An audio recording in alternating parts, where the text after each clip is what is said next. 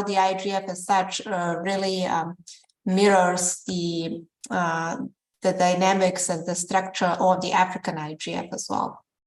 So let me share just a couple of slides with you. I think it will be easier to follow me.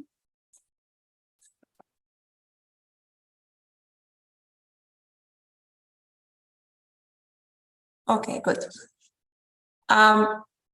Just for those that are completely new to the process, a little bit of history.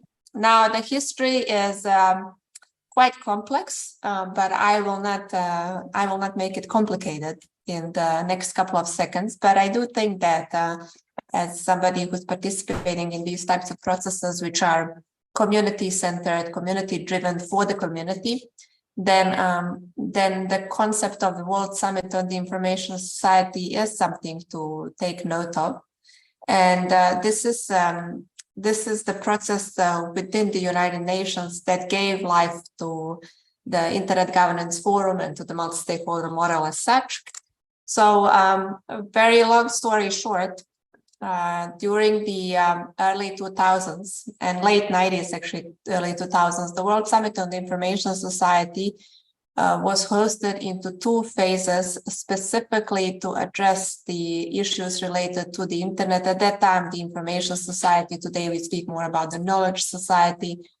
And a working group on internet governance was established to help everyone understand, so the member states, but also other stakeholder groups, what the internet governance is about. How do we govern the internet that started to gain momentum, especially in early 2000s with its rapid spread. So in 2003 and 2005, two business phases, two meetings of the business was hosted in Tunisia and in Geneva.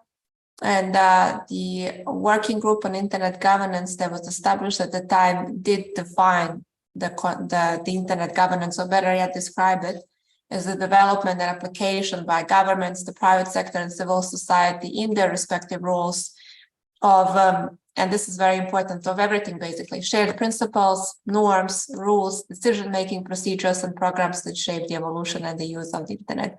This working level definition is something we work with even today, and it's very much relevant. But there is one change that emerged through our working level, and that is the concept of the technical community. So in the IGF concept, in respect to the multi-stakeholder model, we speak about four major stakeholder groups. That is the member states, so the governments, the private sector, so the businesses, civil society, which also includes academia, and the technical community. And the latter would refer to those who understand, especially the technical side, that very complex, specific layer of the internet, which is critical if we want to speak about one internet that is accessible, affordable, but especially safe and secure, and as such resilient for everyone, everywhere, equally. And so in these complexities, the first annual IGF meeting happened on 18th of July, 2006. The convening was done by the Secretary General of the United Nations, Mr. Kofi Annan, and then the first annual meeting was organized shortly after, in late October, early November in Athens, hosted by the government of Greece. So that's a little bit of history. Certainly, it's been, as you can imagine, very complex, given the fact that the multi-stakeholder model was introduced into a system that has been traditionally multilateral and intergovernmental. So it took a lot of negotiations, a lot of discussions, but today the multi-stakeholder model is really embraced by the UN, different processes. Every time we speak about digital public policy, about governing the internet, and about cooperating on digital matters. Now about the structure. So as I said, I will speak about the structure of the Internet Governance Forum that is nested under the United Nations, but all this applies really, even the structure, to a good extent to the African IGF as well as other national and regional and sub-regional IGFs. So the heart of every IGF process is the multi-stakeholder advisory group. Some NRIs, we call them national and regional IGFs, would call the MAG by different names, but essentially it means the same. So for example, in the Asia Pacific IGF, you would find the term MSG, multi-stakeholder steering group. With some like the Southeastern European IGF, they would call it the executive committee. Some would say it's the multi-stakeholder organizing committee. It really depends, but essentially it comes to the same point, and that is that it's a group composed of different stakeholders from all major stakeholder groups, coming of different backgrounds, from different disciplines, coming from different regions, different countries, and in case of the UN IGF with complete gender parity on that group. So currently the MAG with the IGF, for example, has 40 members, 20, as I said, male, 20 female. The group is chaired by Mr. Paul Mitchell. That's the first chair coming from the private sector group. He used to be with Microsoft. And the main task of the MAG, as per their terms of reference, is to advise the Secretary General of the UN on the program of the annual meeting. And that advice is done with respect to the framework of the IGF and its principles, which means that it's open, bottom-up, inclusive, transparent, and in other words, it follows the pulse and the will of the community. So the African IGF has also its MAG, the Multi-Stakeholder Advisory Group, as you know, also that is chaired.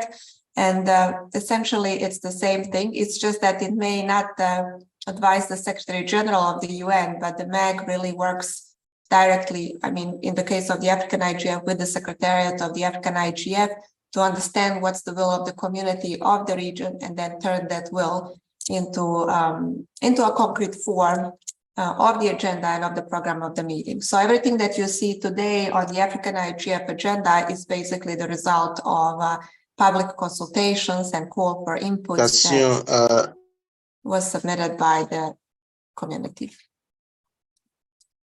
In the case of the IGF, for example, every year, the annual meeting is hosted by a different government, by a different member state. This year, we are preparing to go in around, well, less than 3 weeks from now to Kyoto, as the 18th annual IGF meeting is hosted by the government of Japan.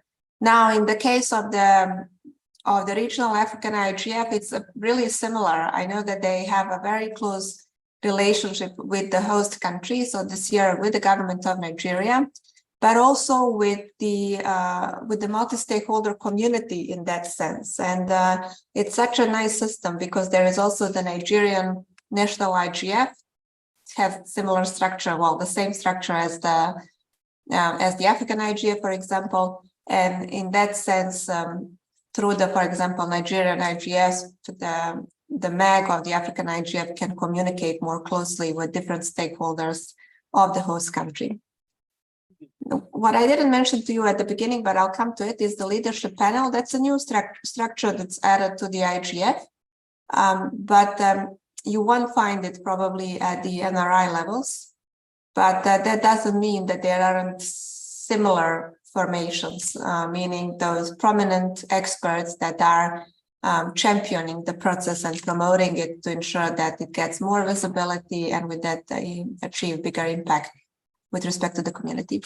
And just as the office where I work on, where I'm currently based, every IGF process has a secretariat as a neutral facilitator of the process, ensuring that the whole process is developed in accordance with the core principles and values of the IGF.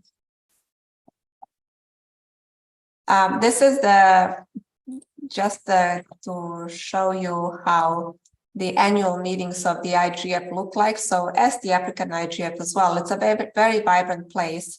And in addition to being a wonderful place where you can really hear different perspectives, learn about good practices, not so good practices, brainstorm what could be done for people to benefit better from the internet. It's a wonderful place to establish collaboration, cooperation, and partnerships. And that's the value of participating, particularly in person, at any IGF meeting.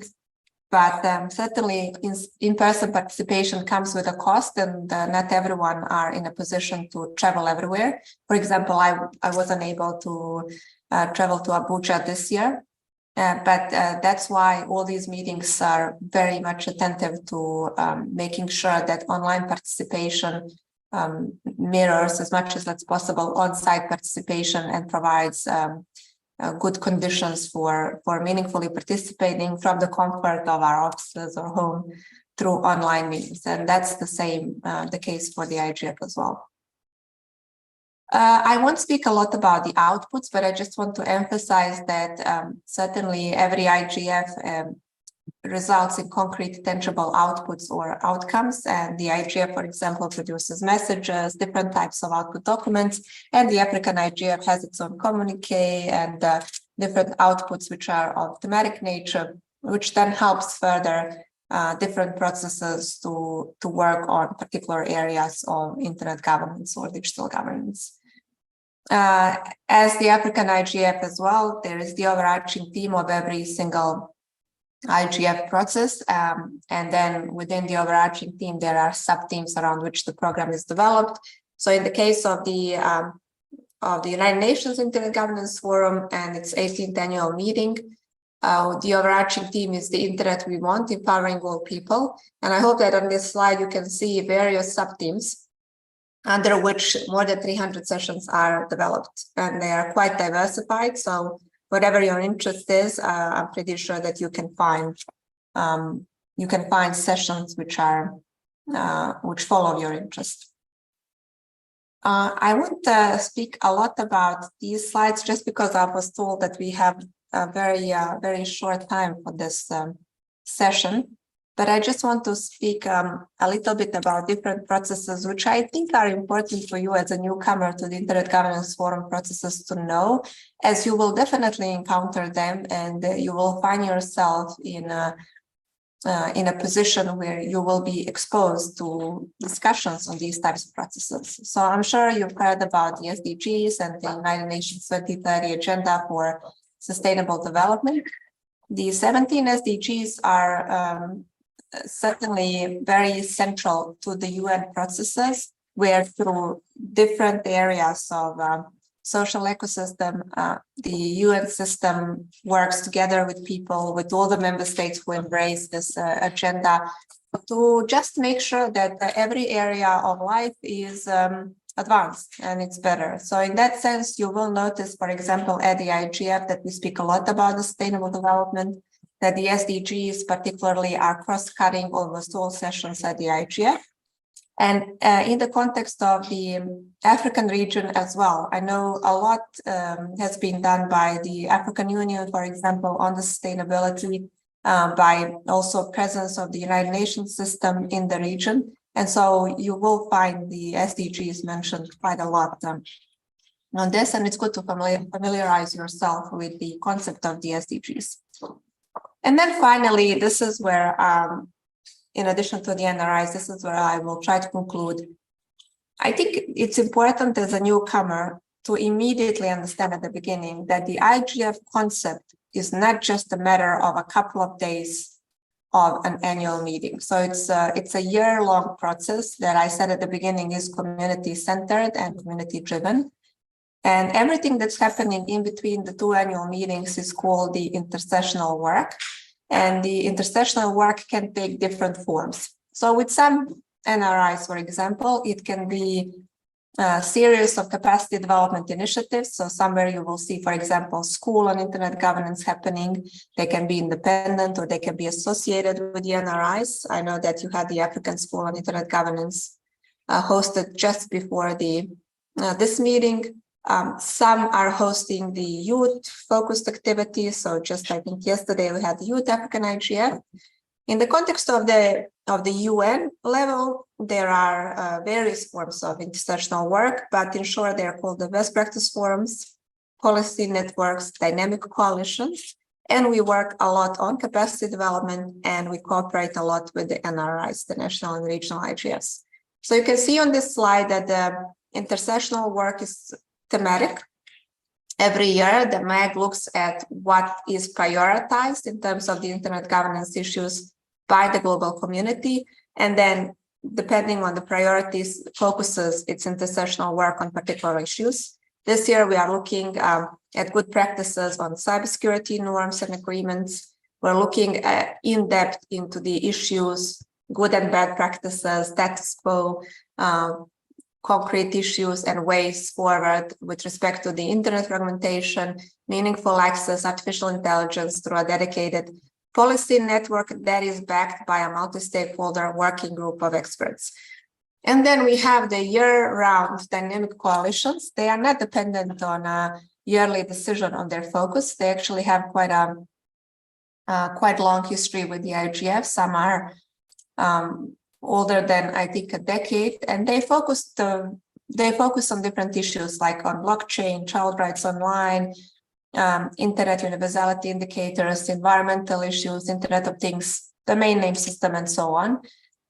What's in common to all these forums is that they have dedicated mailing lists, and they gather community to work on unpacking these issues. So if you subscribe to the dedicated mailing list, that's the most effective first step to be part of these networks, to network with peers, with people who are coming from different parts of the world, who may think or may not think like you, and to make sure that you have your voices heard when it comes about discussions on these issues. So I won't speak a lot about the capacity development. I mentioned it at the beginning, but it takes different forms. We are, for example, focused on the parliamentary track, on the youth track. This is something that you will see being integrated at the African IGF as well. And we are grateful to the African IGF that we cooperate throughout the year to deliver some of the sessions and organize some meetings, also at the regional IGF and then at the global IGF. And then finally, the concept of the NRIs. This is something that I have a great pleasure to work with. So the network of the NRIs, now it has more than 160 national and regional, sub-regional youth IGFs, which are officially recognized by the Secretariat. Very long story short, we cooperate in terms of strengthening the processes. We're grateful because we are getting organic, local, very specific inputs through the NRIs at the global IGF. We also cooperate on the capacity development that I mentioned, and monthly we facilitate cooperation across all NRIs through dedicated meetings.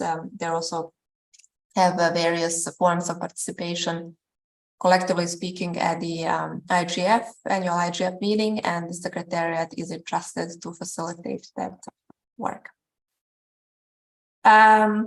So this is just a little bit of Kyoto. I hope that some of you will be able to join us in Kyoto from 8 to 12 of October.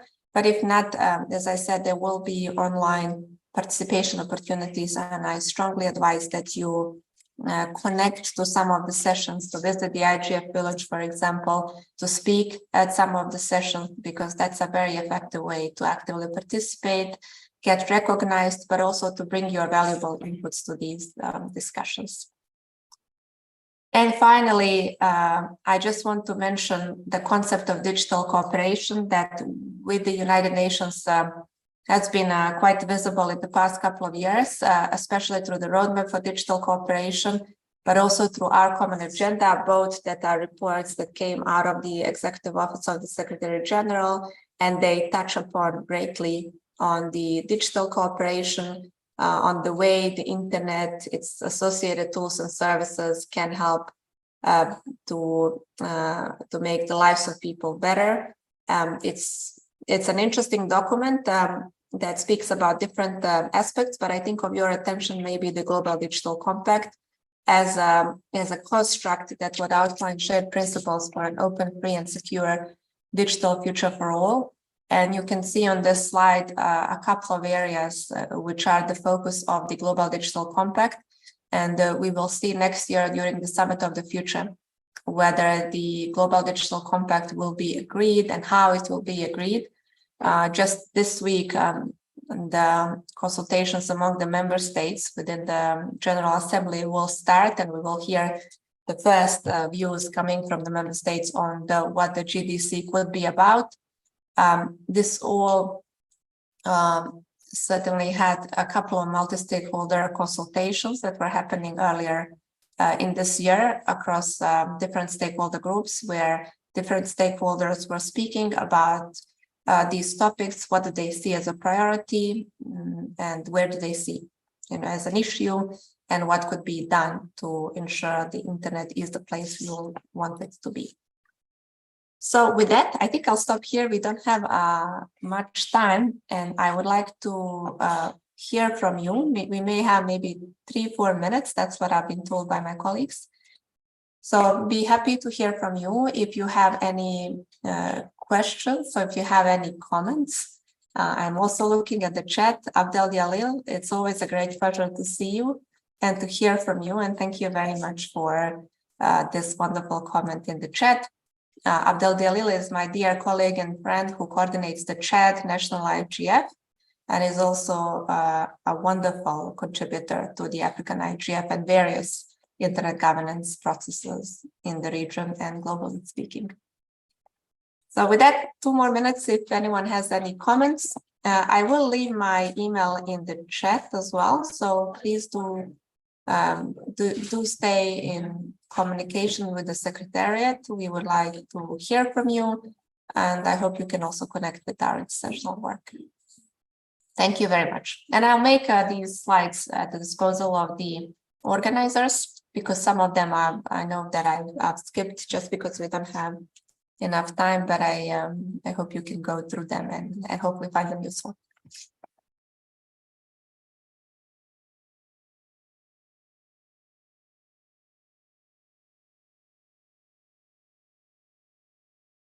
If there are no questions, then I sincerely would like to thank you for your attention.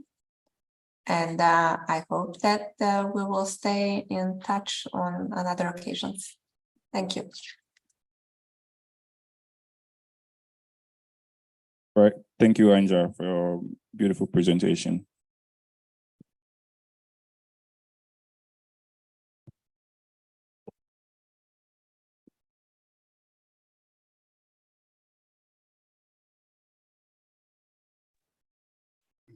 Hello. Hello.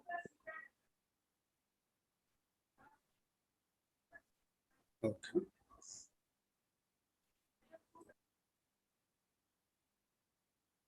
Hi, do you want to ask a question? You can please unmute and go ahead while she's still here. Good morning, ladies and gentlemen. My name is Jamil Awal. Even though I came late, I just want to say something, especially on AI in Nigeria.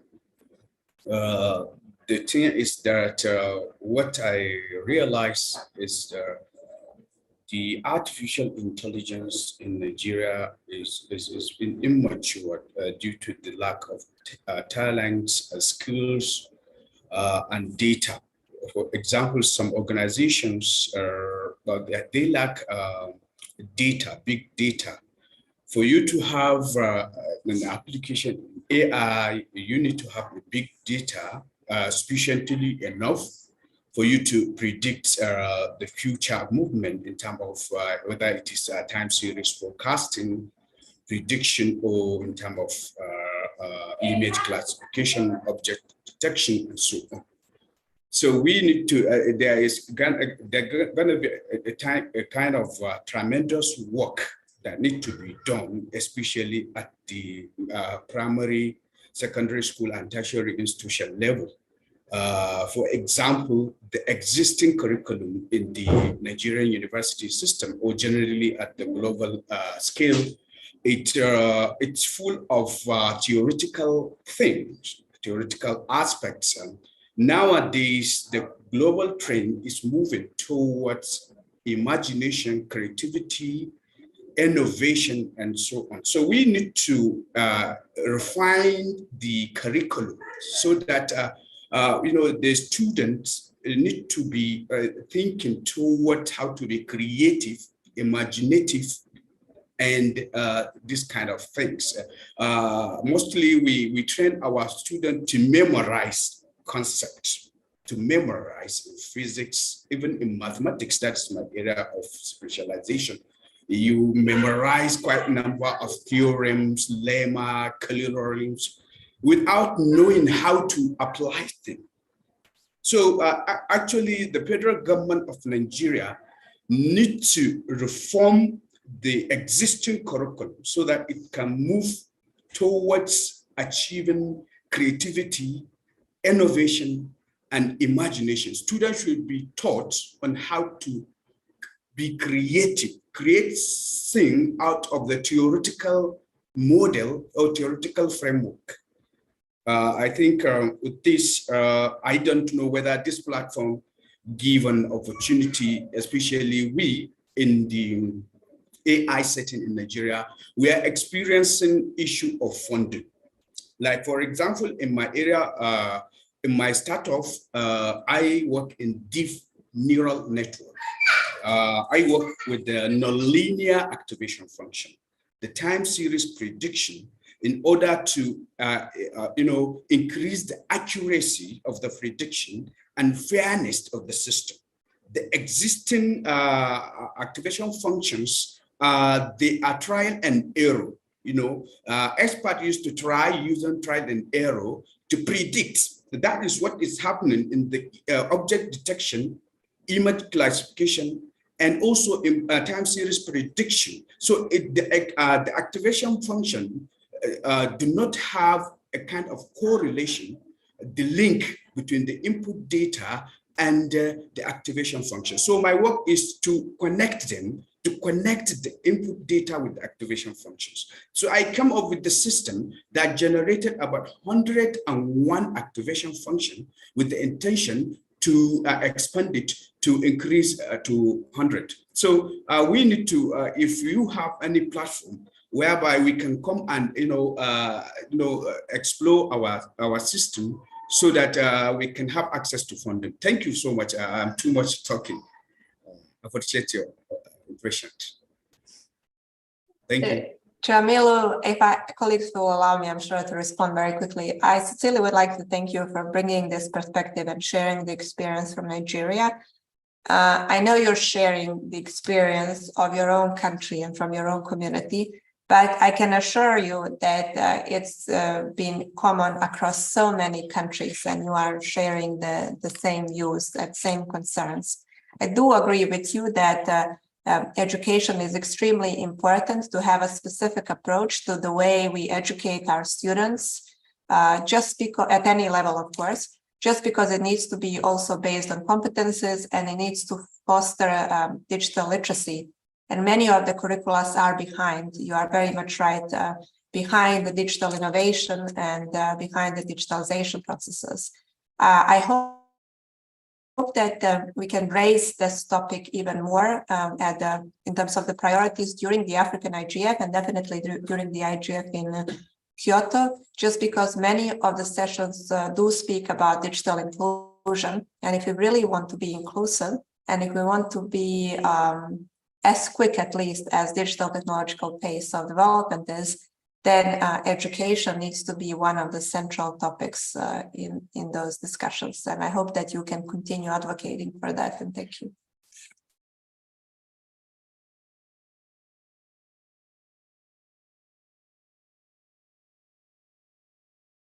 And also, if you're interested, there'll be an AI section right after this section. So you can kindly join that section, be able to pass all your comments as it is you have clearly stated. On that panel, you have experts on AI. They'll be addressing all the issues as it is you've clearly mentioned. So you can be rest assured all the concerns as it is you have mentioned will be addressed in the next section. Thank you. Okay, thank you so much.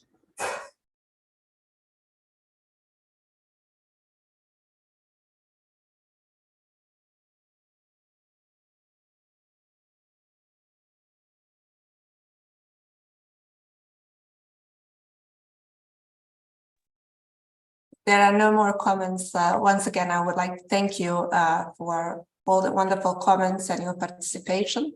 As I said, I hope we can continue during the other sessions for the African IGF at the IGF in Kyoto. And with that, I think we have come to a close of this newcomer session. Thank you very much once again, and looking forward to stay connected. Thank you also to the organizers, to our technicians for all the help and support to go smoothly through the technical side of organization of this session.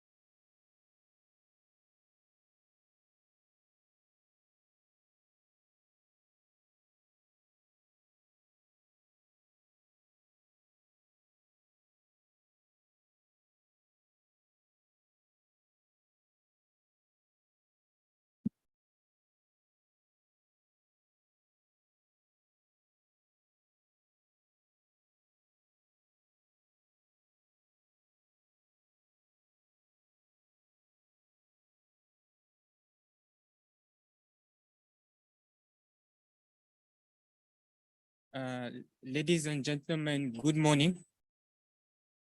Our next session is entitled Addressing Misuse of AI by Internet End Users to Promote Online Violence Against Women. We have distinguished panelists here. Miss Peace Elwo, can you please join the stage? Miss Nanban, can you please join the stage?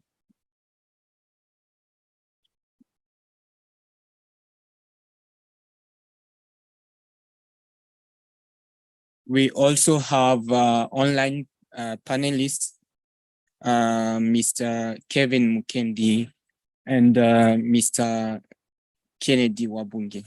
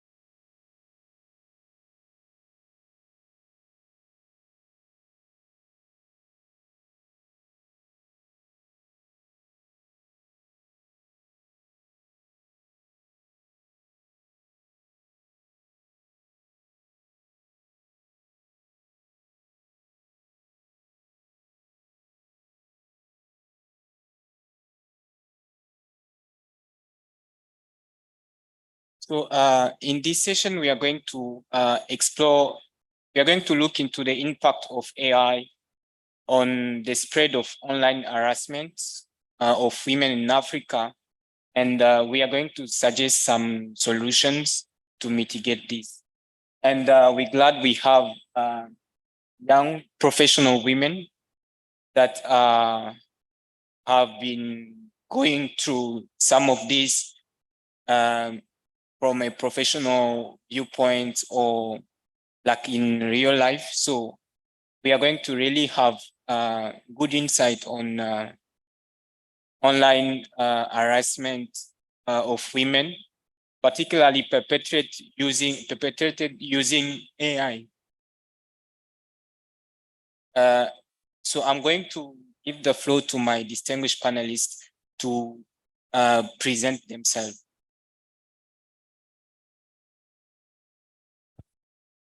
Hello and good morning.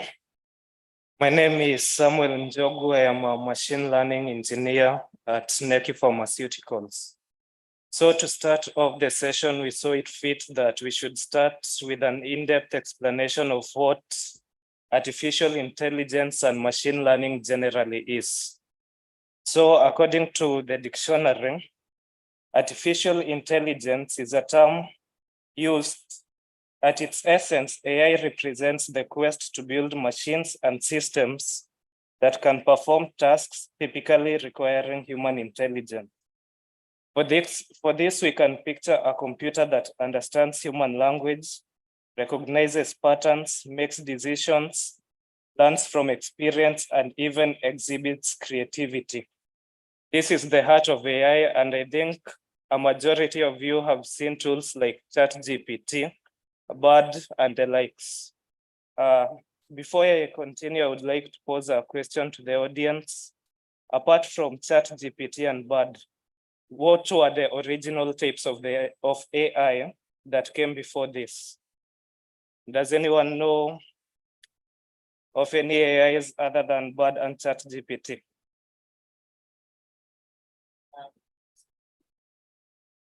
The Zoom participants, please, if you have a comment, you can you can put it on like in the chat and we'll read it. Okay. Other than these chatbots that we have come to know as ChatGPT and Bard, there are also other types of AI that are not typically mentioned of. One type of this AI, we can talk of the Google Maps. It uses machine learning to perform mundane tasks. We can also talk about recommender systems used by websites such as Jumia, Facebook, and Instagram. All these are different types of AI, but at different spectrums. So AI exists on a spectrum. On one end, we have narrow or weak AI designed for specific tasks like voice assistants or recommendation systems. On the other end is general or strong AI. The inspiration of machines like human-like cognitive abilities, which are our long-term goal. And I think this is what has recently begun with tools like ChatGPT and Bard, and it is yet to go far. We have not yet seen the full extent of the ultimate goal where AI will ultimately reach to. So AI or machine learning typically depends on a lot of use of data. The data used to train AI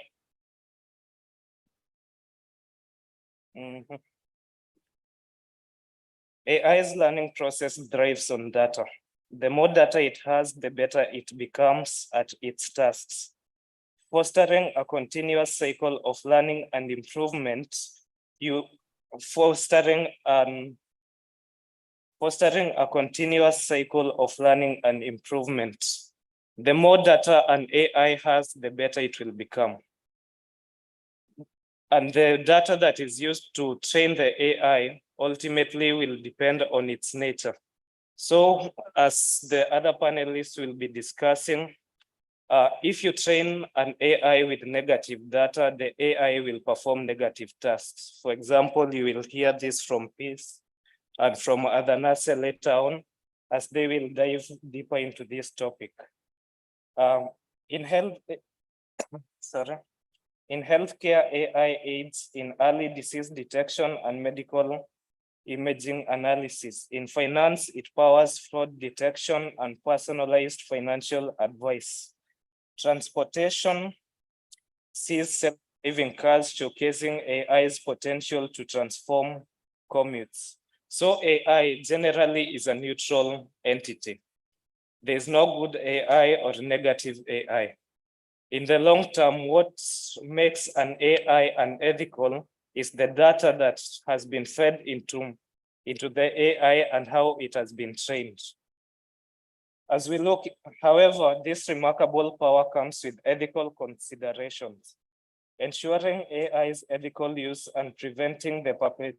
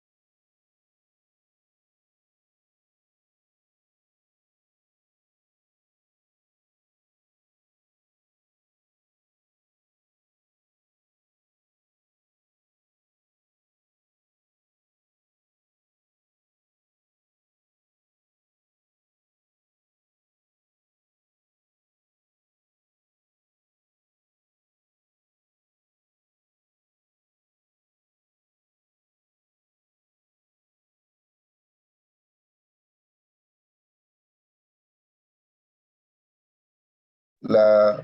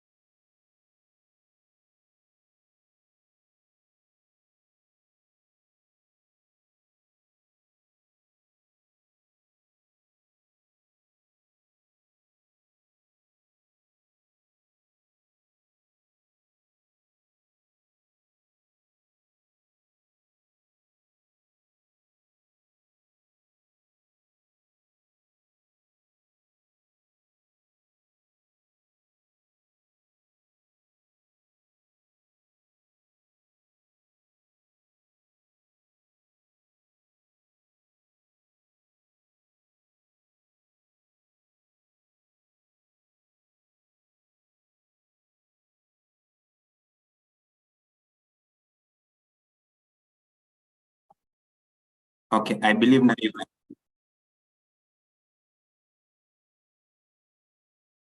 Okay. My name's Kenny Buki.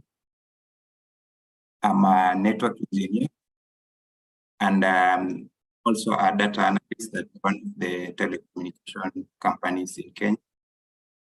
Then I'm also the founder of SpotFix Technology, which is a community whereby we provide internet the people in our community. So as the technology advances, we have come to notice that it's coming with good advantages and bad advantages, and disadvantages. By the way, I'm getting some echoes. I don't know if it's the problem is with my video or I have to do something.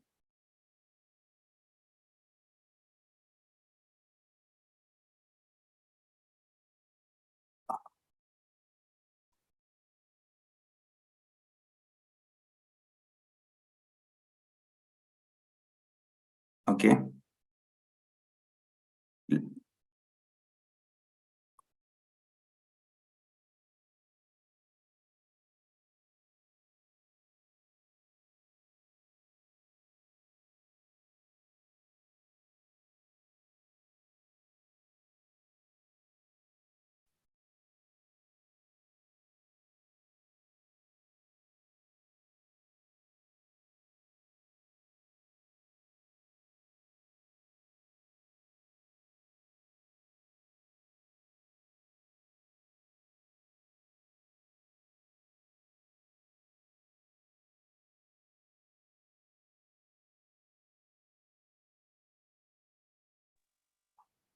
Thank you very much, Adam,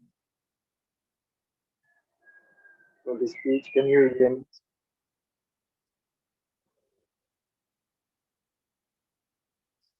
Okay, I will just from the solution and my propose others. So let's start with the first one. We have to integrate the of women and girls in the design, the development, and excuse me.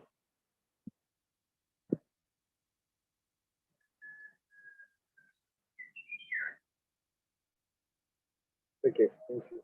The first one is encourage the participation of women and girls in the design, the development, and the regulation of information and communication technologies to ensure that they meet their needs, interests, and rights. Secondly, we have to strengthen the capacities of women and girls to protect themselves, to defend themselves, and to report cases of online violence by providing them with appropriate tools, resources, and support networks. Third, we have to develop and implement effective legal and policy frameworks to prevent, prosecute, and punish online violence against women, girls, uh, taking into account the specificities of cyberspace and human rights. And the last one is to strengthen the cooperation between the different actors involved in the fight against online violence against women and girls, such as governments, international organizations, civil society, and the private sector. So I think that Atanas is enough. So my friend can also share the solution. Thank you.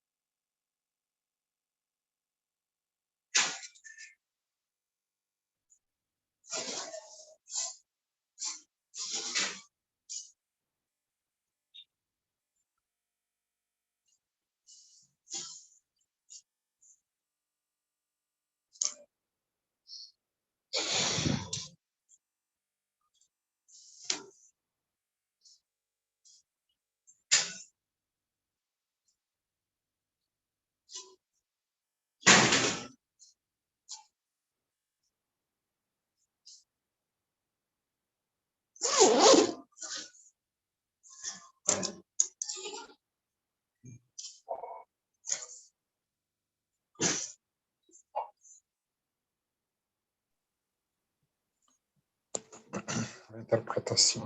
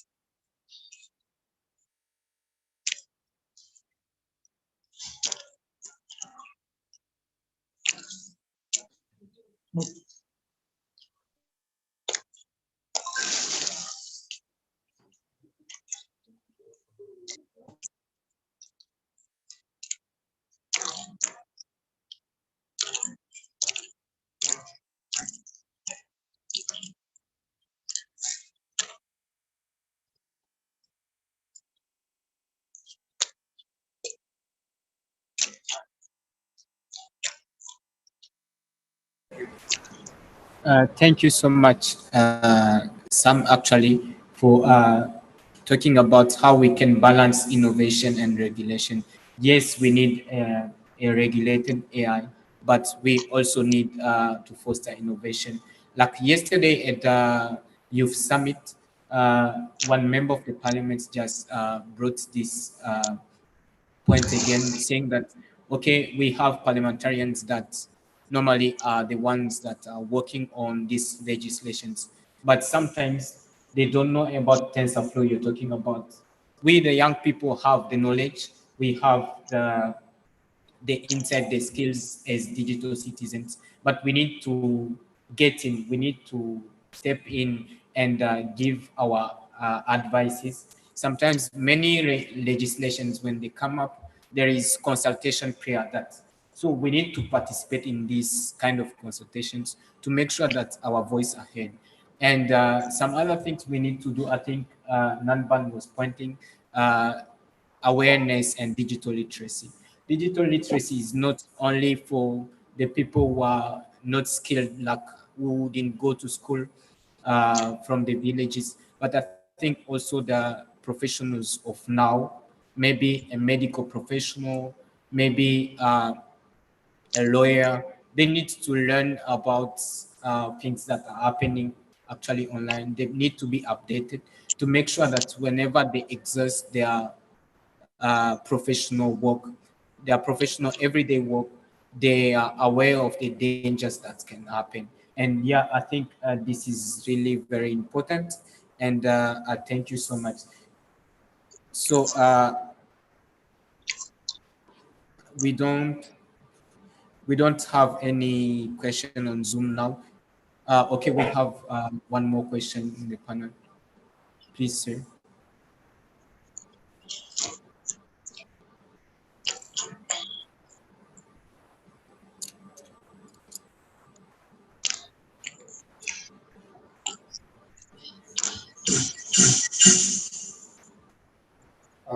Good morning, all. My Good name is morning. Valentine Chahu. I'm a network engineer and a cloud architect. I work with the National Human Rights Commission. I head the call center commission. I want to bring a perspective, a different perspective to the impact of AI. That's the human rights perspective.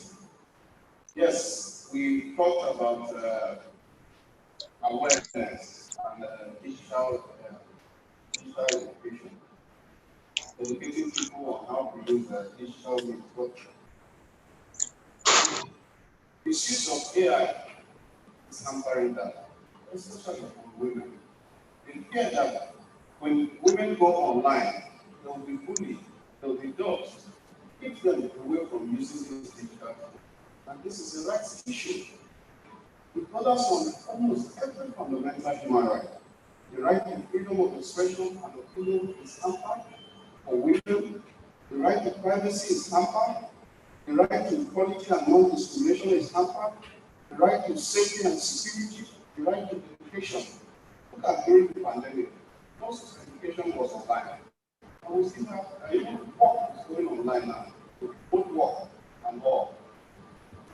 Women are afraid to participate because anytime they go online, they have at the back of their mind that someone might bully them online. If we look at this from a rights perspective, we can push the government get more involved. And then we have stakeholders like the National Human Rights Commission. For instance, the National Human Rights Commission here in Nigeria will have a short code 6472. We need to create awareness about platforms like this so people can call and report issues of violations, not just in our physical spaces, but also in our digital. We do this, we preach this and spread this message, and people begin to report this. Government will be pushed to strengthen the legal means that we have and the policy frameworks to ensure that we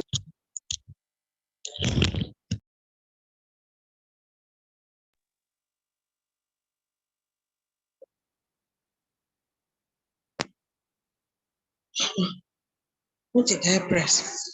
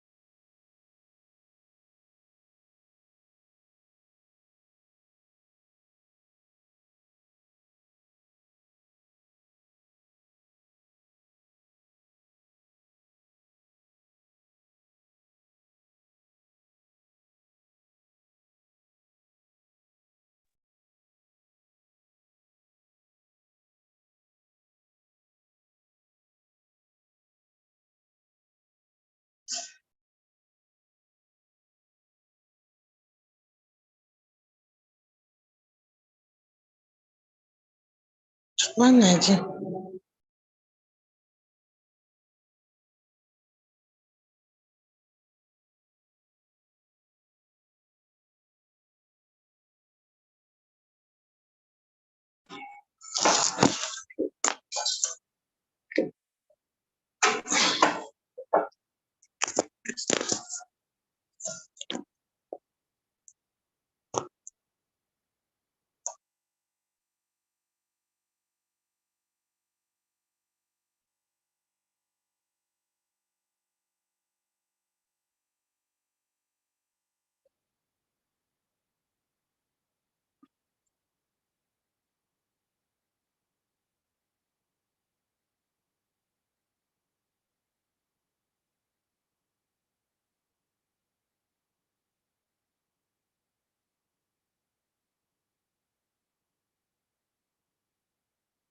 Okay. Thank you. I believe this time you can hear me clearly without any type of echo. Okay, thank you. Okay, Mr. Afsat, I would like to respond to your question based on the survey that we did. Actually, your comments are truly noted. Oh, I can still hear some kind of an echo. I don't know what's there.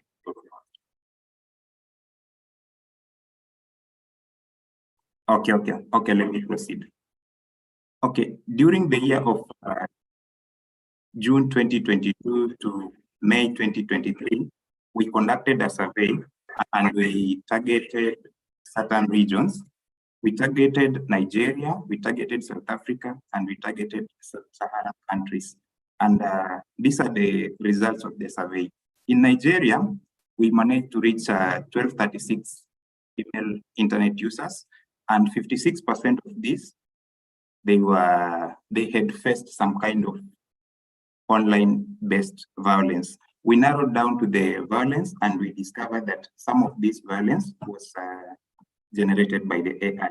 In South Africa, also managed to get to a number of female internet users, and the results were also as similar to those in Nigeria. If the presenter can move the slides to the amongst the last ones, there is a slide showing the statistics that I'm reading to you. So briefly, actually, I can say that as my colleagues have already discussed, that actually AI is it's a good thing, but when it lands on the bad hands, it actually creates some harm. So we as community-based youths and activists, we have come up with a plan that we believe that when we implement it, it's going to reduce the level or the number of females who are going to get violated on the internet. Like, we want to create confidence in these females who are using the internet, and also we want to create awareness as much as possible. Also, we want to work with the government. Like in Kenya here, we are working with the ODPC, whereby we are educating these female internet users. We are also telling them how to deal with that discomfort, because we learned that some of them, after the violent act, some of them end up in deleting their social media account and their online presence. But that does not solve the problem.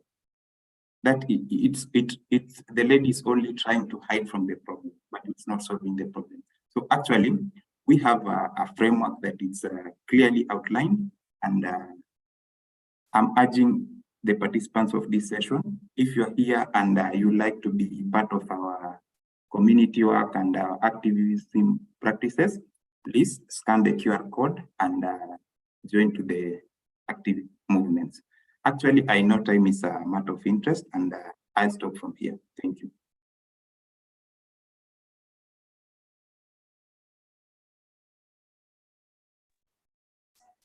Hello, I have a question. Yes.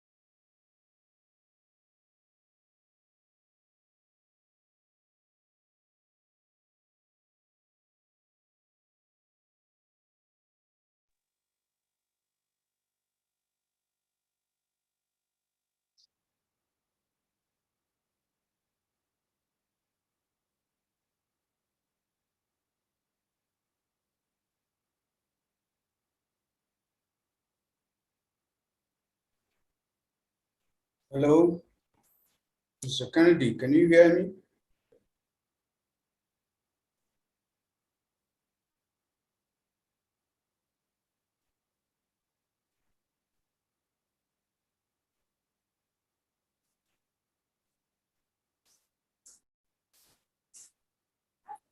Okay, good. I would like to commend your efforts for this work you have done with your team. The issue that I would like to share with the audience is that the AI, one of the presenter speak on the implication of having negative data will result negative results. Actually, it's not indeed the issue of the data set, but also is issue that associated with the model, either the neural network model used in most of the app used in the internet to, cause a violence, women violence.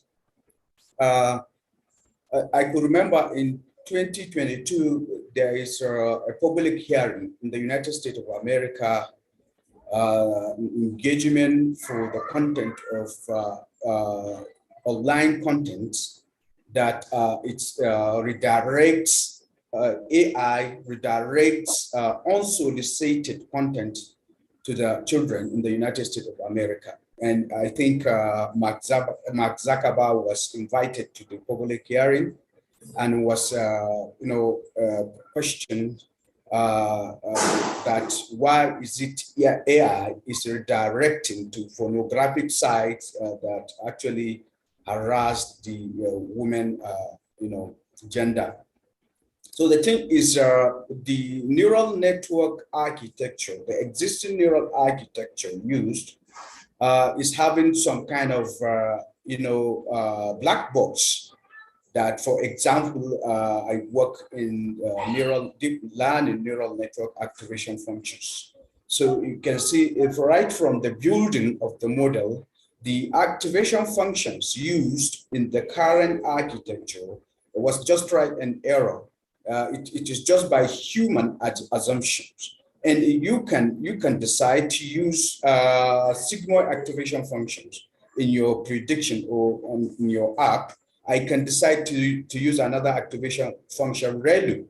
And indeed, they can give different results. And so the question is, even the developers and data scientists are creating the AI models without knowing the actual meaning of what they do in the competition. So there is a serious sensitization that is need to be done in case of the building of the AI models, and then the developers should really understand how their models works. That's one of the key prominent thing that the regulators need to note, that it's not issued only by the people causing the women violence on the internet. The AI also, it gives or recommend or redirect back recommendation to the users.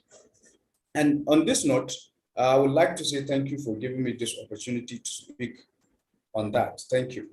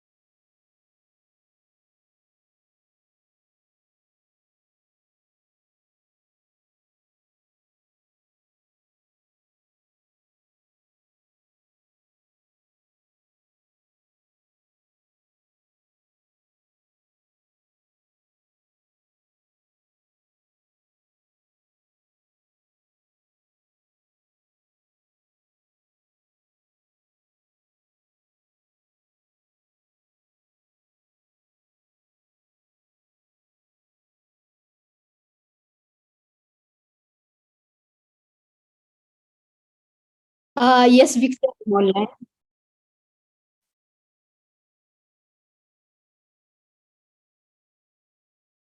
Okay. I think there is echo coming or not. My name is Corinne. I'm the focal point for internet governance and this cybersecurity capacity building for UNECA, specifically for Digital Center of Excellence. Yeah, thank you. But the echo is coming from the floor.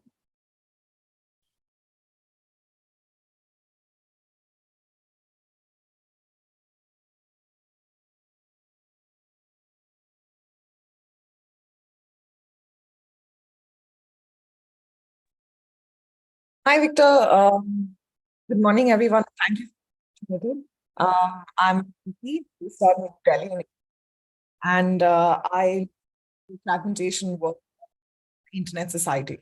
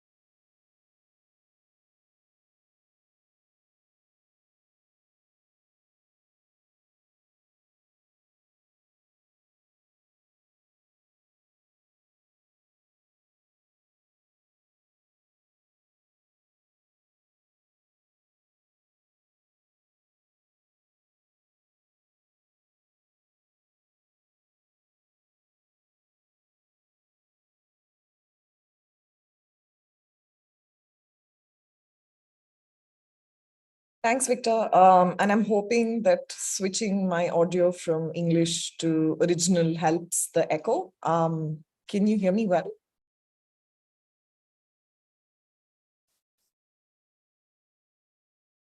Sorry, Victor, can you hear me well?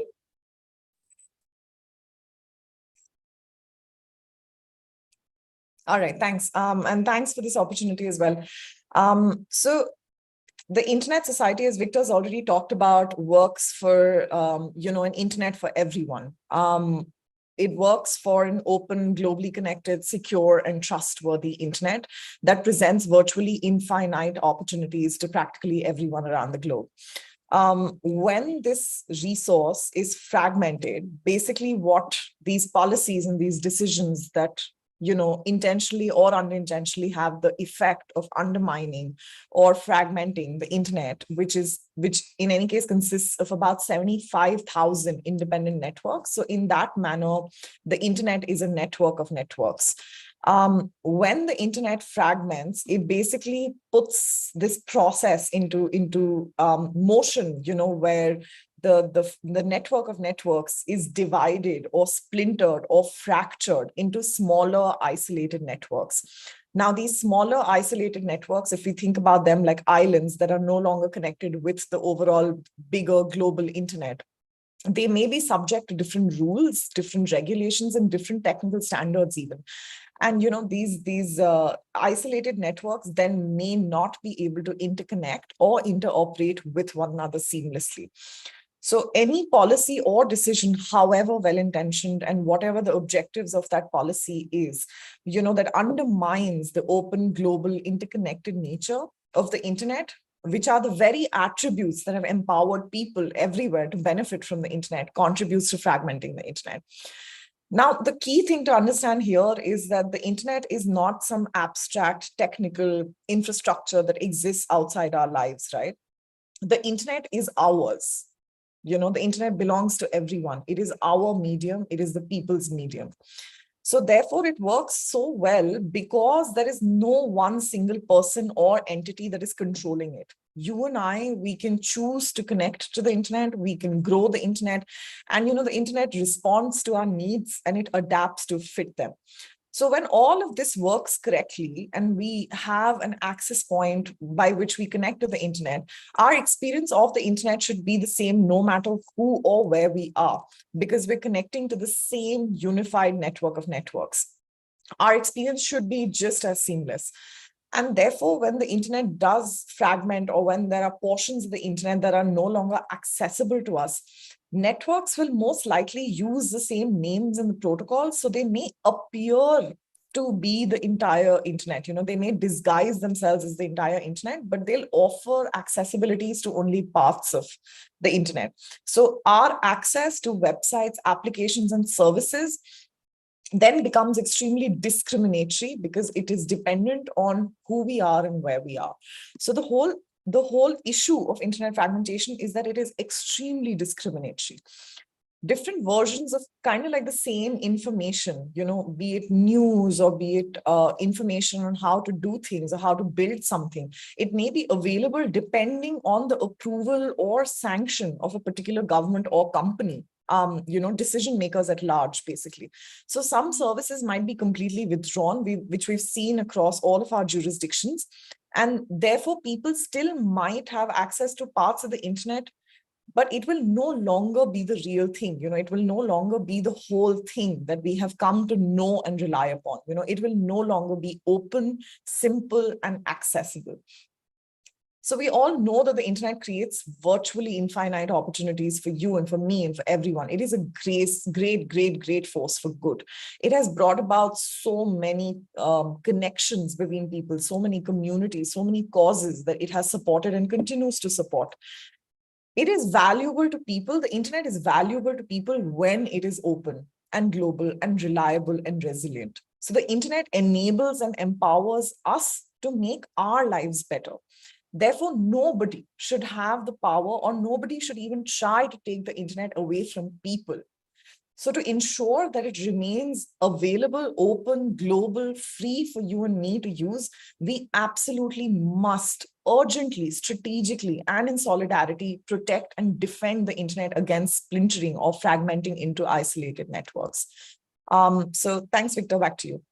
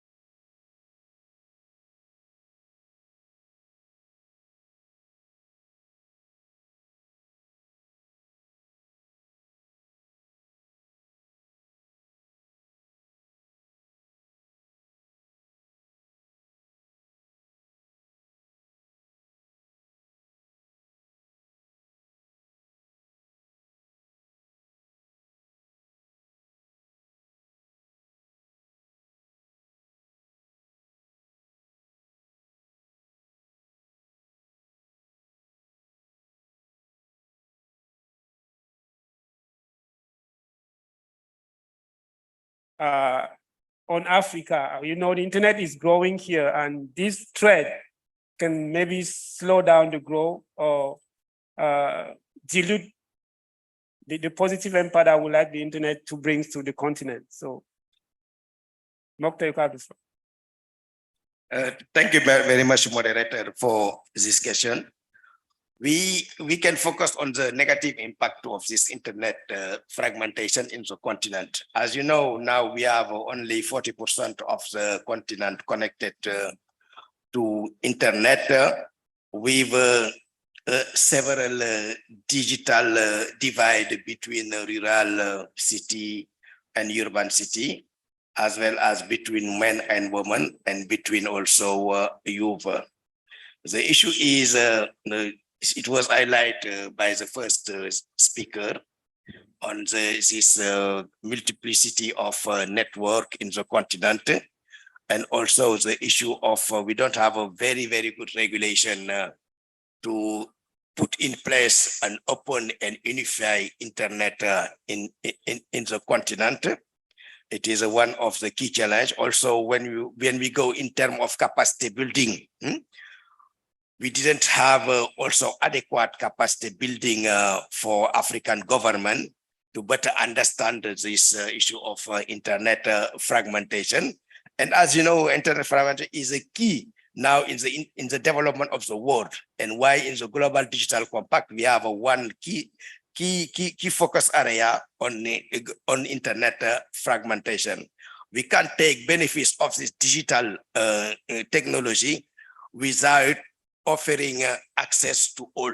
When we talk about access to all digital, the future of the digital, we need to provide access to all the citizens. As now internet is a part of the human right and is part of our life. We need to look at this issue very carefully. Also, there is another issue. I think it is an issue of cybersecurity also. Impact this internet fragmentation is one of the key challenges. And I'm going to stop there, and we'll come later to other impact. Thank you. Thank you, Maktar. Yes, I know we have our colleague joining us online as well. So Soren, if you are hearing us, I have a question for you. How does the internet fragmentation align with the broader internet governance principles? You can quickly give us, explore a little bit that perspective. That would be very helpful. Thank you, Victor, and good morning, everyone. I hope you can hear me clearly this time around. Thank you for the question.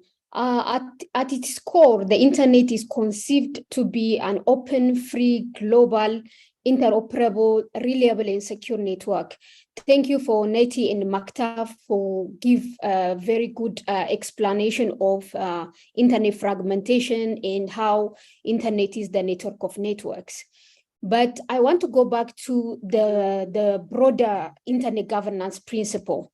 It is very imperative to address the risk of internet fragmentation if we want to uphold the globally open and accessible internet. But first, our basic challenge will be understanding internet fragmentation itself. It seems to be there is a very different definition based on which stakeholder you will be talking. The most prevailing definition of internet fragmentation suggests it is a potential division or splitting of the global internet into separate and isolated network. But this definition has a preconceived idea of looking internet from a technical perspective. It is vital for us to consider a comprehensive definition that extends beyond the technical dimension. This encompasses the fragmentation at a governance level, fragmentation at a technical level, and fragmentation as a user experience level. That is the only way we can have a discussion from all stakeholders to be involved in internet governance, in internet fragmentation discussion. But to do that, what we need to do is to gain a broader perspective. It is crucial to delve deeper into exploring the various levels at which fragmentation could occur or may occur on internet, especially in African context. It is crucial to acknowledge that the governance can take place in the multiple layer of internet, in the interconnectedness of the ecosystem. As I said, at the governance level, Maktar identified the issue of fragmentation at a policy or legal framework. Niti was addressing the issue of fragmentation at technical aspects and also user experience. In Africa, we've been experiencing internet shutdown very often. Those also, they are the manifestation of internet fragmentation. But let's go back to the question itself. How does internet fragmentation align with the broader internet governance principles? If we refer back to WISE's agenda, internet governance is more of a collaborative effort involving multi-stakeholders, with the defined roles, with the scope of establishing and implementing shared principles, norms, rules, and the decision-making process and program that shape the evolution in the use of internet. So this governance applies at a various level of internet, including the technical infrastructure and the content. So if we want to uphold the key internet governance principles, the principles such as universal access or access to everyone as Niti identified, multi-stakeholderism, interoperability between different systems, or be it at a policy or legal framework level, privacy, security, openness, and decentralization, the core of internet, it is recommended to embrace and include an inclusive working definition of internet governance. So this definition should encompass the viewpoint of the stakeholders and explicitly outline their role in establishing and maintaining the cohesive digital ecosystem. That means collaboration efforts among all stakeholders are imperative for cultivating an internet environment that fosters seamless connectivity and cooperation on a global scales. I want to go back to a very concrete example. Maktar touched up on a global digital compact. How does internet governance level? Let's consider the concrete scenario where fragmentation at a governance level could arise. For instance, the present governance landscape, the Global Digital Compact, is an initiative put forward by the United Nations Secretary General, Antonio Guterres, on a common agenda. This initiative is to articulate a collective principle for an open, free, secure digital future for all.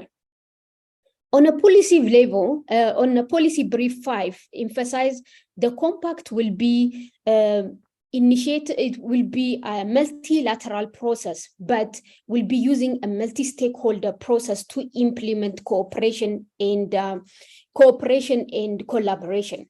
While the policy brief acknowledges multi-stakeholderism, that is one of the principles of internet governance, as an international cooperation in process and approach, I find it important to highlight certain issues. For example, ensuring meaningful and full participation of relevant stakeholders in all phases of consultation itself.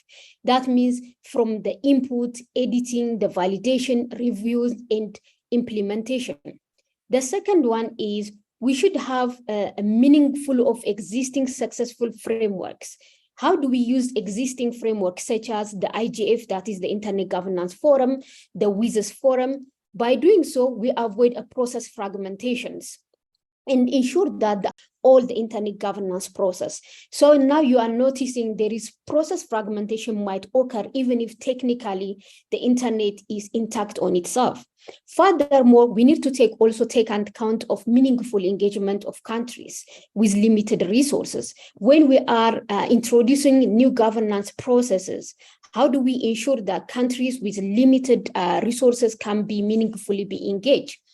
Fragmented effort within various intergovernmental processes, both at the regional and global level, including IETF, WISES, IGF, or GDC. It highlights the need for cooperation and collaboration between different processes to ensure a more cohesive and a unified process. But in conclusion, I will say, to alleviate the risk of internet fragmentation, still uphold the principle of internet governance, prioritizing users and their fundamental rights should be prominent. This entails embracing a broader perspective that transcends the effectiveness of the technical infrastructure in linking device and ensuring that seamless functionality. Thank you, moderator. Thank you very much, Soren. And that's very, very enlightening and very helpful. It seemed like you were giving already your closing remarks, but I think your point is really, really well noted. And I can see, I was seeing head nodding in the room, I think Guy taking some notes. So maybe I will go back to Guy here and just, Guy, if you would like to give, tell a little bit more what your organization and today you are also a consultant. That means you work with many partners. What are you doing to avoid this threat of internet fragmentation? Yeah, thank you. So the research ICT Africa is monitoring these kind of ICT developments, and this, of course, is a very important part of it. The one thing that is coming onto the agenda is a different layer of fragmentation to what has been mentioned so far. And by that, I would refer to corporate fragmentation. And this is a kind of invisible fragmentation because we take it for granted. But actually, if you think about it, there's a lot of fragmentation between a platform owned by one company and a platform owned by other companies, and the same when it comes to messaging services. This is very different to email because email is interoperable. If you use Hotmail, Yahoo Mail, Outlook Mail, Gmail, you know, it's seamless. But when you come to platforms and when you come to messaging services, it's not seamless. They are walled gardens. And what you also see now,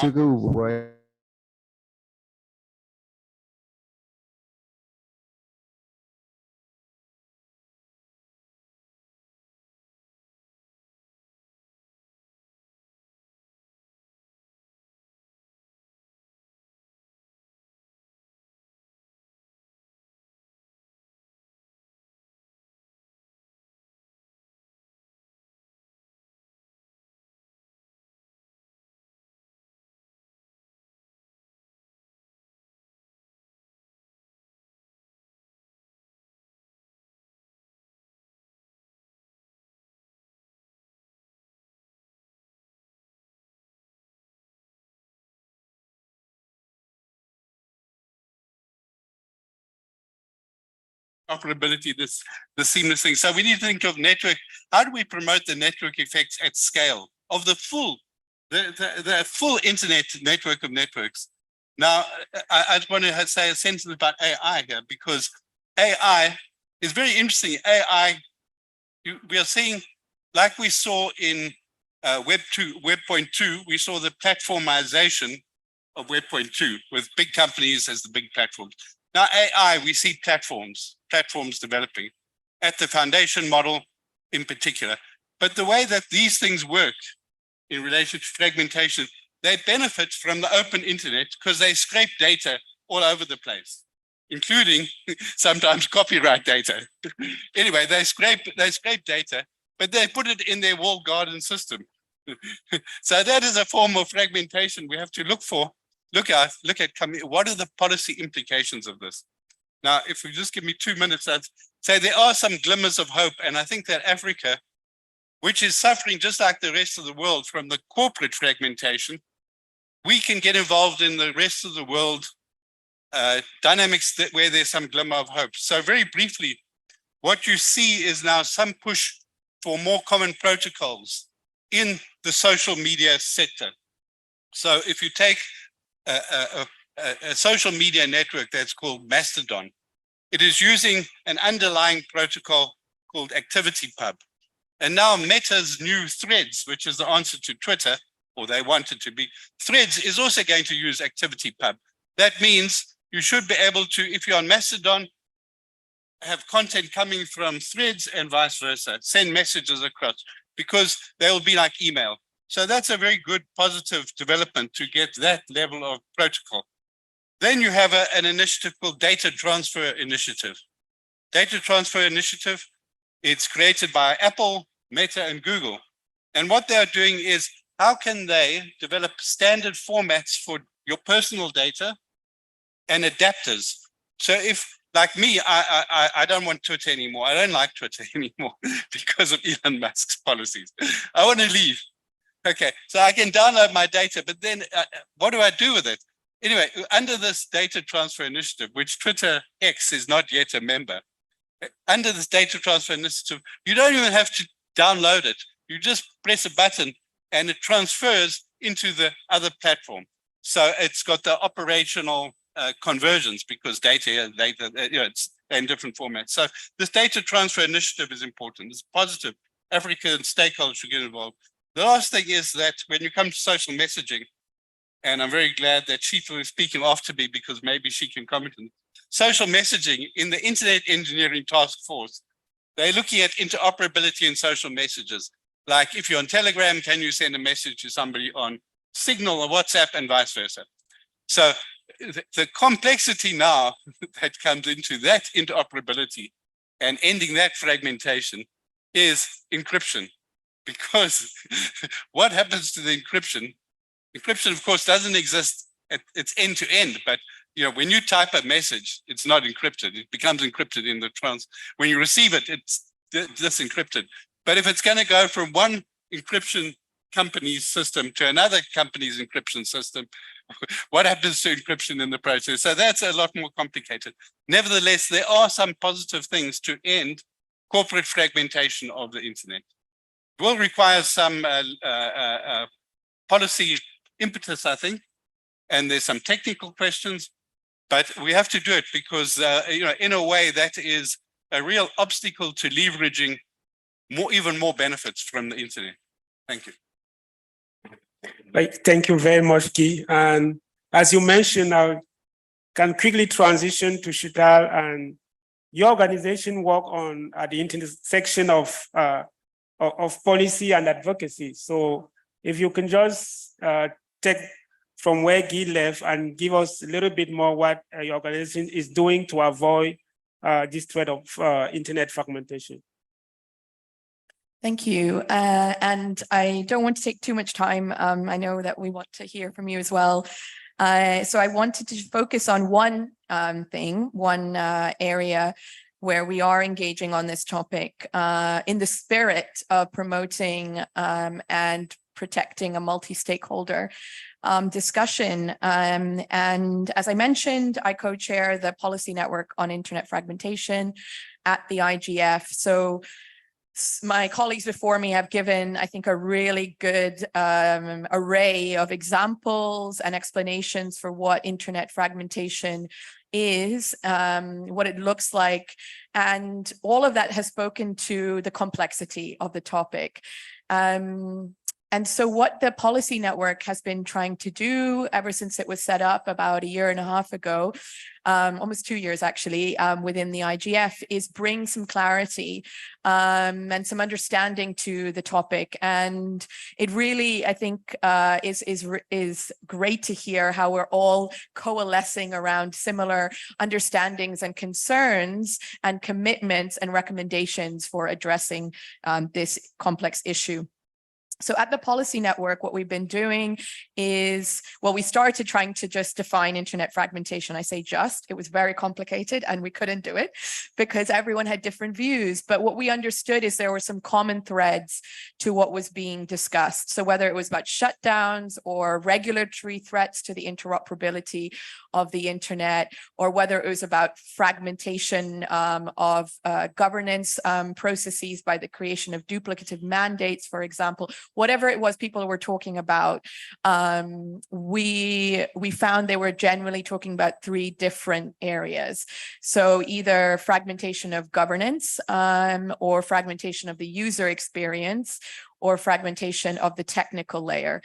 And there are different threats at each of these points, and so different requirements are how we address those.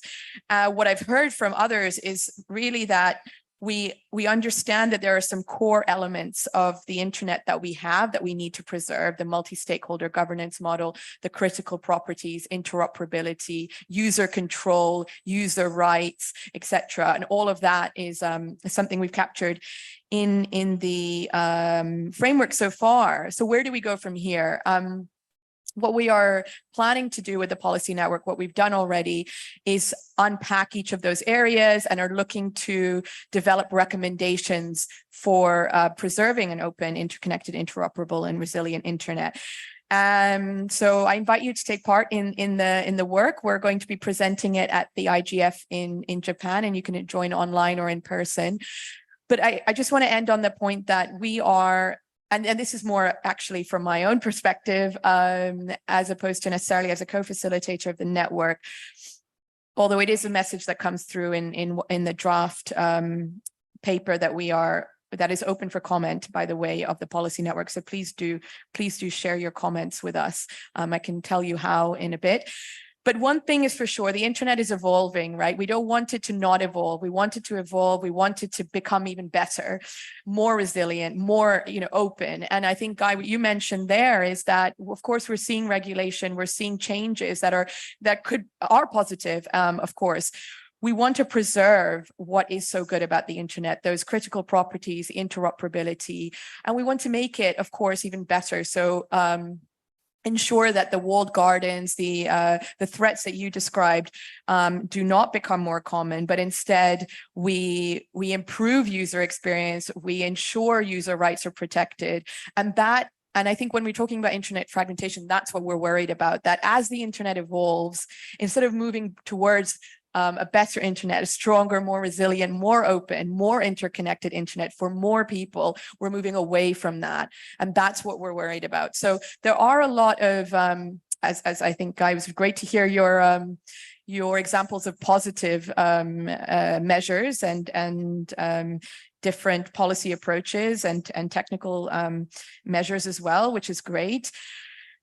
So we can, I think, discuss more about how we ensure that is what we're taking forward, and not the threats that we've also discussed. So lots of opportunities, I think, and it would be great to hear more as well from everyone here about your perceptions. And I invite you to take part in the IGF Policy Network as well. Thank you. Thank you very much, Ital. And you focus a lot on advocacy. Before I go back to Mokhtar, I would like to go back online to my colleague Nidhi. I know she worked a lot on that particular part of advocacy. And Nidhi, if you can just give up in 30 seconds what the Internet Society is doing to really avoid and empower people to protect the internet from the threat of fragmentation. Thanks, Victor.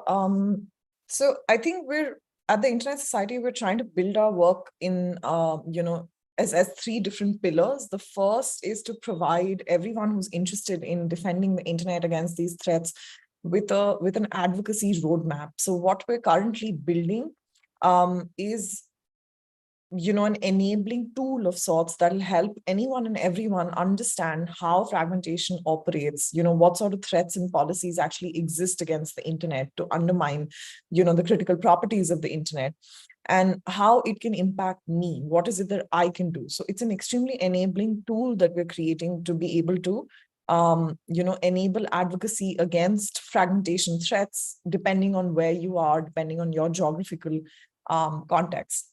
The second thing we're doing is we're bringing stakeholders together. We're trying to, bring as many like-minded organizations and people really together under a very loose network of sorts. And we're also trying very hard to work with our 100,000 plus community, our community of 100,000 people to talk about threats of fragmentation. And then finally, the third thing we're trying to do is build capacity. So starting next year, we're going to be offering an online e-learning course on, fragmentation and internet governance. So that's being designed currently. If any of you are interested in these resources, I can tell you where to look, and you can also get in touch with Victor or myself, and we're happy to chat further. Thanks, Victor. Thank you, Nidhi.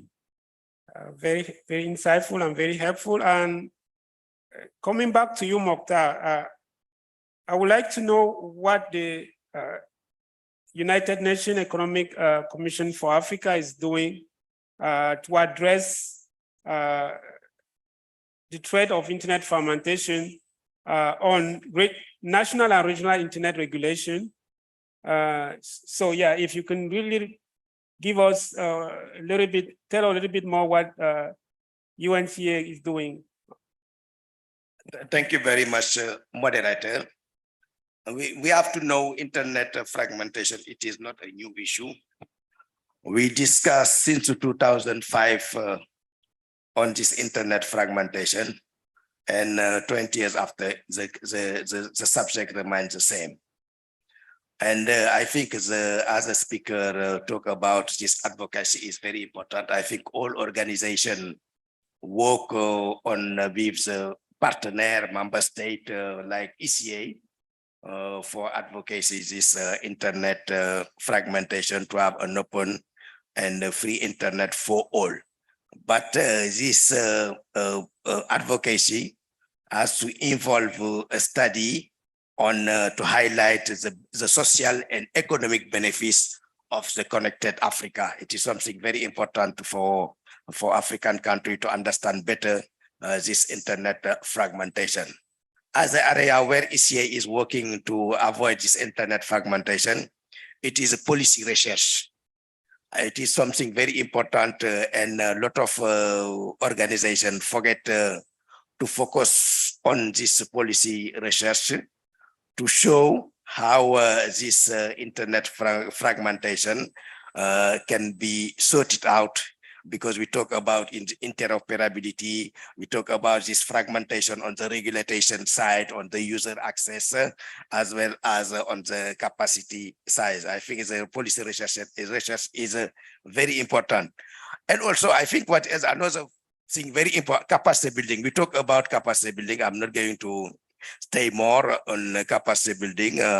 All organizations now work on how to support to build the capacity of member state of all partner to overcome on this internet fragmentation, to put in place a unified internet for all. Another, we also doing a lot of collaboration with as entity is like what we are doing today with ISOC to organize this side event to see how we can work together to find a solution for this internet fragmentation for African country, and also to look at the best practice, listen, learn on what's happening in other continent or other continent, to learn about that and to see what kind of policy, on what kind of capacity building, on what kind of measure we can put in place in the continent. And as a very important, it's a regulatory framework. All the big issue of this internet fragmentation coming on this regulatory framework.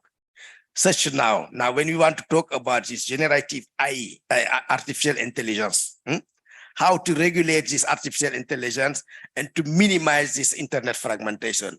And it is a big issue now on the regulation of this emerging technology, because we have to regulate this artificial intelligence, this internet of things, this blockchain technology. And also we have a lot of activity now on digital ID, e-commerce, how we can regulate all this by and minimizing this internet fragmentation. It is where the focus are. And we support African country now to develop this regulatory for this emerging technology by minimizing this internet fragmentation. On the policy side, also we develop a lot of guidelines on this interoperability for digital ID for the system. And another activity where UNECA is working is a partnership. We promote partnership. I think it's very important. We can't go alone to sort out this internet fragmentation without partnership. But now we are working, we are in the unified world. We need to work all together, African country, European country, American country, world country, to collaborate together and to partner to find a solution now for this internet fragmentation. Of course, last but not least, to try to put African voice in the world. African voice, we have this global digital compact. We are going to have a session to discuss more on detail on this African, on this global digital compact, to have African voice, to hear our voice, how we want to see internet in the future for us, for African. Because don't forget, Africa, it is a future for the digital technology in the world. Why? Because by 2050, we are going to have 70% of our population under 35 years. And this population will represent, this youth will represent 42% of the world youth. And we need to build their digital skills. And this youth people can be key actor on the digital technology, because now we can't talk about anything in economic side, in any other sector without involving digital technology. We can't do health without digital technology. We can't do agriculture without digital economy. We can't fight this climate change without digital technology. We can't create job without digital technology, because 90% of the job by 2030 will be digital, or will need digital component. And why Africa need to take opportunity on and the benefits for the digital ID, this digital technology, to become one key actor in the digital era in the world. Thank you very much. Thank you very much, Mokhtar. And again, thank you very much to all my panelists here for all the insightful content and information that you have shared. And you mentioned a lot about working together, about advocacy, about involving everyone. And I would like to go back to the room. Maybe you have some question or comments to the panelists. I see Tijani. And then Janvier. Do we have a microphone? Okay, yes. Thank you. Thank you very much for this session, very important session, and also for all inputs that you gave, and to which I adhere 100%. Nevertheless, I have a problem with your definition of the internet fragmentation. Internet, the most important specificity of the internet is its unicity. Internet is unique. There is only one internet. And the day we start to have more than one internet, we have fragmented it. And in this case, we cannot call it internet, because internet is unique. If there is more than one root, it is not internet anymore. So this is the real fragmentation of the internet. Everything you said is right, and I adhere to it. But calling it internet fragmentation, I don't agree. Thank you. Yes. Thank you very much, Tijani. And then Janvier. Thank you, Victor. It's Janvier Noulay from Cameroon. I want to thank you for this interesting topic and the definition given. Just a quick question. I didn't understand the link with the internet shutdown. Can you elaborate more about that? Thank you. Thank you, Janvier. I will take 3 more questions, and then I give the opportunity to our panelists to answer. So the lady green over there. Hello, good morning, everyone. My name is Marta Ladedi, Executive Director of Women in Technology in Nigeria. I want to thank you for this session, because I've been hearing about this internet fragmentation, but now I think I have a clearer picture of this problem, and indeed it's a big problem. So I have 3 suggestions. Since Africa has over 70% of the populace in rural and underserved communities, a lot of us that do digital literacy program, I want to suggest that as part of the multi-stakeholders addressing this issue, that community leaders be included in the multi-stakeholder framework, because they have strong voices and they have roles to play in helping to combat this fragmentation. Then the second suggestion I want to make is, for like my organization, we do a lot of digital literacy training programs across Nigeria. And over the years, for over 20 years that we've been working on digital literacy interventions, we always do capacity building, internet safety, and a lot of modules. I've never seen any serious digital literacy interventions that included this issue of internet fragmentation. So I want to suggest that the players that are working in content, I think Nidhi mentioned something about that they could break down these contents in simple words, because too many BB grammar, in simple words, and give to NGOs like us that work on digital literacy so that we can include them in our digital literacy programs as we reach out to people, because it's really, really important. Then the last one I want to, this is a question. Is there any central database that has all these fragmentation issues across Africa where we can look at and see progress that is being made in that sphere? Thank you very much. Thank you very much. And then if you can be brief, you know, we have 5 more minutes and we need to. So if you can be brief in your question and the two. Good day, everyone. I'm Udochukwu by name. My question goes to one of the panelists, the man in ash. My question is, what legal framework is AU, that's African Union / the United Nations, adopting in order to be able to curb this issue of internet fragmentation, just as they were able to come up with the Paris Agreement in 2015, which virtually many countries in the world have adopted in order to be able to reduce the global emissions to 1.5 degrees Celsius. Thank you. Thank you very much. Yes, my question is very brief as well. I think the issues of fragmentation, they are growing every day, whether being technical, government-driven, or commercial-driven.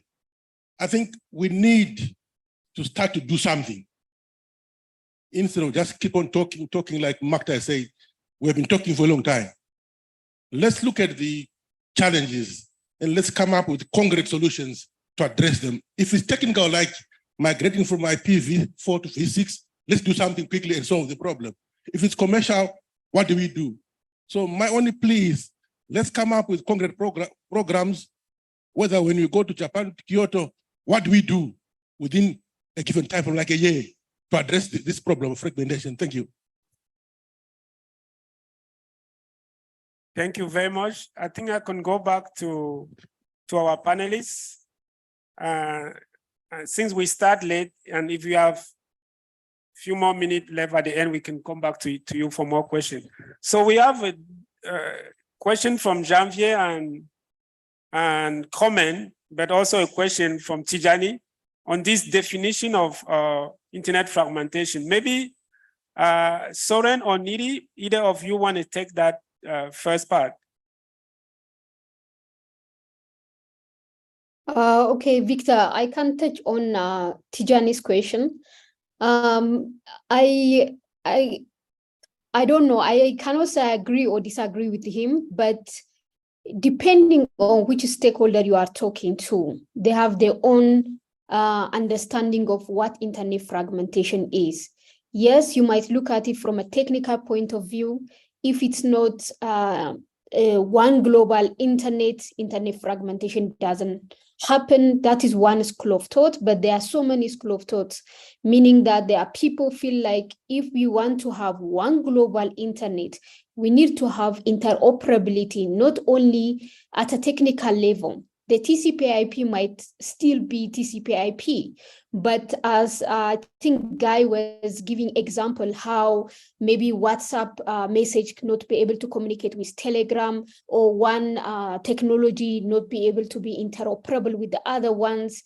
The internet itself is working, but how do you address the issue of even data messaging or interoperability of even policy? If we want us to function in one digital ecosystem, we need to address the issue of standards. If we want to exchange even cybersecurity crime information, we need to have interoperable policy or legal frameworks. So for me, I feel like internet fragmentation definition needs to be broader and comprehensive enough to address all the manifestation. If we just purely looking at it from a technical point of view, yes, at this current moment, we only have one protocol and the protocol is working finely. Nobody is trying to break the underlying backbone of the protocol, but we keep on seeing the issue of, for example, trade issue like the Huawei phones not being functioning in America, or certain software company not be able to function in China. Those kind of things, they are creating an island or a wall inside the internet, which are, I feel like they are manifestation. But these are open for discussion. But I can understand where Tijani is coming from. I think he's purely coming from the technical background. But I would like for us to have all stakeholders on the table. We need to take the stakeholder perspective also in understanding internet fragmentation. Thank you, Victor. Yes, thank you very much, Soren. And I will go quickly to Niri, maybe in 30 seconds. And you can also use it to just give your takeaway of this session.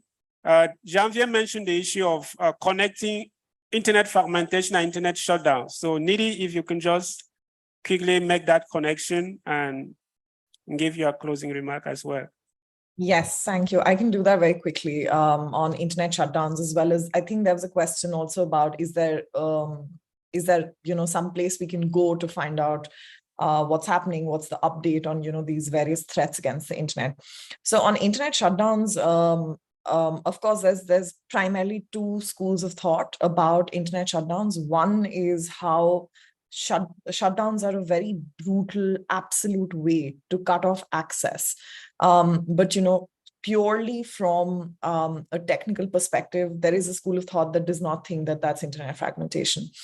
However, cutting off, an entire people from being able to access something that, now in popular discourse and more is becoming, almost a human right, the right to be able to use the internet, the right to be able to use the technology to, exercise your freedom of speech or freedom of expression, or, indeed freedom to access information and organize and mobilize. I think it's a very ham-fisted sort of approach. And, coming to the second school of thought and what that thinks about internet shutdowns, it indeed is a way to fragment, people and their experience of the internet, because we've seen extremely long, protracted shutdowns, in countries like mine, for example. I come from India, where, there are parts of the country that have had no access to the internet for months and months and months. And what does that then mean for their lives and opportunities? So there's no straight answer to that, I'm afraid, but it depends on whether you're looking at questions of access or opportunity and what approach you're taking to internet shutdowns. But overall, it's a very brutal measure. To come to the second question very quickly, is there a place you can go to access what's happening on internet fragmentations, read further, educate yourself, and indeed, advocate for the open global internet yourself? Absolutely. That's what we're developing at the Internet Society. It's going to be done by December. So, if you visit our website after that, you will find that platform, where you can find everything you're looking for on internet fragmentation in one place. So please stay tuned. Thank you very much, Niri. And quickly to you, Mokhtar, maybe you answer the question and also adding 30 seconds for your closing remark. Thank you very much. Let me start by Tijani. I fully agree with Tijani. We need one internet, but the issue, it is a definition. We don't have a definition for internet fragmentation. It's the issue we are facing now for the digital public infrastructure. Only India in the world has a definition for the digital public infrastructure. And when we talk about digital infrastructure, internet fragmentation also is included. We need to think about, at the African level, what we understood from internet fragmentation. It is something we talk about since a long time ago, and until now, I talk the problem is remaining the same. But for other question on the several several framework put in place by African Union Commission with support with ECA, we don't have a framework talking only on internet fragmentation. Internet fragmentation is not on not go single on. We need to look at the issue of regulatory, the issue of access, the issue of interoperability. Why at the AUC we have several framework now adopted. You have the most popular, it is the African Digital Transformation Framework adopted in 2020 for 2020-2030. It is an umbrella of digital policy in the continent. We have the EU Data Governance Framework as well, focused on the data, how we can interact with data, just such as for the cross-border data in the implementation of the African Free Trade Area. And now we are working in the finalization of the Africa Digital Single Market. All these frameworks speak with the internet fragmentation. Also, in cybersecurity, some work has been done by ECA. Nena is there. Nena already developed a guideline on this cybersecurity for African country. I think she will have opportunity in several sessions to highlight this framework, this guideline, how this guideline speak with internet of fragmentation. There is also one important question on so the database on internet fragmentation. I think we can have several organizations like ICT, Research ICT. We can look at with Research Africa, Research ICT, if we can have this kind of database for the continent. Otherwise, I would like to thank you, everybody. It is a very important, interesting meeting. And someone talked about to come up with something concrete. I think it is a way to see how we can work together, not in not for IGF in Kyoto, because in only three weeks or something like that. It's for the next year for the summit on the Global Digital Compact, the summit of the future. We have to work together to come up with a right definition, what we want exactly for this, for an open and free internet and unified internet for Africa. I think I invite all the stakeholders in this room to join us online or in person to contribute to this Global Digital Compact for Africa. And you have, I think you can provide your input in the internet fragmentation, on the digital public infrastructure, on this internet public good and all access regulatory framework. Thank you. Thank you very much, Mukhtar. And one more minute, 30 seconds from you, Shital. You can just give your takeaway for this section and maybe a call to action to everyone here in the room. Okay, thank you so much, Howard. So just picking up on a couple points quickly on the narrow definition, I think as Serene said, and I completely agreed with everything that she said, there are different ways of interpreting and understanding internet fragmentation.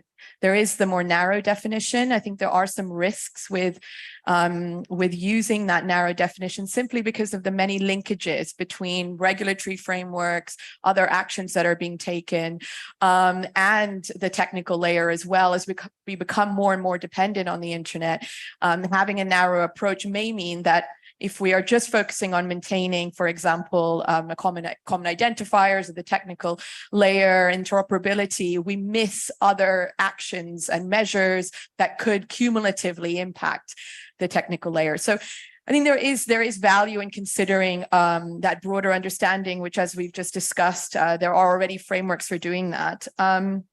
And why I would say that as well is because our material reality arises from our values. Our values impact what we see and what we experience.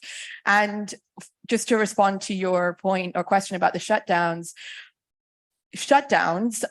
as Niti said, might not impact the interoperability of the internet or critical properties in and of themselves, but they deteriorate, in my view, and they contaminate the values that we have of the internet as an open, interoperable, interconnected, resilient infrastructure. And in fact, if they do become more normalized, they could in fact impact the infrastructure as well. So it is very important, I think, to defend these values and to find ways of ensuring that whether measures or regulatory frameworks or whatever they are might be inadvertently or deliberately impacting them, that we ensure that, as I said, as the internet evolves, we move towards more openness, more interconnectedness, more ability to exercise our human rights. Just very finally, on that question of what can we do, concrete recommendations, I mentioned the policy network on internet fragmentation. It is our plan and our commitment to have those recommendations in place for your review, for your comments and feedback. In fact, there are already some online, so I invite you again to respond and to join us in Kyoto to discuss those. We are looking to not only develop those recommendations, but to socialize them more widely in our communities. So that work is being done, and I invite you to partake in it with us. Thank you. Thank you very much, Shital. And last but not least, back to you, Guy, for your 30-second closing remarks. Thank you very much. Very concretely, digital literacy for everybody, and especially for governments. It should be not to reinforce a fragmented walled garden world, not to put all your eggs in government communications on Facebook, Twitter, whatever, but also to use these applications that are based on open protocols. So the EU is doing this, but I don't see UNESCO doing it. I don't see UNICA doing it, putting our stuff, and you as users, don't only use these walled gardens because you're reinforcing that fragmentation. Make sure you're playing across the field, including the open protocols. The last thing I want to touch on, this is a call to action. With AI especially, but even before AI with large language models, we have data fragmentation. Data fragmentation. Now, the point is that data has huge public value, but it's fragmented in different, OpenAI has collected and won't even disclose what data it has. Meta has this data. Twitter has that data. Sometimes they're selling data to brokers, but the point is that we need to get access to data. That data, we have to identify what data, protecting personal data, of course, but what data can become a common pool. So there's no barriers to access it. And this is something that Research ICT Africa is pushing. It's exploring, can there be an alliance, an African alliance for access to big tech data? Because this is happening in other parts of the world, but it's very slow over here. So we have to include a vision of overcoming data fragmentation if we really want to leverage digital for all the goals that we want, Agenda 2063 and the SDGs. Thank you. Thank you very much, Guy. And again, thank you, first of all, to all of you, the attendees here in the room. I think a round of applause for yourself for your very kind attention. And a big thank you to my dear panelists here and panelists online. One of the key panelists was not able to join, who is Caleb. And I would like to just mention that Caleb is not only on the board of Internet Society, the global organization. He has served as president of the Internet Society Nigeria chapter. So we have many Nigeria chapter members here in the room. And to the lady mentioning about digital literacy and on internet fragmentation, I think you can work very closely with the Internet Society Nigeria chapter. So this was an interesting session, and the says go, nothing lasts forever. So, but the discussion is not stopping here at the end of this session. The discussion must continue, and you have you know how you can reach out to the panelists, to the different organizations represented here to continue the conversation. Again, thank you very much for your kind attention, and thank you to all the panelists for your contribution.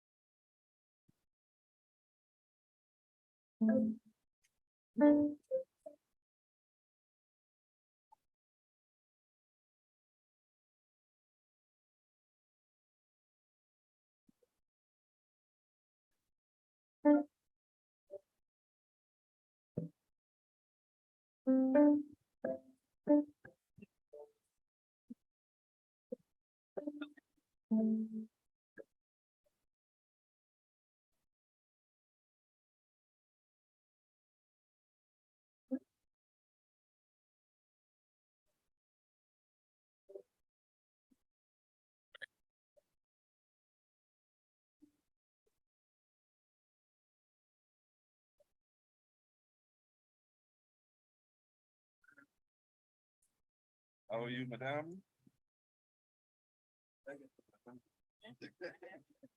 How are you?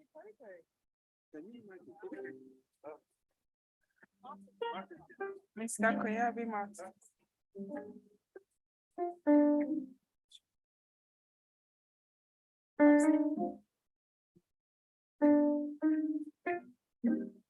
Good afternoon, everyone, and welcome again to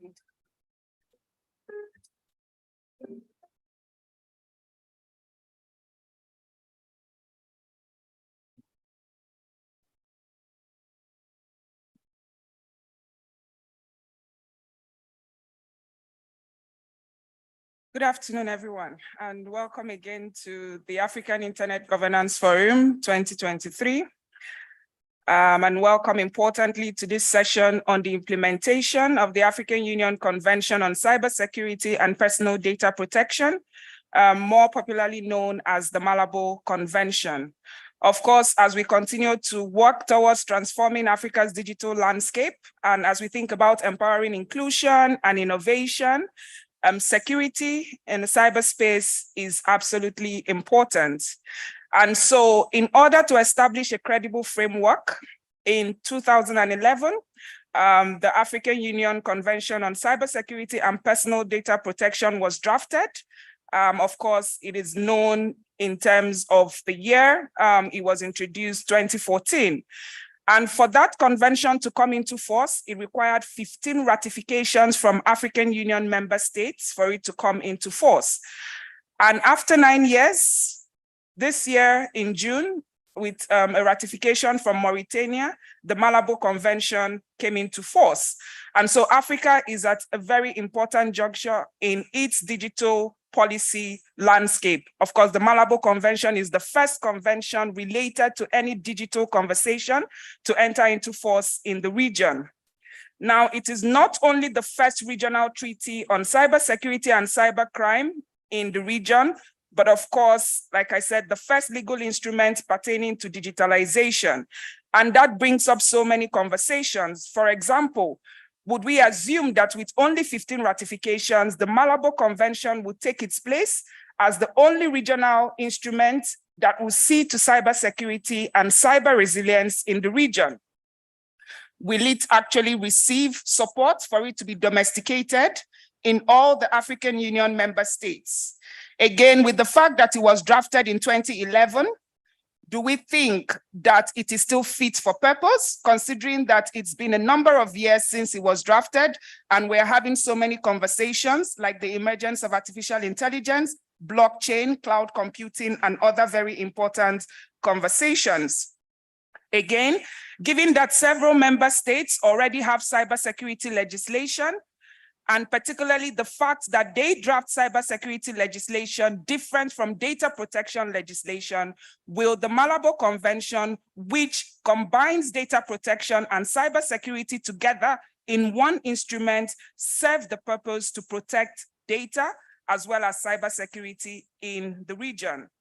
And of course, importantly, with the broader scope of the legislation, of the convention rather, will it also overlap with existing jurisdiction and conflict with sovereignty in terms of African Union member states? And so this morning, I am delighted to be joined by very distinguished panelists who would speak to this discourse. First of all, I have Abdul Hakim Ajidiola, who is the chair of the African Union Cybersecurity Experts Group, apart from so many other hats that he wears. I also have Dr. Towela Nyirenda Jere. She is the head of the Economic Integration Division at the African Union Development Agency.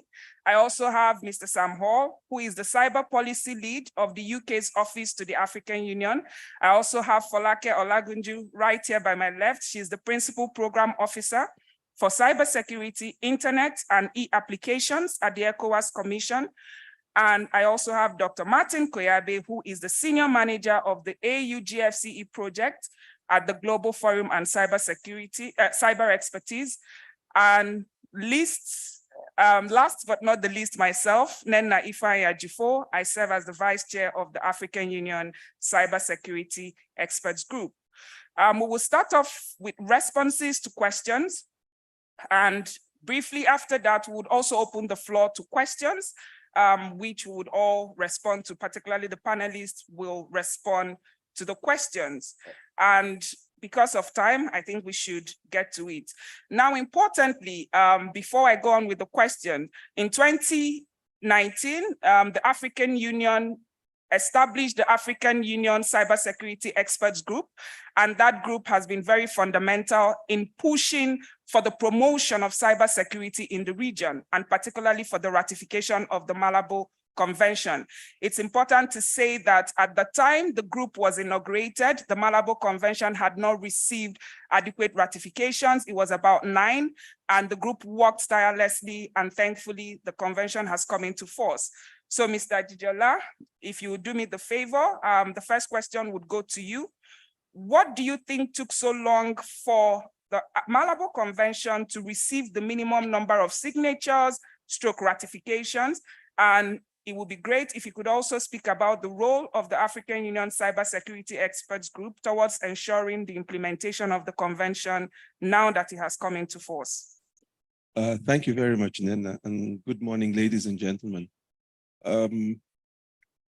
As a Nigerian, it's a bit difficult for me to point fingers. In Africa, they say when you point at something or someone, 3 of your fingers are pointing back at you.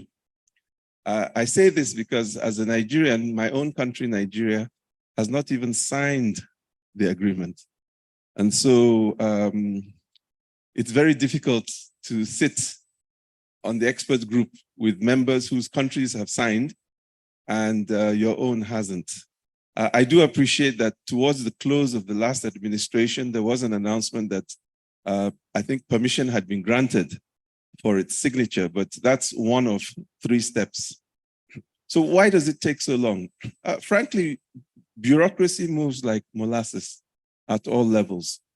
And we do also have to appreciate that several conventions were actually approved in Malabo. And of all the conventions, it is only the cybersecurity one that has now gone into effect. So the convention process itself is extremely slow, the ratification, even the drafting.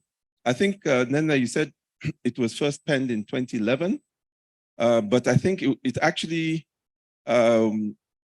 went out for the ratification in 2014 or so. So just that process alone, 2011 to 2014, is very slow. And I give you an example from the Budapest Convention. That convention took about 20 years to get traction. So it's not, quote unquote, an African problem. In fact, there is a famous story of one of the European countries. They had actually ratified, but when you ratify it in your country, you have to send the documents to the central body. In this case, I think the European Commission, I think that's in Strasbourg. And it took, I don't know, something like 11 months for some pieces of paper in Europe to travel 150 kilometers. So again, this just goes to show that it's actually the bureaucratic hurdles and impediments. I think, Nena has also raised, I think, a very important issue. Given the speed at which technology moves, at which cyber challenges evolve, is this convention fit for purpose? And I'd just like to state unequivocally that it is in principle fit for purpose, but it certainly needs some updating. And I think that this is where some of the countries in Africa didn't quite understand that the only people that can update it are those who have ratified it. So let me make this personal. Nigeria, if you want to have an impact on the update of this convention, you must be at the table. As they say, if you want chop, you must sit at the table. So if you want, if you want to be part of this, you have to ratify. And so I think there's some urgency. Please understand, no document, in fact, nothing created by a person can be perfect.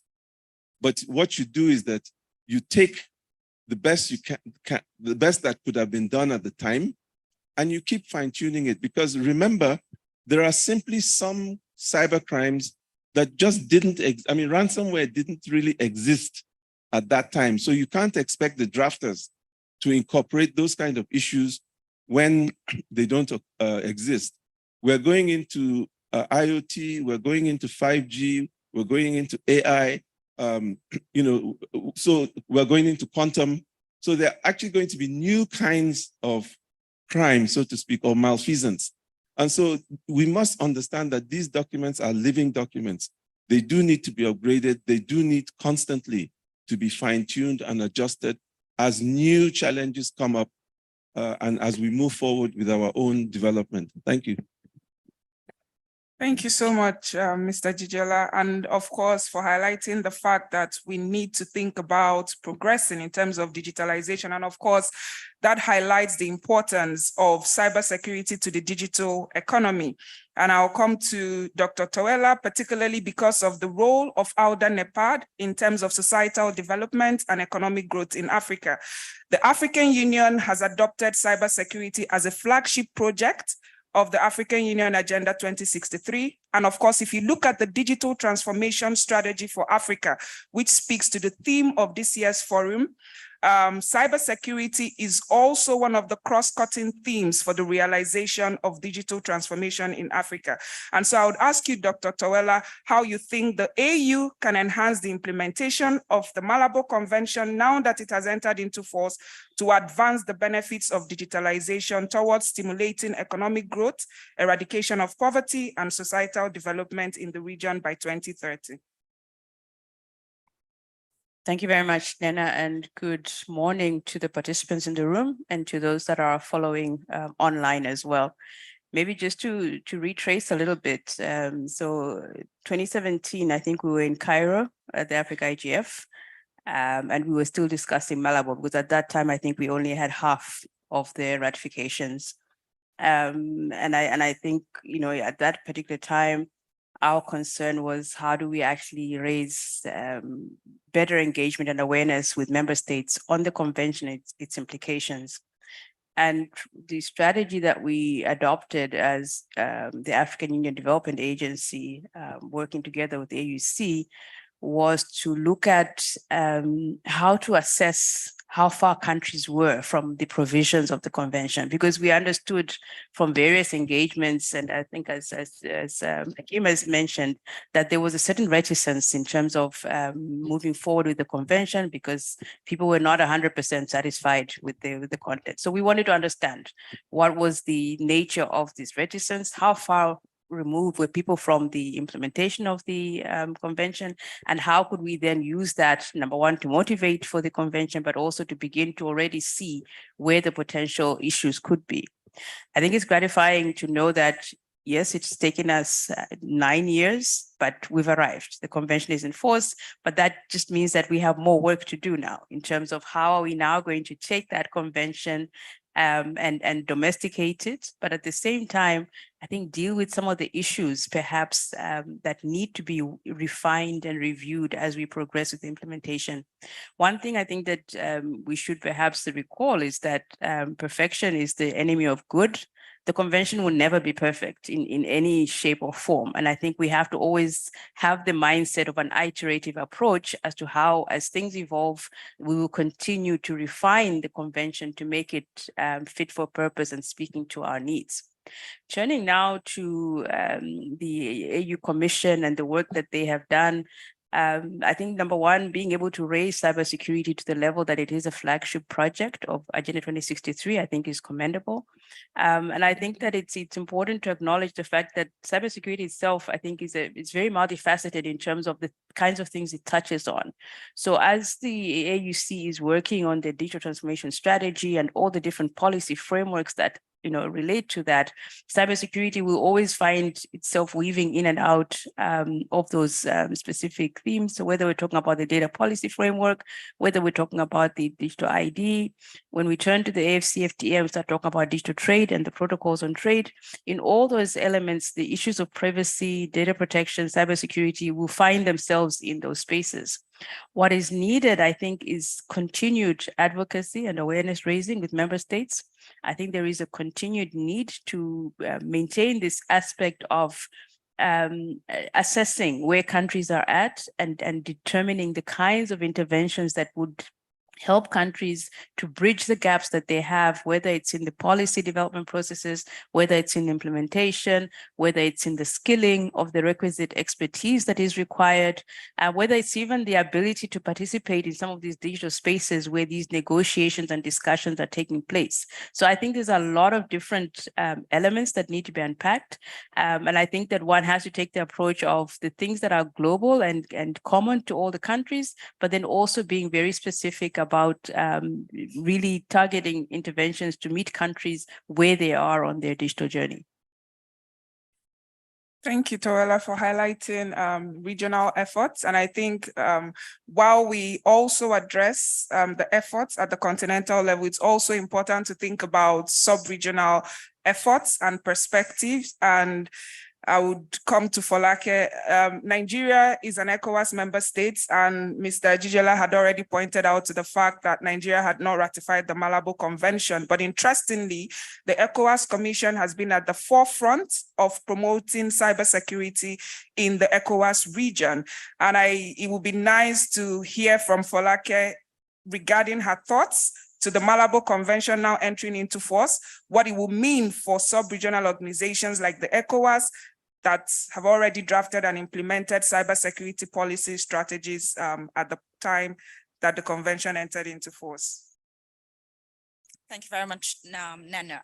Completely agree. But I think the one thing I need to quickly point out is out of the 15 countries that have actually ratified Malabo Convention, 7 of them are actually West African countries. So the Commission actually believes in the convention. It is absolutely a solid foundation to actually kickstart initiatives within cybersecurity. And what we have done from the Commission's perspective is we have Malabo as our foundation. We actually went ahead and drafted a regional cybersecurity and cybercrime strategy, which took some building blocks from the Malabo Convention in ensuring our member states actually still aligned to the convention, even though some of them hadn't ratified the convention, but it was still at the forefront and at the back of their minds. We constantly do advocacy for our member states because we believe in the convention. We believe in what it stands for. Yes, times have moved since 2014. We're now in 2023. A lot of things have changed, but the foundation, like Ajijola and Tuela have said, are still there. We understand that member states may not necessarily have the capacity and capabilities to actually do what the convention needs done. So the Commission has taken the onus as a parental responsibility, I can say, to ensure that our member states actually get the support that they need in terms of either technical capacity or actually finance, because that's actually quite key. One of the other things we're also doing is we've taken aspects of the convention. So we're making sure our member states have the technical capacity in terms of actually helping our member states establish certs, helping them establish DFLs, helping them actually realign their strategies to what the Malabo Convention has said. We're also looking at their national legislation. So we're trying to do everything that the convention is saying without literally banging the heads of our member states saying, go and ratify. We're encouraging them. We're promoting the goodness of the Malabo Convention, saying you cannot actually collaborate or cooperate with one another if you don't actually have the major or even minor building blocks, I beg your pardon, in place. For us, it's important that our member states actually ratify the convention because we operate as one REC. We believe in the freedom of movement of people and goods. So obviously, if you believe in that, that means cyber threats will also be moving from one country to another. Nigeria's case is a little bit complicated because the structures in Nigeria are somewhat different, but the region also looks towards Nigeria as the big sister. Normally they say brother, but in my case, I'll use sister, as the big sister of the region. So it is important, like Ajijola has rightly said, that Nigeria should please ratify the convention. It has ratified Budapest Convention. It is not, they're not competing with each other. They're actually very complementary. So if you can ratify Budapest Convention, I don't see why we cannot ratify Malabo Convention. Take the good from it and let us move the region ahead. I'll stop there for now. Thank you. Thank you, Folake. Charity begins at home. I would say we do ours. Of course, Budapest and Malabo, they are complementary, and I see Jamila smiling. So, and importantly, you've highlighted the fact that the Malabo Convention can serve as a platform for regional cooperation for promoting cybersecurity. Importantly, international cooperation has come to the fore of the discussions towards promoting cybersecurity. And then we see so many international partners in Africa helping the region to forge towards cyber resilience. And UK has been a huge supporter for the promotion of cybersecurity in Africa through capacity building projects, technical assistance, mutual legal assistance. And thankfully we have Sam here, and it will be good for you, Sam, to speak to us about what you see as the key cybersecurity concerns in the region and what the best practices should be to adopt regional cybersecurity conventions, including from preceding approaches such as the UK's approach and the Budapest Convention. Sure. Thank you, Nina. First off, I'd like to say what an honor it is to be on this stage with these 5 individuals, 5 of the biggest names in the Africa cyber scene. And I really do count myself lucky to be speaking alongside them today. And I'd also like to say thanks to the government of Nigeria for hosting this year's Africa IGF. It's a pleasure to be here. First time in the country, and yeah, really honored. So I'd start by saying that I arrived in this role in 2021, and at that time, people wrote the Malabo Convention off a lot. Most people I reached out to and spoke to said, oh, it was adopted in 2014, 7 years later was the progress. And in that short space of time that I've been here working on the continent, it's not only come into force, but it is being communicated and pushed out. And I think the acknowledgement of what an important document it is really starting to take hold across the continent. So to see where it's come in such a short space of time has been really something. To answer Nena's question about the concerns on cybersecurity in the region, often this can seem quite abstract, when we talk about the growing attack vectors, the worsening place on the online environment in the continent, what's actually happening. So I thought I'd talk a bit about a report that the Foreign Office, Interpol and Afripol worked together on to push out in March 2023 of this year, which summarizes some of the key issues in the cybercrime scene in Africa. But the first thing to say is overall, $4 billion is lost to cybercrime every single year, which is just a staggering amount. And if this should really be a motivating factor for countries to implement, adopt, and operationalize the Malabo Convention, because it would more than pay for itself if used effectively. And what's the part of that 4 billion? So one of the biggest things coming in at 2.4 billion is the issue of business email compromises. So this is where, many of you in the audience may already be aware, but for those who aren't, this is where someone does their homework, does their research, and finds perhaps the finance director, the CFO, someone important in a big company who has access to the money and knows the financial credentials, and emails them impersonating someone else, someone they trust. So for example, a couple of emails that I've seen of business email compromises have gone as far to find out about people's calendars the next day and say, here's your PowerPoint for the meeting tomorrow. And then within that PowerPoint, there's malware, and then they can install a banking Trojan and steal everything. So as you say, business email compromise is the biggest problem, according to this research done by Interpol and Afripol, coming in at $2.4 billion. And to put that in perspective, the country where I'm based, Ethiopia, has an annual military budget of just over 1 billion. So business email compromise alone is costing over double the annual military budget of a huge African nation. And that, that's just staggering and really brings home the scale of the problem, but also the, what's there to be rewarded if tackled properly. Some of the other issues I won't go through in detail, but ransomware, of course, is a big and growing problem, especially with the ransomware as a service model, making it easier for non-technically sophisticated criminals to target companies. Banking Trojans, scams, extortions, so digital extortion and sextortion, a hugely growing problem in Africa. So suffice to say that a document like the Malabo Convention has never been so important with this, growing attack vector. And I think it's important because, as I said, the ransomware as a service model, phishing, a lot of this isn't sophisticated stuff. The issue, much of the time, is a lack of a coordinated and harmonized legal framework to tackle it. And that's where the Malabo Convention comes in and really allows a great opportunity to overcome this issue. It won't solve everything, but if adopted universally on the continent and implemented, it has a huge and meaningful role to play. So to come to the second part of Nena's question on best practice. So I'll talk mainly from a UK Budapest perspective here. And whilst there are different conventions in different continents, there are some things that I think are transferable, that we've seen success in best practice on implementation. So the first thing is a strong secretariat. So the Council of Europe is the secretariat for the Budapest Convention, and they have a dedicated full-time staff. I think only 1 or 2 people, but full-time, looking You know, their whole jobs is to work on the Budapest Convention, work with states to implement it.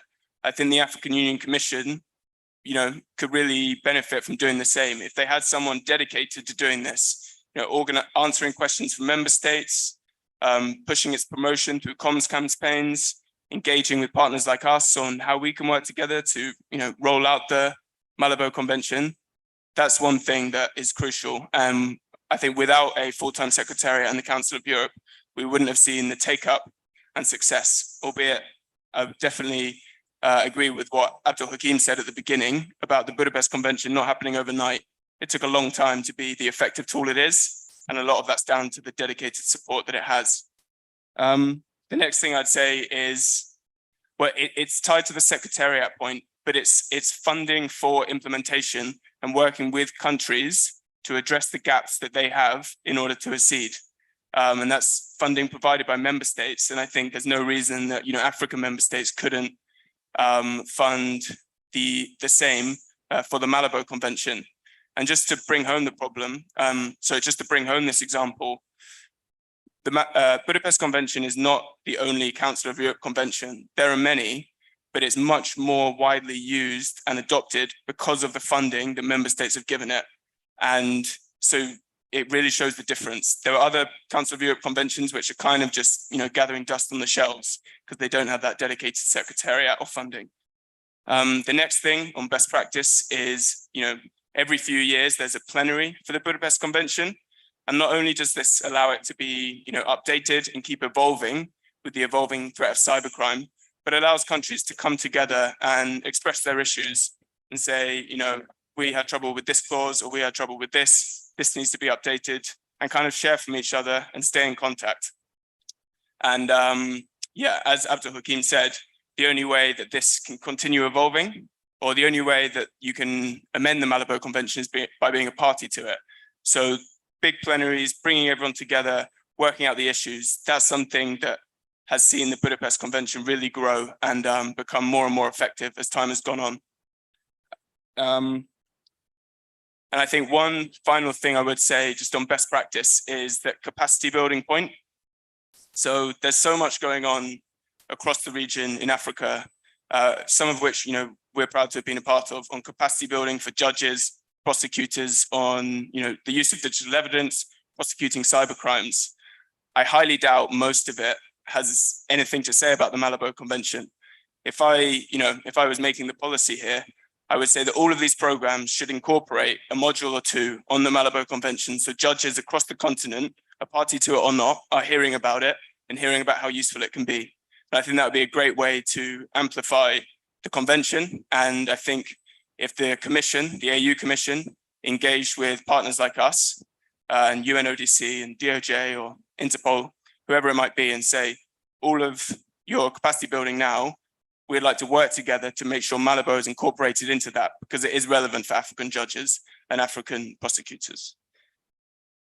I'll stop there, but just finish off by saying that it's a self-perpetuating thing. The more take up Malabo gets, the more it is operationalized, the more it is used, you know, the better it will get. And I think this is the hard part, where it's just come into force, and how we domesticate it, how it's implemented, isn't quite worked out. But I think with this, you know, with people like these five leading the charge, that should only go forward, and we should see benefits, kind of an exponential curve, and hopefully that 4 billion can shrink to a number much smaller in the coming years.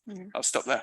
Thank you so much, Sam, and for those practical insights. And I'm sure the African Union Cybersecurity Experts Group, we're here, would take that back. I would come to Dr. Koyabe. The Global Forum on Cyber Expertise, it's a multi-stakeholder forum for strengthening cyber capacity and expertise across the world. And importantly, Dr. Koyabe has headed this huge project to ensure capacity building in African Union member states. And it would also be good, Martin, for you to share your insights regarding the diverse projects that you've seen in terms of Africa and the GFCE, what your reactions are in terms of the conventions coming into force and its relevance for the GFCE AUC projects. Thank you very much, Nina, and of course, my fellow eminent panelists. And of course, it's a pleasure to be back in Abuja. 3 years ago, I was here, and it's really a pleasure to be back.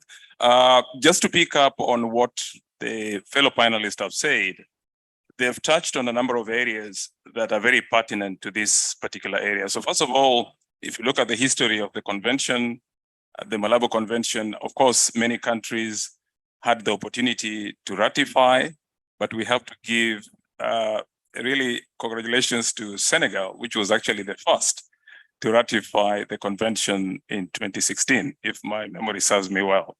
And of course, others who did, including Mauritania, which did that at the end of just I think in May.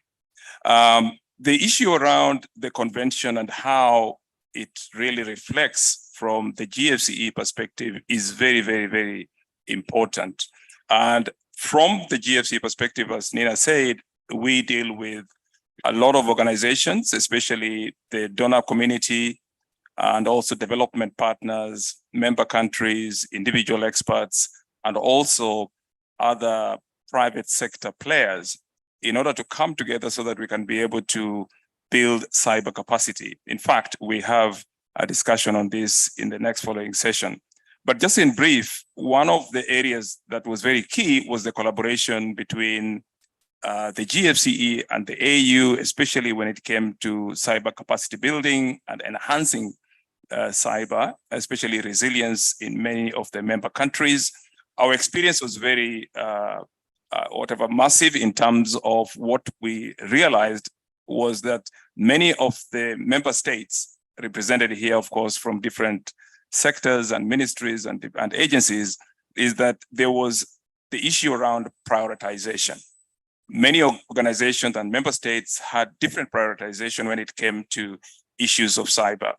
And having this convention being ratified, it really brings to fruition what I believe is the interplay between cybersecurity, digitalization, and also the issue around the transformation, the digital transformation agenda that many countries are really putting forward.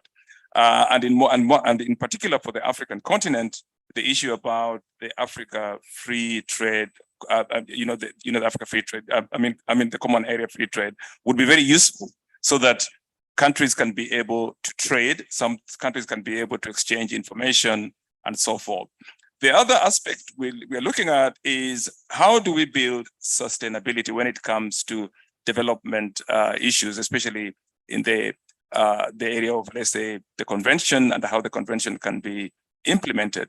There are two areas of intervention that we notice here. One is the issue around realization of the implementation of the Malabo Convention, especially in countries at the policy level, because that is something that I think Sam has just alluded to, that requires a lot of funding, that requires a lot of effort from member states to be able to do that. We also realize that there's some gaps, and I think Ajijola put it very clearly. These gaps might not have been foreseen, and now that we know these gaps exist, especially the threats vectors that we see, whether it's from AI or emerging technologies and other type of gaps that we see within the Malabo Convention that needs to be addressed, also will require some intervention. The other aspect is probably countries might require what we call a model framework to be able to peg the Malabo Convention so that they can be able to speed up the adaptation in their own jurisdiction, because this is going to come quite heavy on many of the countries. And some of them, as Sam said, might not have the necessary funding. So what does the GFCE see going forward? One of the areas is how do we capacitate resource? And the resource that we see, which Africa has in abundance, is the human resource. That means we have to value our people to be able to be trained and to be capacitated in order to be able to take up some of these aspects going forward. The other aspect is to look at more of collaboration and more of partnerships, because collaboration and partnerships will be able to leverage the gaps that are there, especially when it comes to regional efforts, like I said, and also for partnerships with international organizations such as AUD and EPAD, where my colleague Tawela and others are really doing a lot of effort to make sure that we can realize this going forward. And then finally, it's the issue around how do we build the institutional memory so that institutions can be able to adapt, they can be able to maintain, they can be able to implement, so that whoever comes up later can be able to take up on this. And I know somebody has mentioned about judges being trained and so forth, and our experience is very clear. Sometimes judges don't consider training workshops very, very friendly. They consider things like, for example, we are going for some, what is this, some mission outside or some retreat as more appropriate rather than the way rather than the way that we are supposed to put it. But just in final point here, it's important that we build capacity in institutions. It's important that we at least enhance the institutional memory so that institutions can be able to take this forward in terms of implementation and also realizing it in many countries. Thank you. Thank you so much, Martin. I absolutely agree. We're running out of time because we started 20 minutes late. What I think we can do is take 3 questions. We can manage 3 questions, and then we respond to the questions and then close with comments in relation to some questions, and then we can go to other sessions. Yes, please, sir.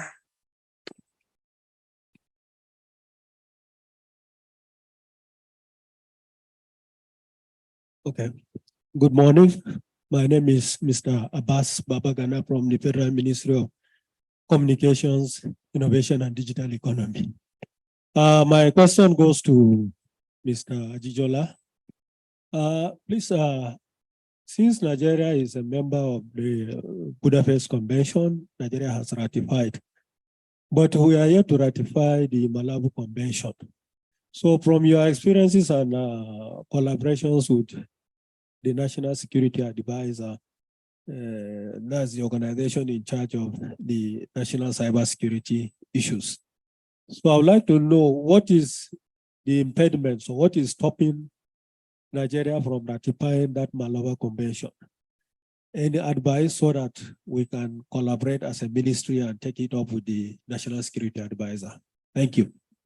Can we take the 3 questions and then time? Another question, please. Janvier.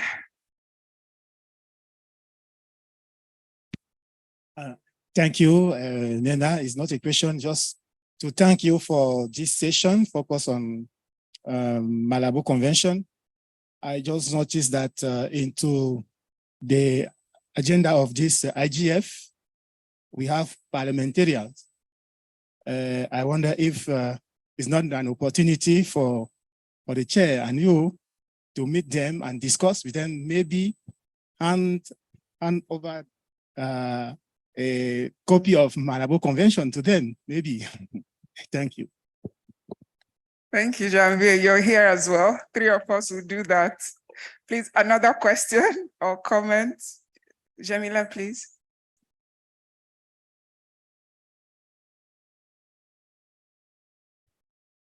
Thank you very much to you, Nena, and the panelists for this very informative session. My name is Jamila, and I head the Cybercrimes Unit in the Federal Ministry of Justice. So I would just like to briefly comment on the issue of the Malabo Convention.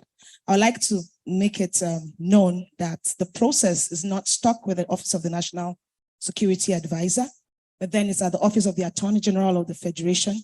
And just like Mr. Ajijola mentioned earlier, just about the close of the last administration, approval was given for that to carry on. But somehow there's just a bit of a hitch. We all know the bureaucratic situation on ground between the Ministry of Justice and the Ministry of Foreign Affairs, but that is being taken care of. And I'm sure in the very short time from now, all of that will be sorted and Nigeria as the big sister will take her place. Thank you. Thank you. Because of time, I don't know if there's one more question, or I would allow Mr. Ajijola. Okay, can I do ladies first? I'm very biased. Please, I will take a question from the lady and then. Hello, everyone. My name is Juliet Ohahu Obiora, and I'm here on behalf of Action Against Child Sexual Abuse Initiative.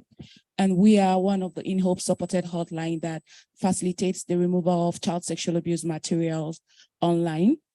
So my question is for Sam Hall, and I would like to know what the EU is doing, because when you talked about sextortion and extortion, because that's another level. When we talk about the economic crimes, sextortion, of course, is one of them, but looking down at the fact of financial sextortion of children, which based on my knowledge in the work I do, it's become like a very big situation, especially with more perpetrators traced back to Nigeria, which is second to Philippines. I was just going to ask what the EU is doing in any way, especially to support these issues around Africa. Thank you.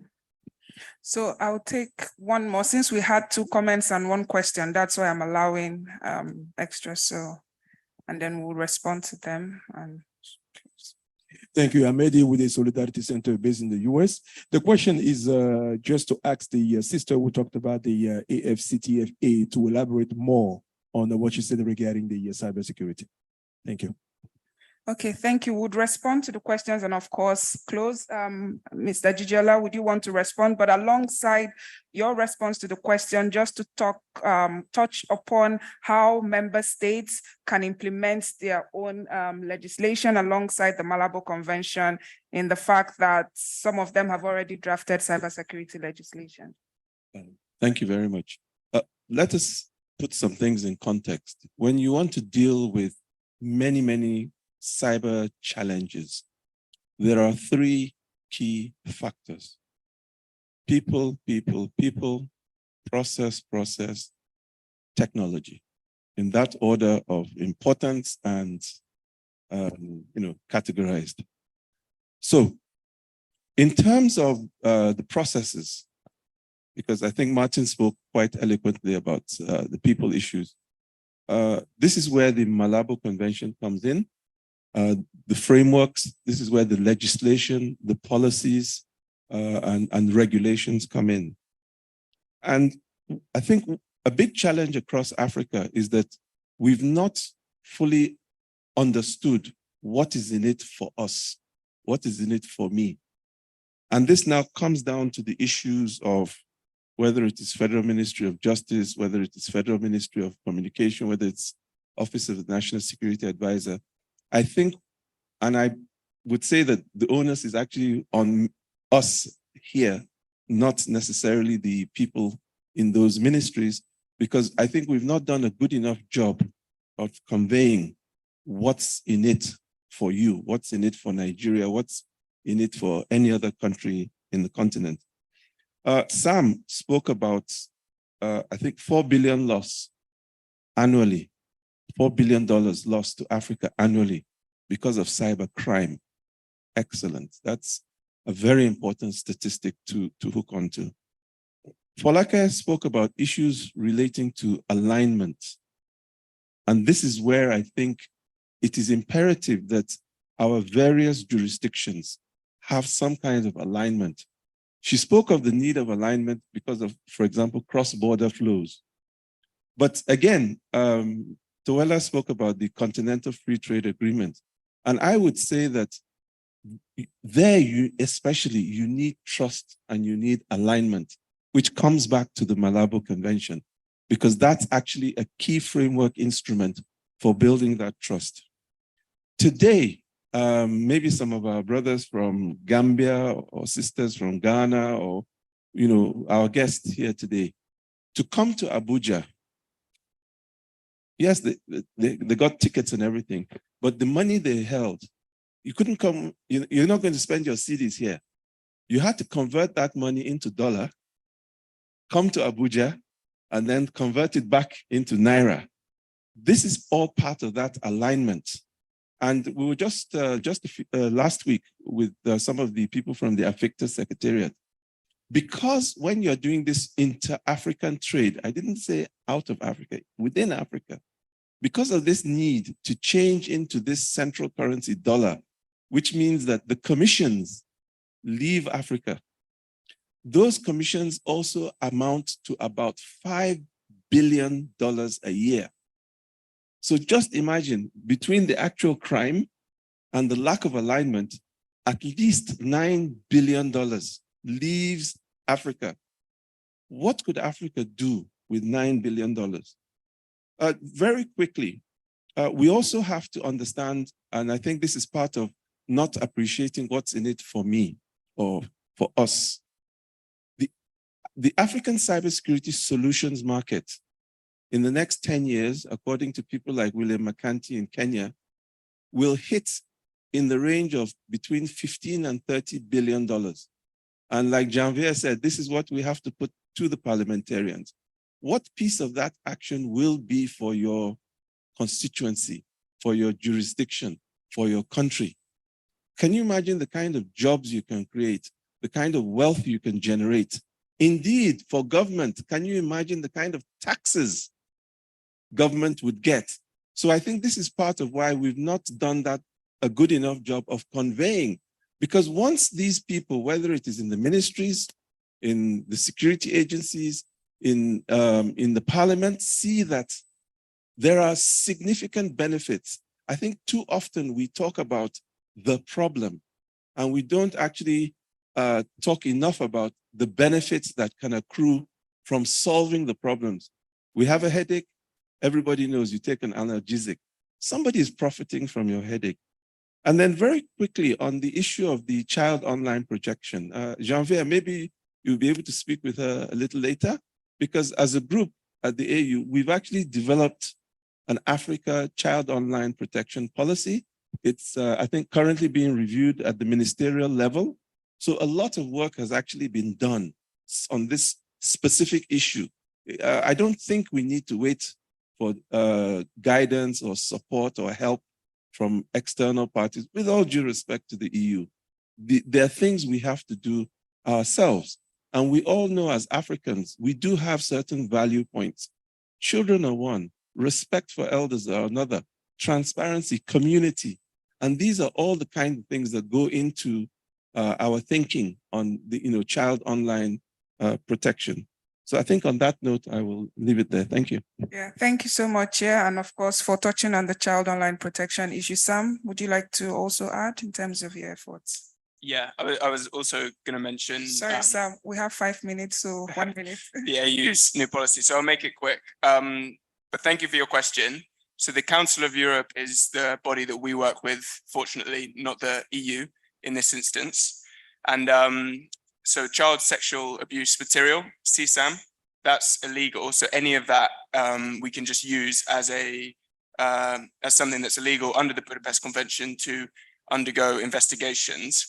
What is slightly different is like sextortion and things like revenge porn.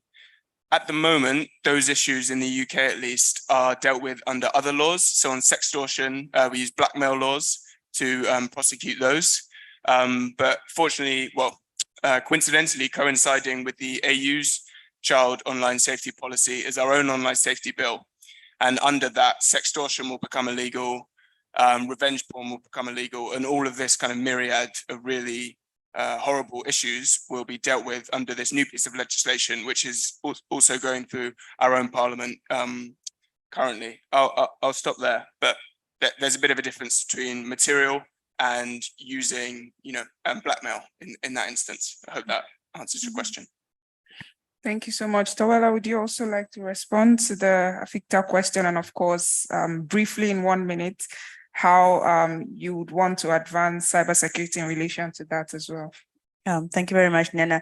So maybe two things. Number one, I think to Janvier's point about the parliamentarians, I think very important for us as well. When we were starting to socialize the convention, we took the view of engaging the Pan-African Parliament directly, and we worked a lot with the committee responsible for ICTs at Pan-African Parliament to also make sure that the parliamentarians were well socialized on the convention. Returning to the issue of trade, one of the things that we also found was that communicating issues around cybersecurity is not sexy. Nobody understands it until they've been hacked or something has happened in their personal space. And so we identified trade as something that people could easily understand. When we now started talking about cross-border trade and cross-border flows of data and information and currency, then people started to understand why cybersecurity was an issue. So we linked it very much to the conversations around trade, and we still continue to do that. At the same time, currently, because we are also dealing with cross-border physical infrastructure, whether it's in water, transport, energy, ICT, we also recognize the fact that there are security risks associated with that infrastructure because it becomes very vulnerable to attacks. And again, that's something people can easily understand. So we are now also beginning to talk about cybersecurity in terms of that critical cross-border infrastructure. And again, that's something people are latching onto and people are understanding. So I think it's always a question of also how we're communicating these things, how we are making it relevant in terms of where people are at and what they're doing. And we found that, trade and the critical infrastructure have been two very important ways of us being able to communicate the importance of making sure that our cyber systems and cyber capabilities are up to scratch. Thank you. Thank you so much, Tawela. Folake, your concluding statements, if you could touch upon capacity building and of course, efforts to achieve a harmonized approach for the promotion of cyber security at the sub-regional level. Thank you very much, Nana. So very quickly, Sam had touched on the point that capacity building is being done to the Budapest Convention, specifically talking about the Budapest Convention without talking about the Malabo Convention. So what the Commission's doing is next week, we're actually going to have a across Africa scenario capacity building where we're bringing the Sept community and the LEAs, the law enforcement agencies, together. So these are a number of countries that actually have certs and the LEAs and have also ratified Budapest and Malabo. And what we're going to do is use practical scenarios using the conventions to actually show our member countries why there's a need for that international cooperation and the need to actually align national legislations to these international conventions. Another quick thing, member states are clamoring for the need to have a focal point or a focal center across the region where they can actually use as a point, a trigger point to actually gather information. So in West Africa, we're actually looking to set up a regional center for coordination. And I think if we're able to do that and other RECs are able to do that, it will make the flow of information sharing a little bit better. Thank you. Thank you very much. Dr. Koyabe, it will be very great for you to close the session for us. And for me, I think this is a very important question, considering the fact that so many issues have been raised today: digital trade, digital inclusion, security, sextortion, child online protection. How can African Union member states bridge cybersecurity gap, especially considering capacity and infrastructure deficits across the region? How can this be done through international cooperation with various partners? Yeah, just to close up, I think one of the most important issue here, and I think most of the panelists have alluded onto this, is how do we build the global South capacity? And it's very important that the global South, and when I mean global South, is really Africa and other countries that do depend on the global North for many of the aid and assistance. So one of the areas that we've really seen as a bigger intervention is the expertise, the knowledge, to make sure that we build knowledge of experts within the global South to be able to assist member countries in specific areas of expertise that are required. For example, if you have an expert in Malawi, why would Tunisia or why would Kenya go out to get an expert from another country up north when we have an expert in Malawi to do the same job? In fact, even much better because they understand it. So the one thing that we want to do is to make sure that the global South is capacitated. That's one of the issues to look at. And then the other issue also is how do we instill the institutional memory? Parliamentarians, for example, come in 5 years, 7 years, or in some cases 4 years, and they go away.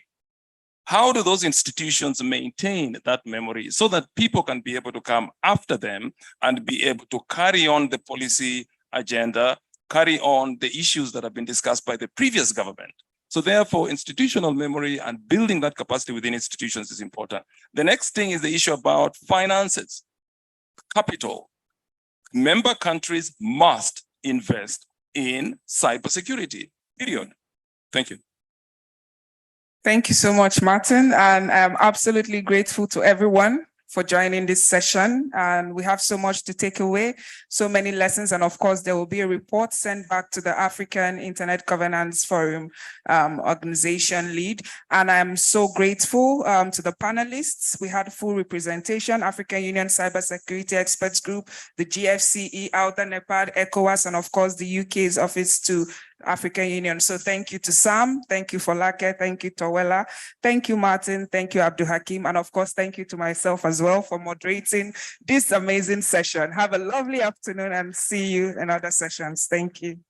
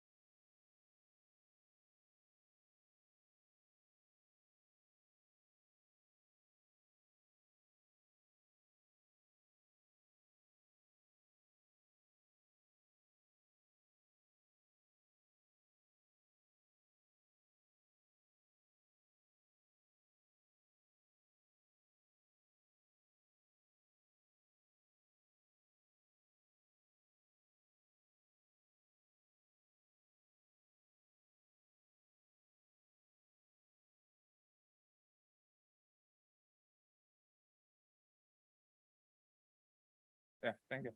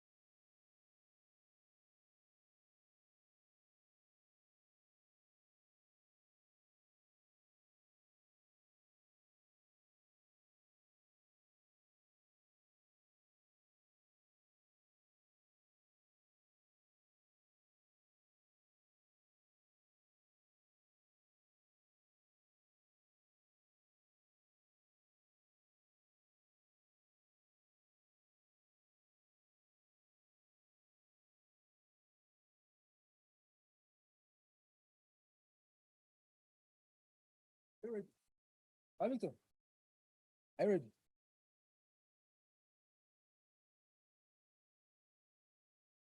If it's okay, tell me.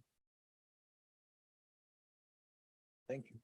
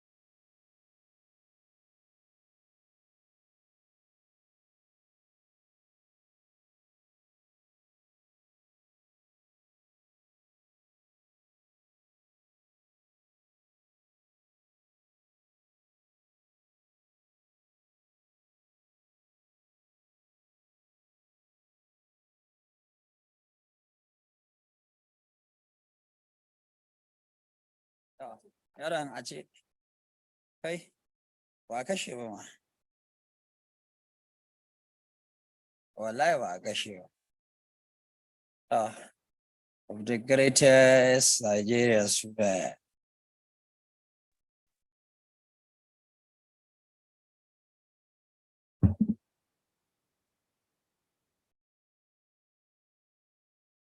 Ya doka. Doka. Doka. Doka kuma mai kyau.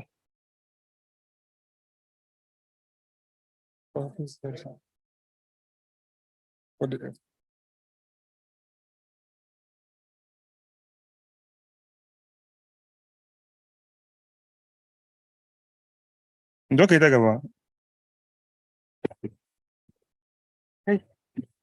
Ta gaba.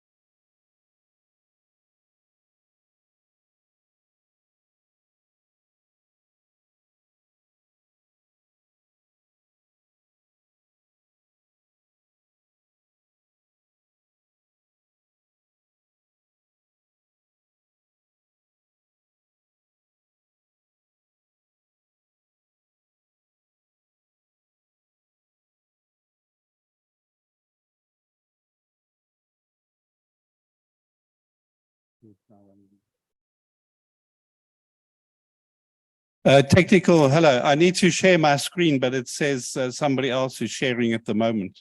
So can we take that sharing off?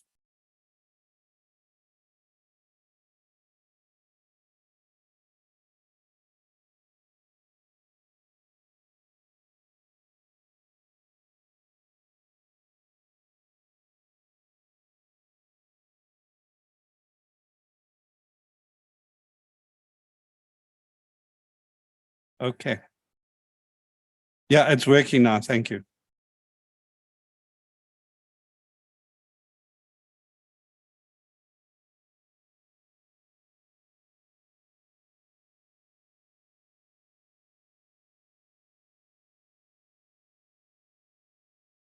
Yeah.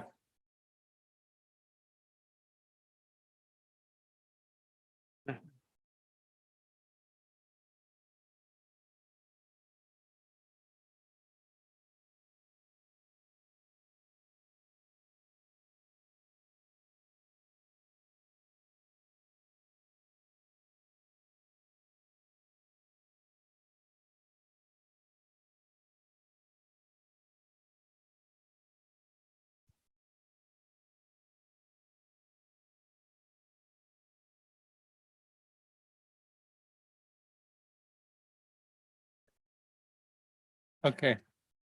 Okay, we're in business. We're sharing the screen.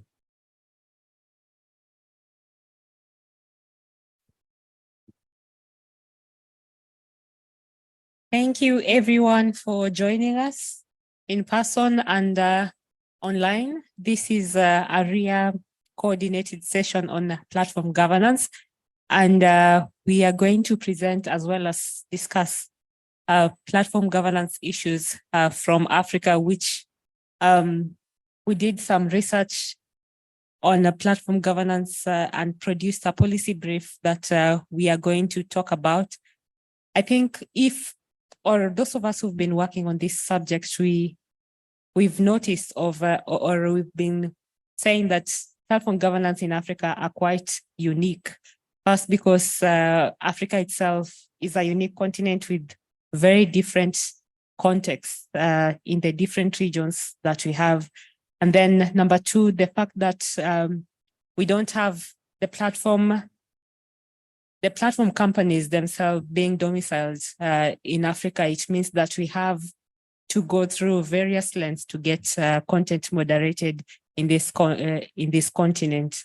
So with that and various challenges also on platform governance, such as platform practices and how they actually implement these policies also in the African context. With those practices themselves, we ask ourselves how can they reach to address more issues that we have in the continent and with the events that happen in the continent. So for example, elections, how can we call to them to respond to some of the urgent challenges that we face in African democracies? So with that, I'm going to call Alison to introduce the research that we've been doing, producing policy briefs on the challenges that platforms are facing and some of the solutions that we are actually proposing in this research. She's going to talk about Research ICT Africa as well as introduce this research. And then afterwards, we are going to make a presentation. Welcome.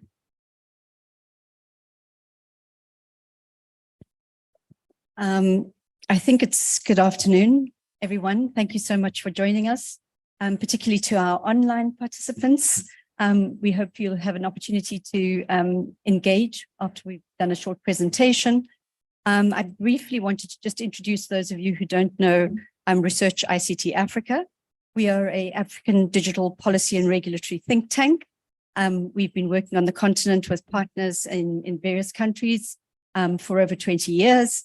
And started off working really with sort of broadcasting telecom regulation and internet governance, data governance, now of course artificial intelligence, all of which really culminate in the questions of platform regulation from a number of points of view. but particularly from a content point of view, with this really vexed issue around safeguarding people and mitigating the risks and harms associated with platform data extraction. So this project, as I said, really evolves quite naturally from the work that RIA has been doing, particularly around the participation of African countries in global governance and in global regulation. Historically, Africa's participated in various multilateral bodies with member states' presence, but increasingly, as governance has taken on this multi-stakeholder format and has happened in forums and contexts in which member states don't necessarily have the power and representation that they can exert, there's not really been a very coordinated response from Africa on a number of these issues. So I think for a decade now or more, we've had a situation where these technologies have been developing very, very fast, essentially global digital services, global digital products that have largely been unregulated. They are a challenge to regulate. It's difficult to apply our traditional kind of enforcement mechanisms on companies and corporations much bigger than some of our own economies, and without the jurisdictional enforcement mechanisms to get them to comply, to compete fairly, et cetera, with our own companies. So part of this session is looking at global efforts to govern platforms and what they're doing with their content and other things.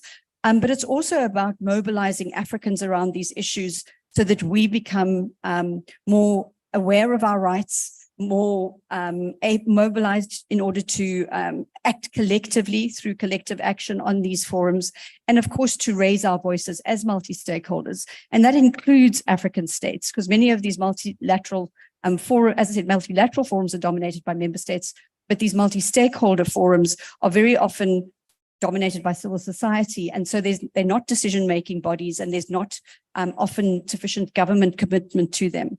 We're very delighted that at these meetings now we have the parliamentarians here and the Parliamentarians Forum, but we really need cooperation for the alignment that we need at the global level to not just for Africa to align and fit in once everything's done, but for African voices to be at the table, to be setting the agendas, not just accepting the standards, accepting the outcomes of decisions that are made without reference to our own context and political economy. Thank you, Guy.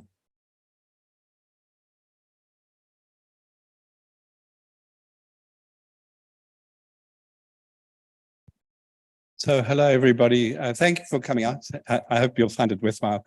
Alison, as the director of RIA, led this project that I was involved in to do these 3 reports you can see on the screen with the black covers. And this was a commission from UNESCO where I used to work until I retired. And so Liz was one of the researchers. I was one of the researchers. Dominic Diouf in Senegal was one of the researchers. And we produced these 3 documents, and they fed into a policy brief. And that's the essence of the summary I'm going to give you now. Let me just see if my thing, there you go. So what's important also that this research was done from the point of view of the global South. And of course, we know there are a lot of harms coming on the platforms, but there's also harms coming from some governments. So, how do you deal with these 2 issues? This is the challenge. And UNESCO itself commissioned this research because it is trying to develop global guidelines to regulate platforms. And global guidelines, the question is like, okay, do they strengthen government regulation if it's bad regulation, or what are the alternatives to just the status quo where there's no regulation to speak of? So in summary with this research, the first part, it's looking at the question of governance as applied to the platforms. And so I think you all know this World Summit on Information Society definition. The governance is not just governments, it's norms, principles, etc. And there's a spectrum. So, there's a whole kind of flow of ways in which platforms in particular can be constrained. So at the moment, the platforms have solo regulation. Usually when people speak about self-regulation, they mean industry regulation, like a press council, but the internet platforms don't have an industry body, so they just do their own thing. And we see that the result of this status quo of solo regulation is a lot of human rights abuses taking place. So when you're thinking of governance of these platforms, you also have to think of that platforms in this chain of content.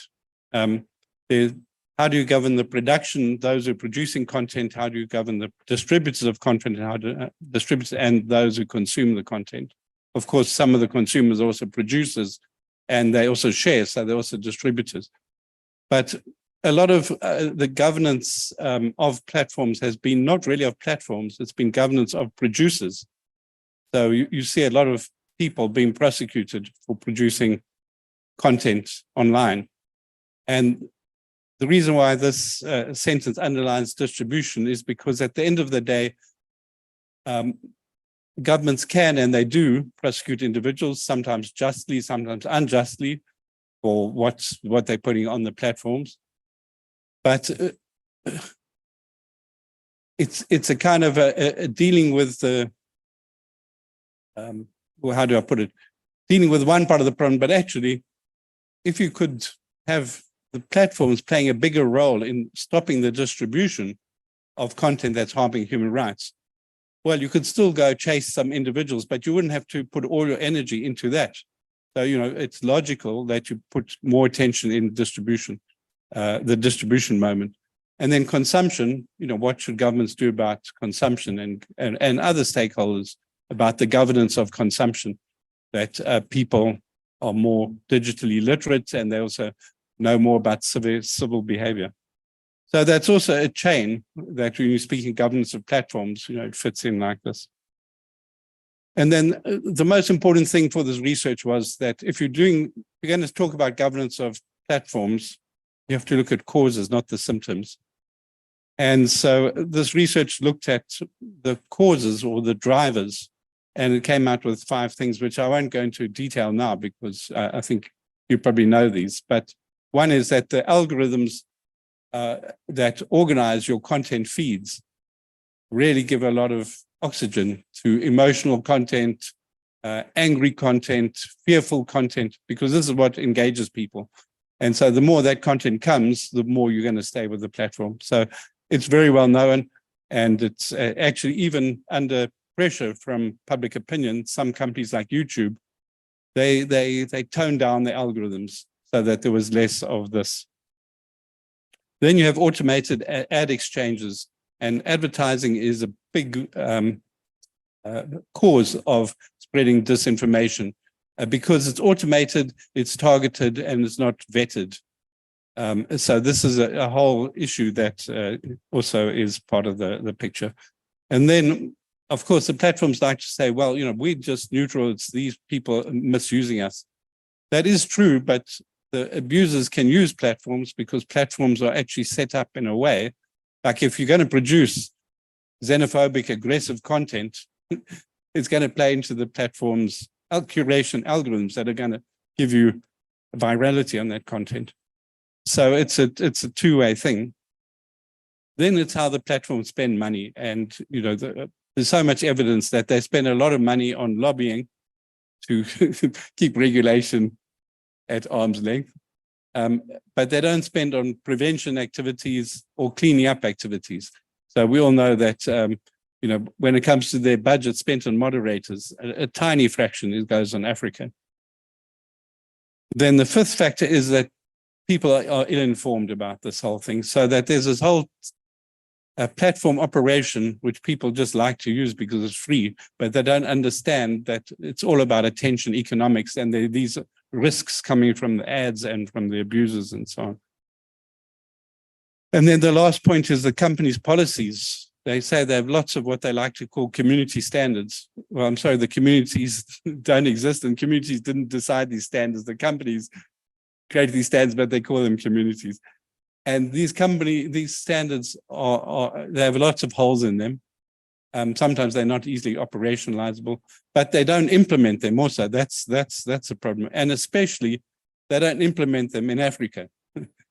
So these are the 5 or 6 points that are causing the problems. And if you want to have governance, then you have to respond to these 6 points. So if you're going to look at solutions here, I've just summarized in this, you need governance solutions that will address all these drivers of the problems. Because if you have a governance solution that's only addressing one thing, well, it's not going to help. So anyway, just the research that we did doesn't go into this in a lot, but these are some of the things that will address some of these problems. So one is market-related governance, so that you need more competition policy, so that companies actually feel more under pressure to spend more money and make a safe environment, and that people have alternatives. You need consumer protection policy, because people are told this is a safe space, but it's not a safe space. And then this is very important. You need to also think about alternatives. Let me give you my homemade analogy. We need to regulate fossil fuel industry, that when they have an oil spill in the Nigerian coast, they've got to clean up and they need to prevent that. But in the world, we don't only need to regulate fossil fuel, we also need to stimulate alternative energy. And so when you speak about governance, we need to stimulate new platforms that are decentralized, that are non-profit, that are in African languages, and the government policy is key to building that. Data protection enforcement, we know this because there's so much abuse of data. Content related, so the market related is the whole thing. Content related is the producers, as I said before. And here, some governments are introducing new laws, but actually they have offline laws already. They don't need to introduce new special laws. If you introduce a law on online disinformation, like you already have some laws that if you have to tell lies for fraud or for inciting violence or for defamation, it's already illegal. So why must you create a new category? Then the process related, a lot of the governance, good governance recommendations for platforms is to look at process and not so much content, because content, I'll come to that just now, but that platforms need to be more transparent about how they moderate content, about how their algorithms are working, and they need to give access to data so people can really understand this, the way that their processes are working or not working. And very important is this human rights impact assessment story, so that the platforms need to be governed so that they do proper human rights assessments to say there's an election coming up. There could be violence, there could be discrediting the election management body, there could be gender-related violence, there could be false information to discredit a particular, the platforms have to anticipate this and say how they will mitigate those abuses and spend some money on it. So they have to do that. And then the process related, in terms of rulemaking and enforcement, I'll touch on this just now, but how the platforms make their rules and how they enforce their rules. Should this be only up to them, or should this be more subject to a wider governance regime? And then resilience for the audience.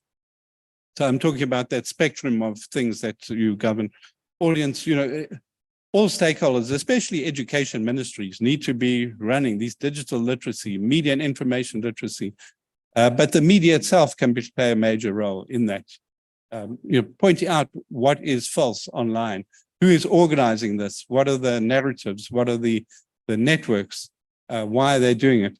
So these are some of the many governance responses to the problems online that can address some of the problems on the left, in the left-hand column. Okay, a little bit more now. So all very well, you can see that these are some governance solutions, but who can do them? That this is a very big question. And here you face this problem that in every country in the world has problems trying to govern big tech. Even a big economy like Canada can't govern big tech on this question of whether big tech should give some, have some bargaining with the news media. What's well, just for time, if you can look that up, Canada and big tech and news media. And then in Africa, you have particular challenges, which are that regulatory capacity on the continent is pretty weak, and it's also fragmented. And then you also have the thing that to really introduce some kind of capacity to regulate. No point in regulate if you can't monitor that your regulations are having an effect.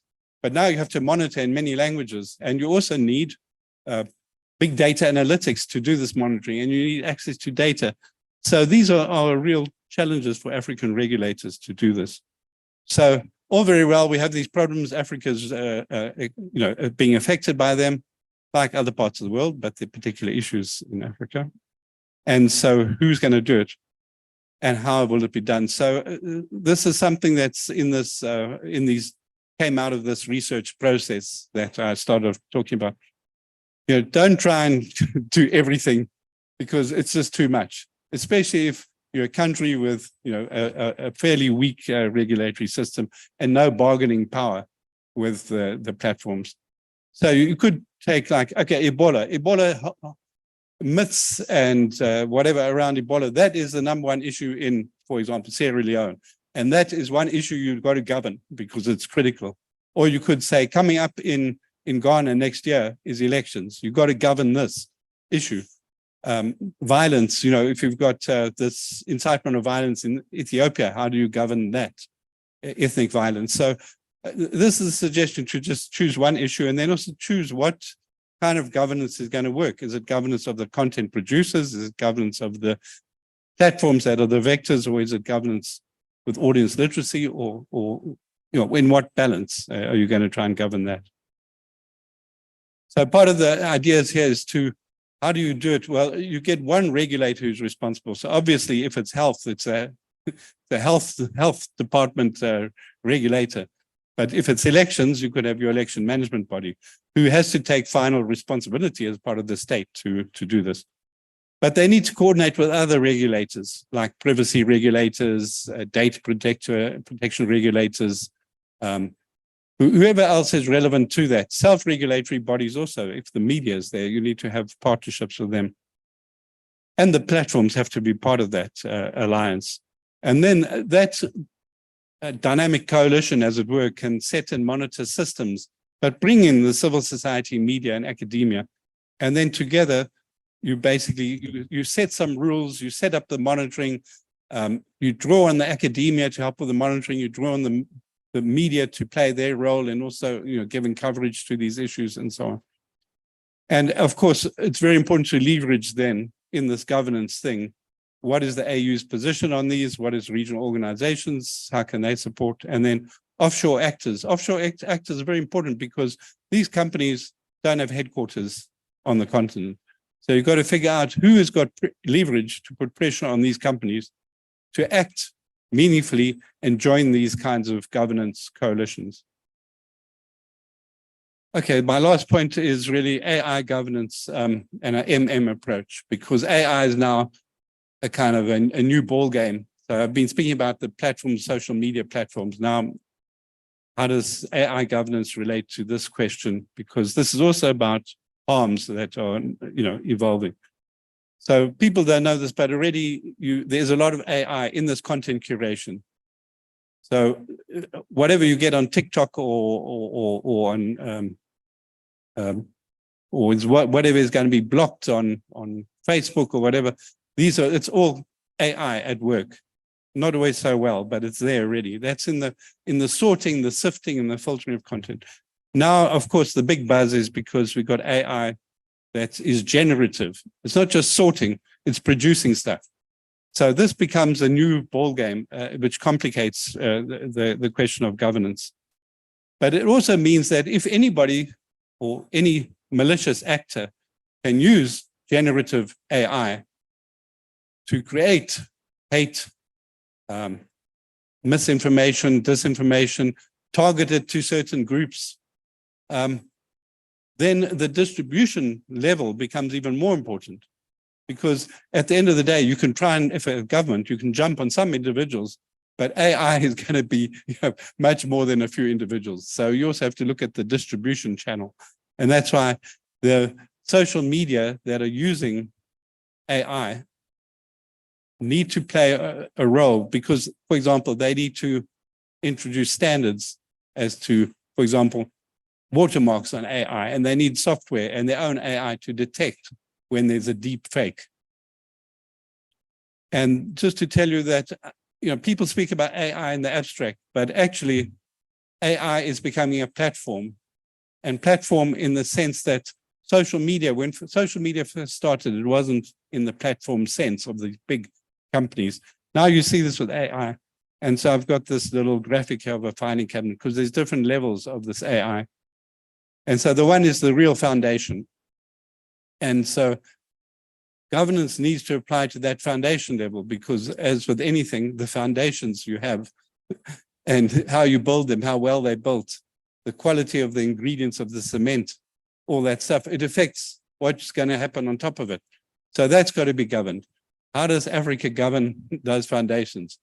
The only way is by demanding a place at the table in those jurisdictions where they are where they have the power to do that.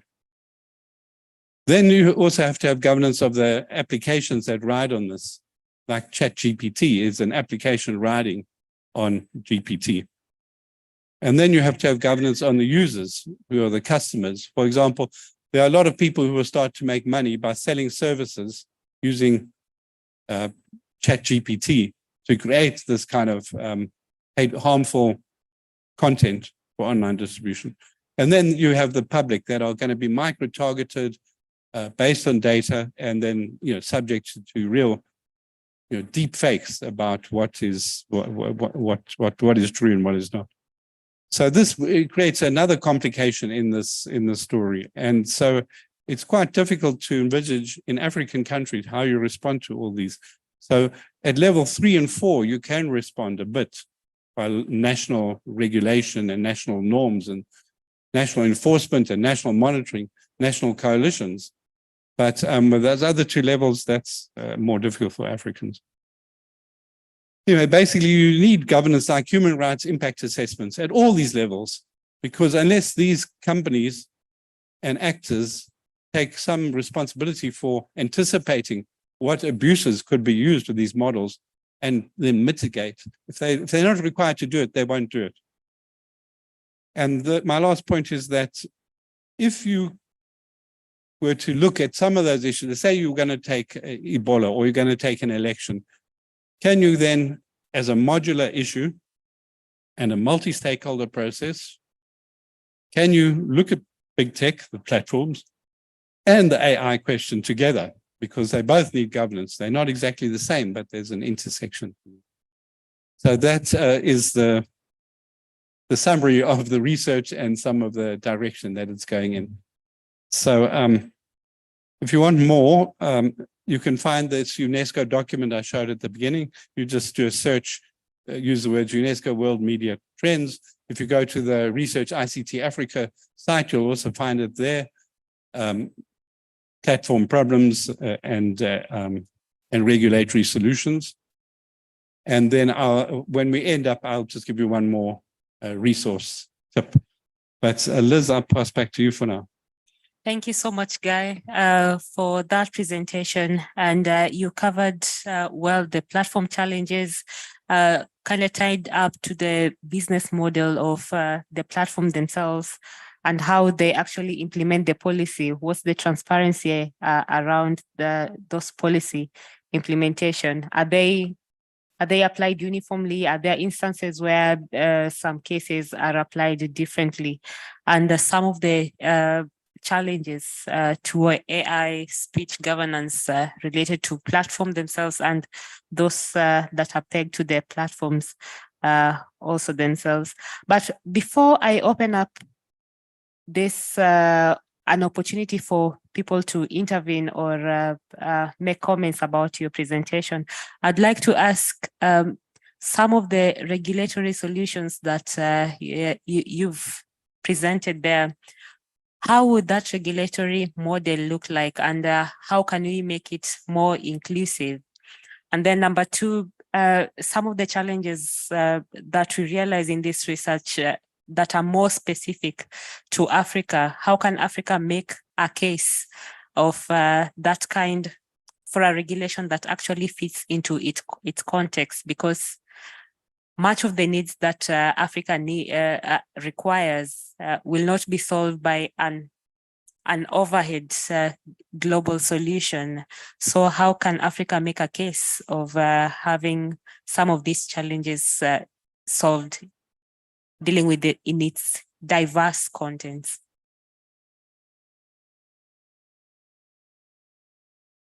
Thank you. And this is such a difficult question. I mean, first, because in any country, I think it's a bit risky to give government the sole responsibility, because you don't want to replace solo platform power with solo government power. You know, if you want Donald Trump to make your laws in the US about platforms, fine. If I was in the US, I would not want that. You know, so in any country, you want a multi-stakeholder mechanism so that, you know, nobody has exclusive power. Of course, you need some accountability, and that's why this idea of coalitions, I think, is important to have, you know, some body that's linked to the state, that's regulatory. Hopefully, it's relatively independent, but it's not working in isolation. It's harnessing the advice, the energy, the contribution of others, and also it's not, you know, overstepping its line and abusing its own regulatory function. So that's the first point. But so some of these things here, I mean, it's very hard. I can't imagine any African country, although South Africa is trying, by the way, but to have market policy on big tech. This is extremely, I mean, you know, these companies don't even have a presence in most countries on the continent. And you're going to tell them, no, you know, you must give, you know, for example, advertising tech. This is what's happening in South Africa. You need to, you know, start opening up and being transparent about advertising tech because you have a monopoly on online advertising. I mean, it's going to be very hard to bargain with these people. Some of these other things, even consumer protection policy in a country, how will you bring a case against big tech? It's not so easy. But, you know, these are some of the things that can happen. And maybe if there's some action in particularly the EU or in the US, it will lead to some improved standards. But don't count on it, because, you know, many multinationals, they meet standards in their home country, but they do all kinds of abuse elsewhere, like selling pesticides that are banned in their country, et cetera, et cetera. And even, well, we see this. So to answer your question, I think that you have to identify what kinds of types of interventions, such as these, which amongst these can be done on an African basis with African normative pressure, because norms is part of the governance. Which of it can be done with a regulatory pressure? Some stuff like media and information literacy, this is completely in the hands of, it's not the tech platforms themselves should be doing this, but it's African governments are way behind in developing their own literacy, their own understanding, let alone the public. So there are different things that can be done. But overall, it's important that the AU, for example, says we want a voice in these discussions so that when the US, as maybe they'll do, has a law on AI, it takes into account what is going to be the impact on Africa. But if we don't do that, Africa will just be a standard taker, even when those standards are not suitable to the continent. And I see there's an online question. Thank you. I was just about to ask, and thank you so much to our audience for joining us in this session. I know this session is competing between lunch and the session itself. So if you found yourself here, I think this session is more important than food itself. So I'm going to give it to Alison, who's been moderating very nicely our online audience, if we have questions there. But also, meanwhile, do we have any reflections from the floor? I don't know if you have a roving mic, our technical assistants. Do we have a mic that's roving on the floor? Maybe while we're waiting for that, Liz, should we ask Advocate Nandipa Insaluba, who's raised her hand to speak? Asking our Can you hear me? Technical people, can you let Advocate Nandipa and Saluba speak? Can you hear me? Looking for a mic for our audience in the room. Can you hear me?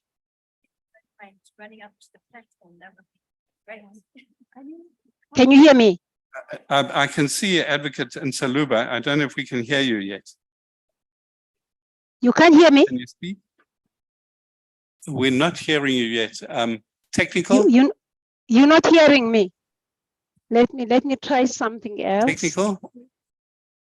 Let me try So the something. technical are running around upstairs. Please be patient, Advocate. Can So you hear me now? I think we'll just take from the floor for now, if that's okay, then, and we'll come back to you once the technical are sorted. All right, thank you, everyone, and good afternoon. Thank you for your presentation. On my comment, it's regards to applying offline laws on hate, for instance, to online as part of applying online offline laws to internet laws. I guess that's what you implied. But my concern is in the area of jurisdictions. For instance, if such offline laws should apply to online activities, we understand that every country has their own jurisdiction and interpretation of their own laws as it pertains to what happens within that territory. So I'm also being in the first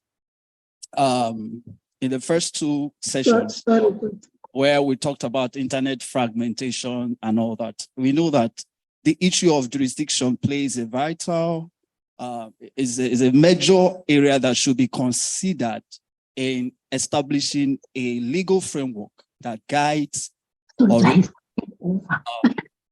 activities online. Yes, we may not form new laws. We may apply what goes on offline to online, but how do we manage the issue of jurisdictions? How we must have a platform, a general accepted jurisdiction that regulates activities online. That's my take on this. Thank you very much. Are you going to take that, or we? Can I go ahead now? Yes, please. We have an online participant. Please go ahead. Thank you, Advocate Zaluba from University of South Africa. And thank you for the presentations. I think from the earlier ones on fragmentation, there was a question I had asked.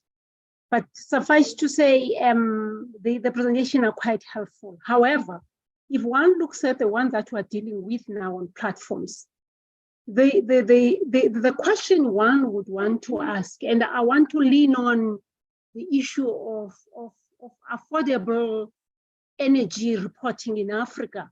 And you'll ask why. I'm passionate about the Africa Continental Free Trade Agreement, which is what we're supposed to be pushing. So my question then will lean directly on that and say, the issue that you are raising about platforms and AI governance, how does this and this security challenge assist us in our drive, which is characteristics of the 60th year of the AU existence, which has been commanded to be the implementation, aggressively so, of the agreement. That's one. The linked to that then is the question which the colleague was asking. That, for example, the platform we are using, so just using this one as an example, you find that with the advent of AI, there are terms and conditions that have been made to be inherent, which some of them are not in line with GDPR in terms of consent or even with the data privacy laws. How then do we deal with this as Africans, where we continuously subject ourselves to platforms whose requirements are such that we cannot change but comply? And at what point are we developing our African-rooted platforms to deal with our nuances and then enable us to be able to align to the needs of Africa as a continent? Because we have the systems developers, we have engineers. There's nothing we don't have. Why are we subjecting ourselves to this as Africans? Thank you. Thank you. Are you going to take those 2 questions before we open up another round?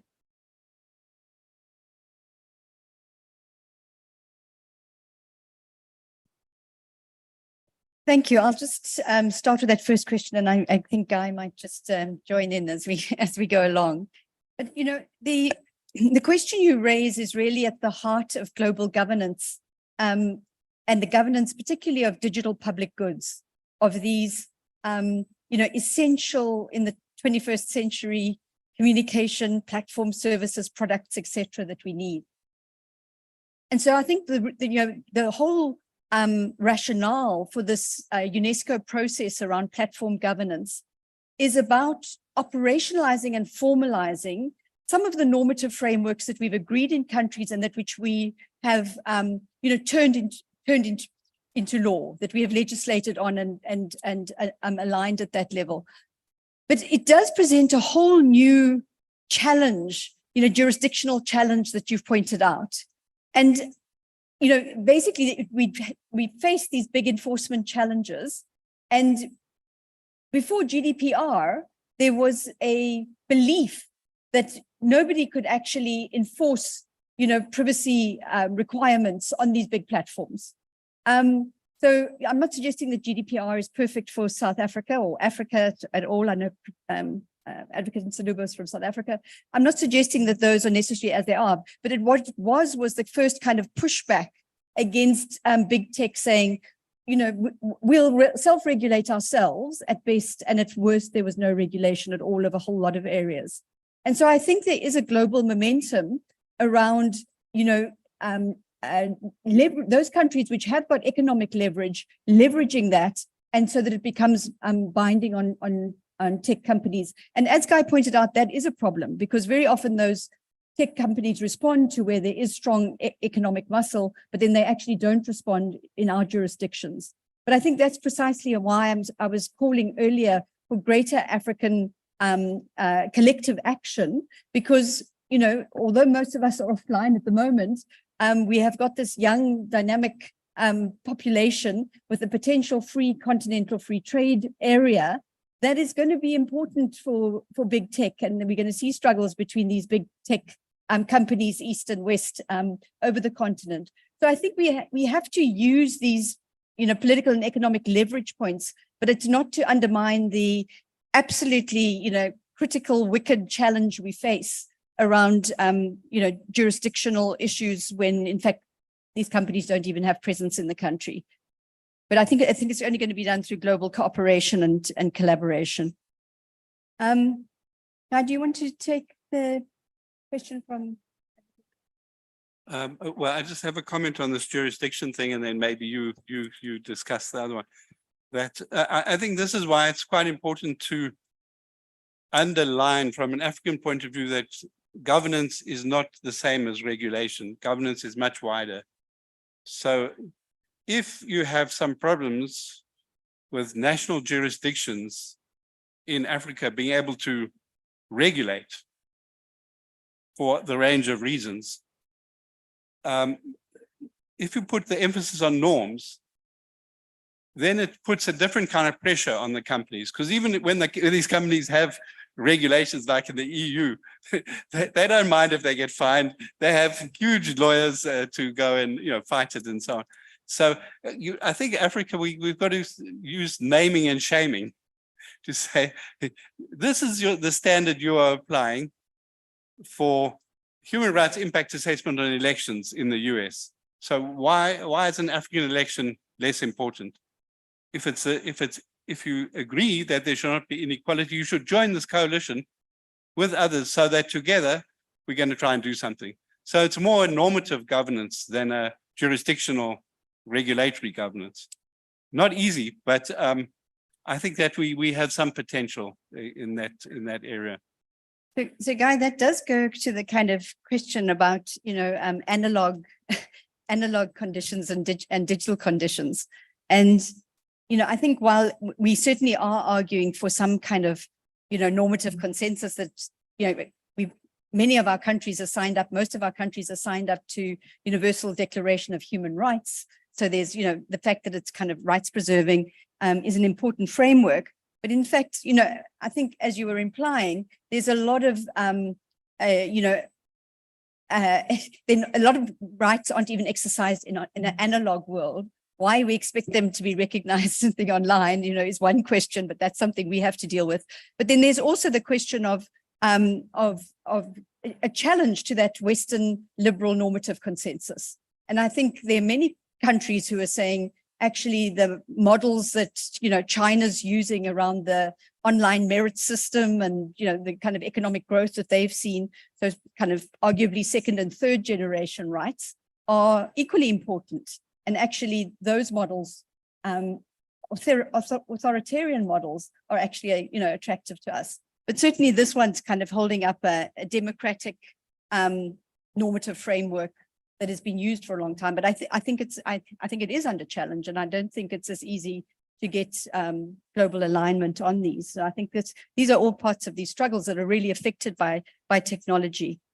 So, I mean, I'm not sure that they're easy. I know there aren't easy answers to these questions and to the points that advocates in Suruba were saying. But part of the problem is that these big tech companies do, hold this enormous economic sway, and that when you say why do we put up with it? Other regions and things have been able to push back.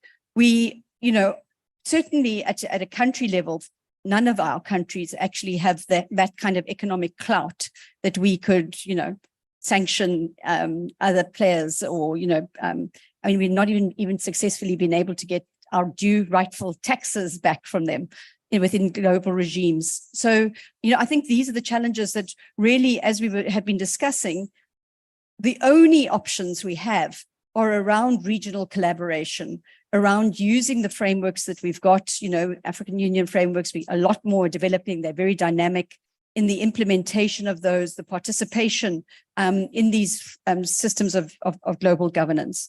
So there's actually been very, very few submissions to the UNESCO process from African governments, from African, regional economic communities, or African institutions at all, academic institutions, civil society, or private sector or government.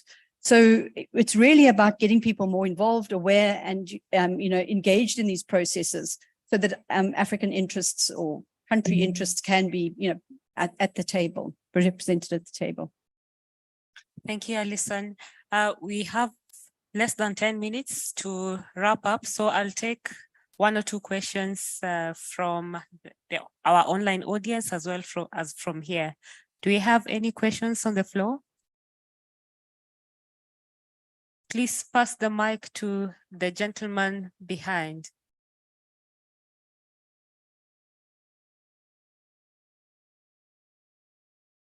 Meanwhile, our tech guys, please let us know if there's anyone online who wishes to raise a question.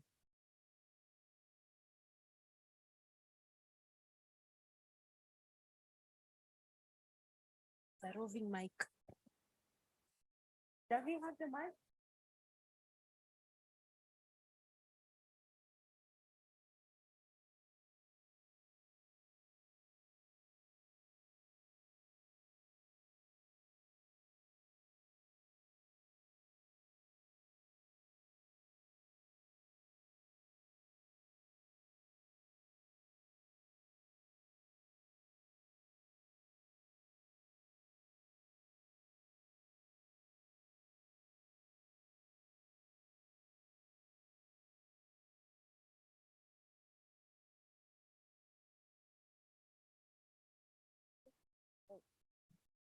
Good afternoon, everyone.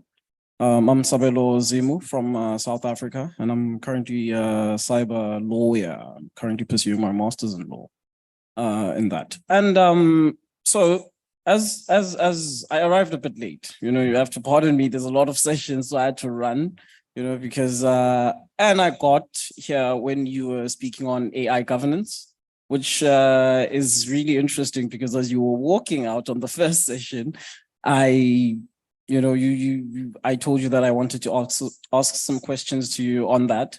So with AI governance, what we spoke of yesterday at the Youth Summit, I was on the panel for AI and ethics.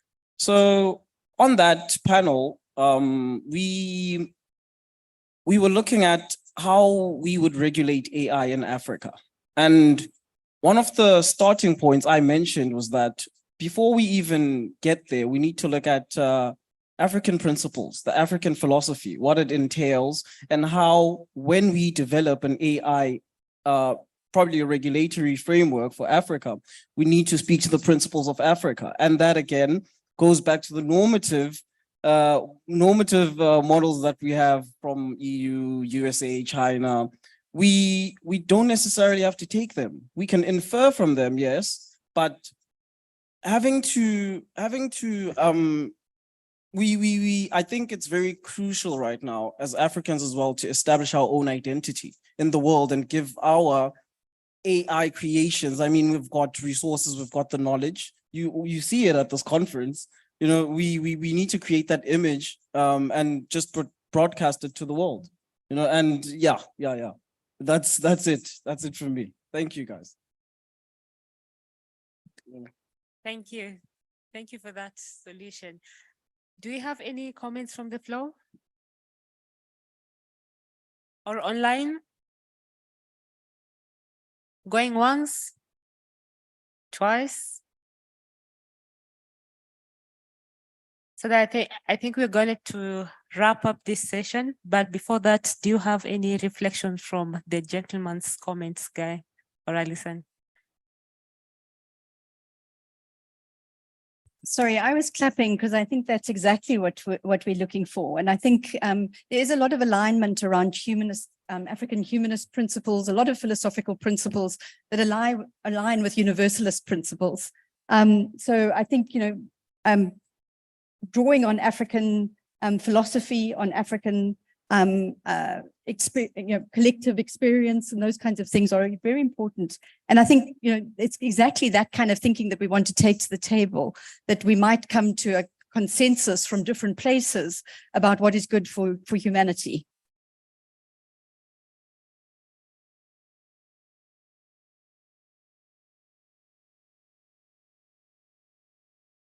I don't know. Thank you, Sabelo. I don't know if you've heard of a writer called Shoshana Zuboff, who did this huge book about exposing the exploitative practices of data by big tech. And she said, ethics is whitewash. Ethics has got no teeth. You need law. And I agreed with her. But the problem in Africa is that we don't have laws that work very, very well, or they applied selectively. And we certainly don't have laws that are strong enough to bring big tech to heel. So there, the ethics, in a way, it's part of the norm. So in terms of platform governance in Africa, exactly, let's put some emphasis on the ethics and bring in, because ethics, yes, there's some universal ethics like human rights, but there are also issues related to, a person is a person by means of other people, which is very much African thing and completely distinct to the American thing that's so individualistic. So anyway, these are the kinds of reflections that I would make about governing AI in Africa. The problem is that, well, we certainly need to increase and you need support for different systems from AI, especially training local languages. For that, you need data from big tech. But otherwise, we're just going to be taking.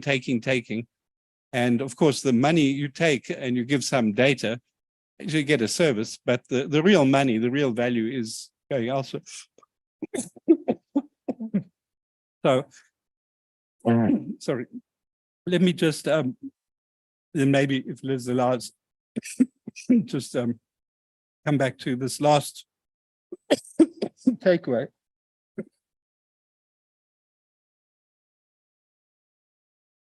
I mentioned if you want to read this, you can find that. And the research ICT Africa papers that were at the basis of this UNESCO initiative, you get a Research ICT Africa website. And Alison also posted the link in the chat. So, if you really want to get more in depth, those are very good resources. This UNESCO process that Research ICT Africa was able to contribute a perspective from particularly African, but also the global South, I think is being taken seriously by UNESCO. I don't work for them more, so I can't say for sure, but they are hoping to produce their guidelines before the end of the year, global guidelines for governing tech. So look out for that. It will be a good instrument that can be used in discussions. And then if you want to find out something more, I would just make a commercial enhancement here. There's an online training course that I've been involved in developing. It's free, and it's called Media and Digital Policy in Africa. And it's on this edX platform, which is an American platform. And you can visit this Namibia Media Trust to get more information. You can only register from the 26th of September, but it will take you about 3 hours time a week, 8 weeks. It's a really good course. So if you want to engage with more people on these issues in a more systematic way, please visit nmt.africa in the coming weeks, and then you can sign up for that. So that's it from me. Thank you so much, and for those very interesting comments. And please don't hesitate to grab me and discuss more comments. So Liz, Thank you. hand back to you. Thank you, Guy. And to wrap this session, I'd like to thank our audience who are here, and as well as those who have joined us online, and for your active participation. Like we've said, this is an ongoing research, and we have another one that we held drinks consulting yesterday evening, where we are looking at Africa's access to data from online platforms themselves, so that we see how better to solve some of the challenges that we have in the continent. For the research that we've just presented here, I have 3 copies with me, but I know this is not enough, but if you're interested, please reach out to me, and I will surely send you the links to this policy brief. Thank you.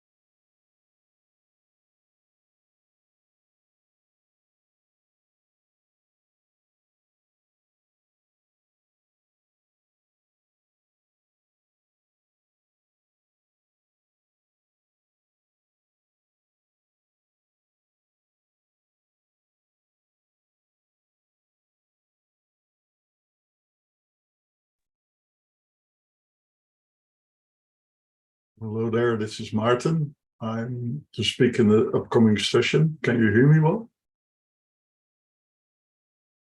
Hi, I'm Martin. It's Henriette here. Yes, I can hear you. Can you hear me? Very well, very well. Currently, I don't see the... Oh yeah, I can share screen as well. So we're set. So we're a little bit early. Mhm. So I'm just checking. So do we have any speakers that are here? Sarah?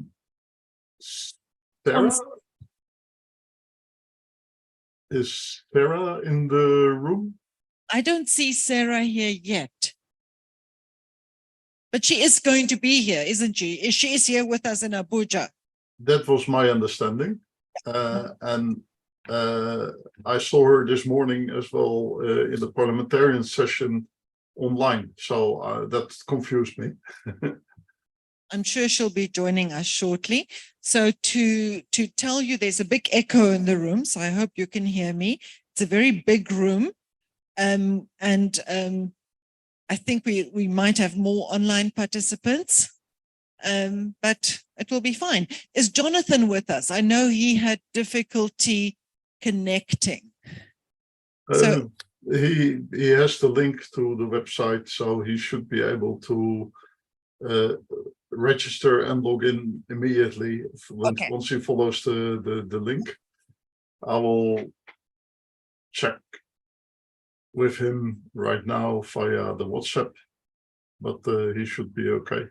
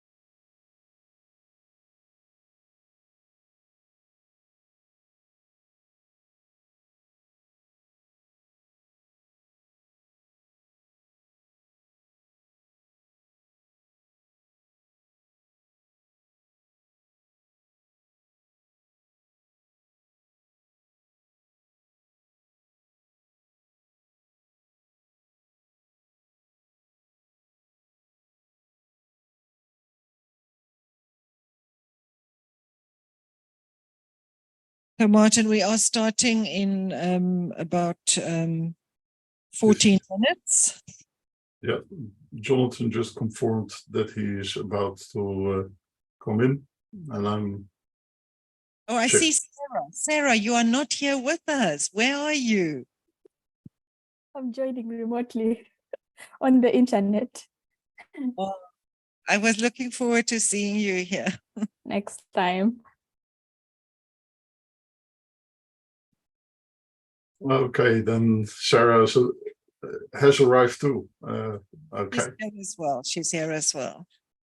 And Jonathan is here. I can see him on screen, and he seems to be still eating his lunch. Oh, he's just. Yes, right. Hi, Jonathan. Oh, you're not eating Hi your there. lunch. No, that was just one of the local residents eating his lunch. I tend to keep the camera off just to save bandwidth when I don't need it. So everyone is here early, but so just so to the speakers, did you get my email about how to approach this? Great, thank you. Yes, and we may have another person willing to contribute, but I don't see him online yet. If that's so, then I'll just help you be aware of that. He would be possibly contributing about identity management and LoRa networks, which seems to be particularly relevant for the region. But in the first round, Avery is there too, I see. So Avery will be helping with the online. Yeah, you know Avery well.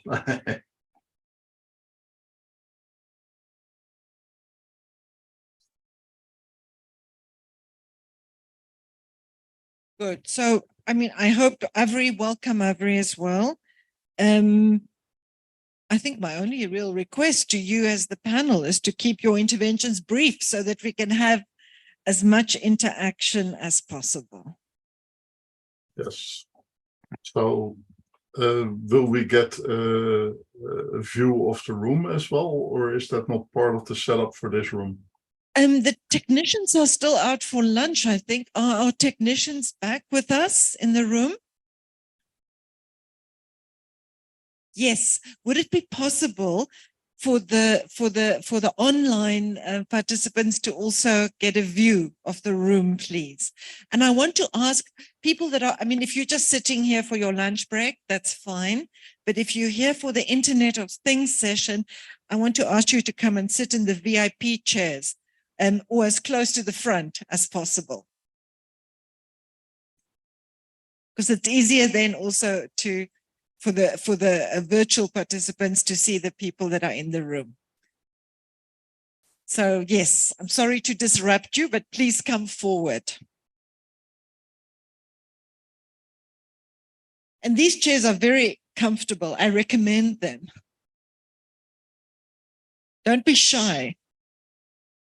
Yes, imagine you're a minister or a CEO or board director. Whatever your fantasy is. Come and sit in VIP chairs.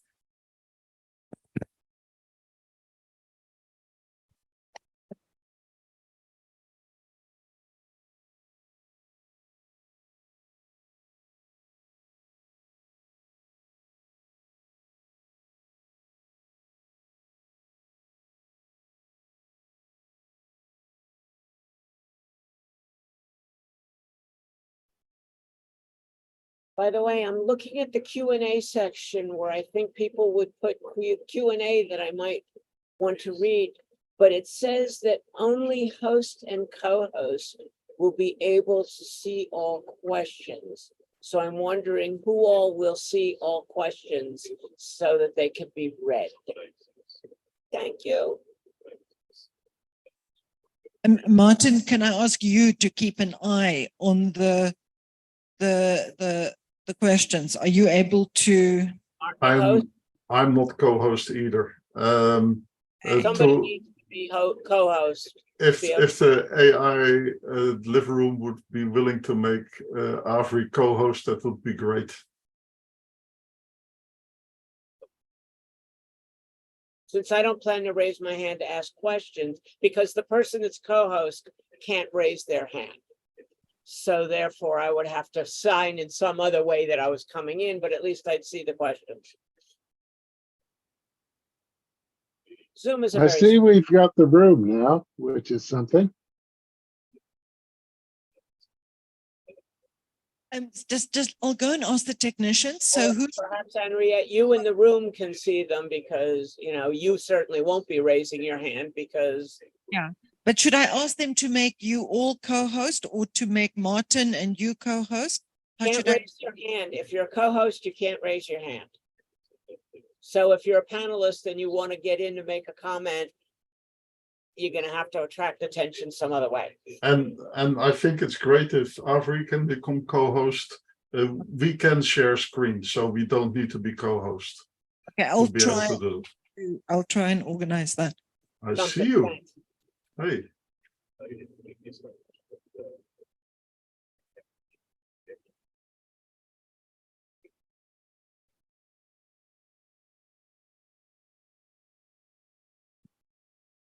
Can we have the disco lights off, please, if possible?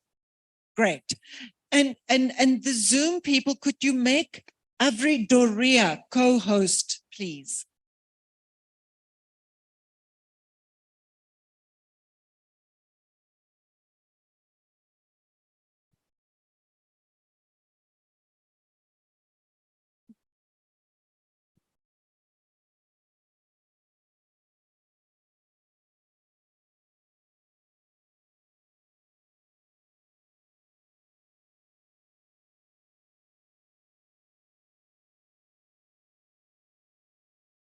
Yes, I see there's no chat available, right? There is chat available. I do not see it being. There is chat available. Under there is. Yeah. Oh, under more. Good.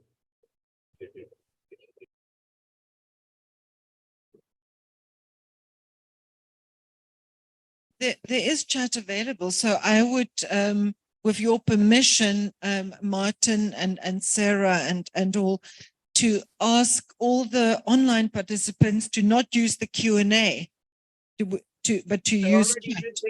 And I can see some of them said they can't hear, but it's not going on yet. If they can hear, I mean, it's not going on yet. But what is your preference, that they put questions in chat or using the Q&A? I don't care. Chat. Wherever they put them, I'll Chat try. chat has the advantage that everyone can see it. Exactly. So online participants, it would be good if you use for your comments and your questions the chat. My co-moderator is going to keep an eye on the chat. And he will just tell me, or they will just tell me when they want. Avery, we can hear you very clearly. We can hear Liz, we can hear Jonathan, we can hear Martin. So far. Okay. In any case, they have made me co-host, and so I'll deal with that also. Cool, thanks. So I will also watch for the questions, just in case anybody uses it.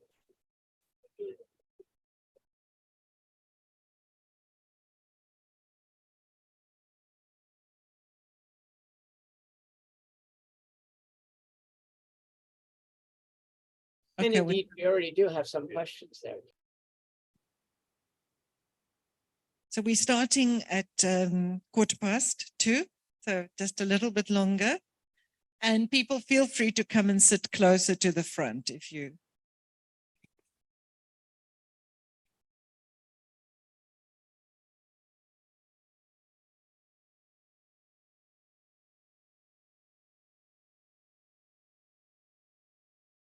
There's also very loud air conditioning in the room, but you all sound very clear. So. Well, thanks for hosting us on the ground. I know all of us would have liked to be there in many ways. It gives us a good opportunity for the session, but we will miss the opportunity to speak outside of the meeting with those of you who are around. And we do hope to meet some of you in Kyoto.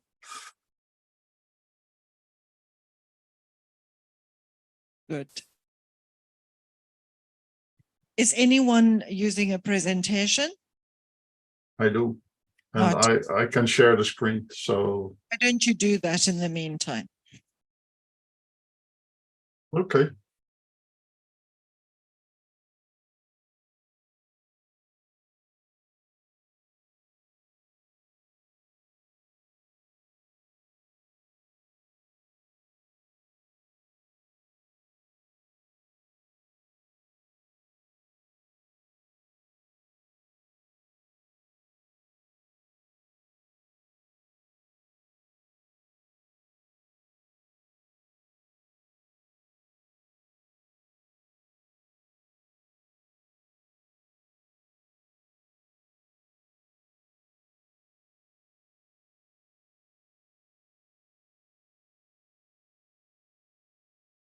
Good, that's very clear. We can see that. Excellent.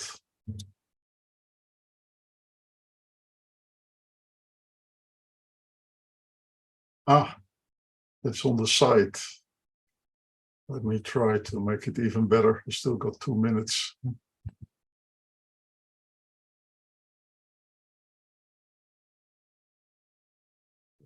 That did not make it better. It made it disappear. This will make there it we better. go. Hooray! This makes it better. I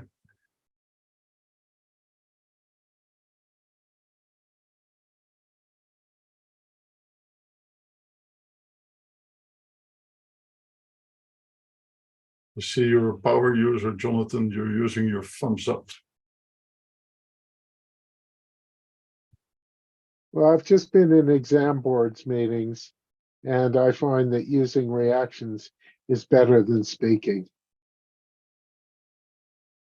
Because if you speak, the meeting goes on longer.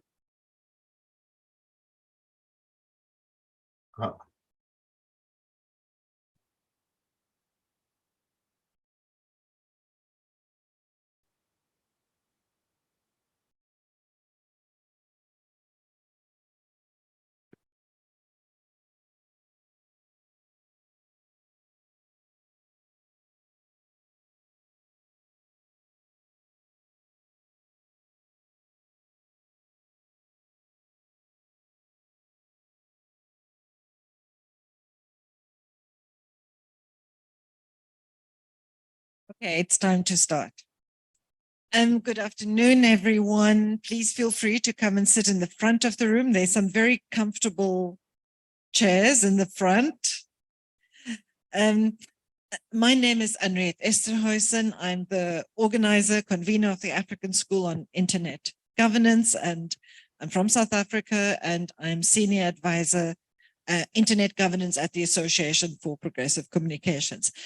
So welcome to this workshop, which is called IoT, Internet of Things, Usable by Design, Closing the Gap.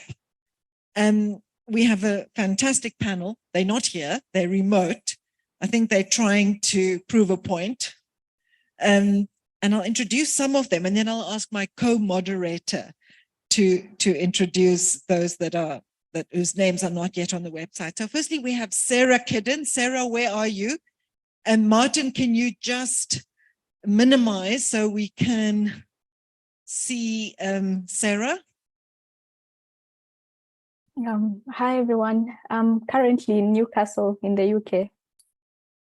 That's very far away, Sarah. But Sarah is a public interest technologist. She's a design researcher, and she's part of the Internet Governance Forum Dynamic Coalition on Internet of Things. You'll hear more about that. And usually she's in Africa. We also have Martin Botterman. You'll hear more from him soon. He'll tell us what we're going to try and cover in this session. And he's a member of the board of directors of ICANN. And he has lots of experience. In fact, I can say that Martin has really played a leadership role in making the connections between internet governance and Internet of Things, and also in just demystifying what we mean by Internet of Things. We also have Jonathan Cave. He's a fellow at the Alan Turing Institute at the University of Warwick. And we have Avi Doria, an independent technologist, also a member of the ICANN board of directors. Can we just quickly hear from all of you? Jonathan, Martin. Jonathan first, where are you? Can we hear you and see you? Okay, yes, here I am. I'm in Kenilworth in the middle of the UK, near the University of Warwick, where I have my faculty position. And yeah, so that says a bit about me. I have 3 or 4 jobs. I'm at the university as an economist, member of the economics department. I am a fellow of the Alan Turing Institute, which is based in London, but involves many universities. And I'm an official of the British government, at least until next March. And you have an incredible backdrop. Your backdrop is truly amazing. Yes, that's from the Grosvenor School. Those are artists who print on linoleum. And it was very popular in the just pre-war and post-war periods in the UK. And Avri, can we see you? Believe I'm already visible. So yeah, I'm in Providence, Rhode Island in the US, and I'm in the role of remote moderator. I've already started to collect some of the stuff that was in the Q&A, and I look forward to us getting to the substance of this discussion. And thanks, Avri. And we have other speakers as well. I mean, Martin, who else is there? Is Lucian with us? Not Lucian. Santosh stands ready to contribute later on as well. I would, because he was a late addition, I suggest we first go with the first cycle and then invite him to talk about the identity management and LoRa networks, which will be an excellent contribution to this session, I believe. Santosh, good to see you. Good, good. Thank you, Martin. So before I give Martin the floor to tell us what we're going to cover in this session, I want to ask you a question. Anyone can answer, as many of you as want to. What is the one thing that you don't understand about Internet of Things, or that you are curious about, or that you find confusing about this concept of Internet of Things?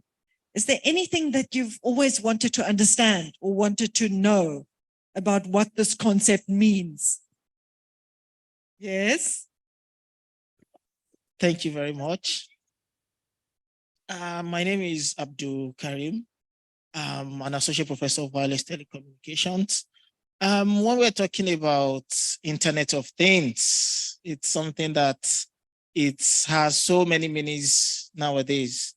But it's all about trying to ensure that things are connected together, and majorly it's all about connectivity, and that's from my own understanding. Thank you. Anyone else, something that confuses you or that you want to understand better about IoT? All right, thank you. My name is Satmer Dapel. Yes, Internet of Things has to do with interconnection of everything. Let's just put it that way.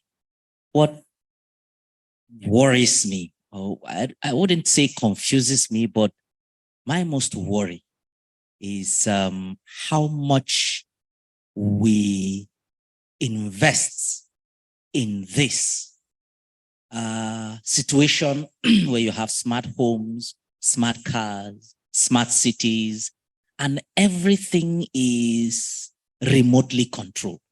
My fear or worry is that we are depending on, or we are providing a platform for remote interference, talking about security now. So that's where it worries me. So you don't have like physical control, independent control of everything, but you are creating something that you are giving an access without knowing to someone, and you are depending on that third party, so to say, for the functionality. That's my kind of worry. Thank you. I think you expressed mine too very well. Anyone else? Let's take one or two more people. And it can be really, they say there's no such thing as a stupid question. And it's really true. Anyone else? Something you want to understand better about IoT? My name is Rifkatu Ademola. So to be frank, I don't know what it means, and I will be eager to learn and unpack all that it has to do with it. Thank you.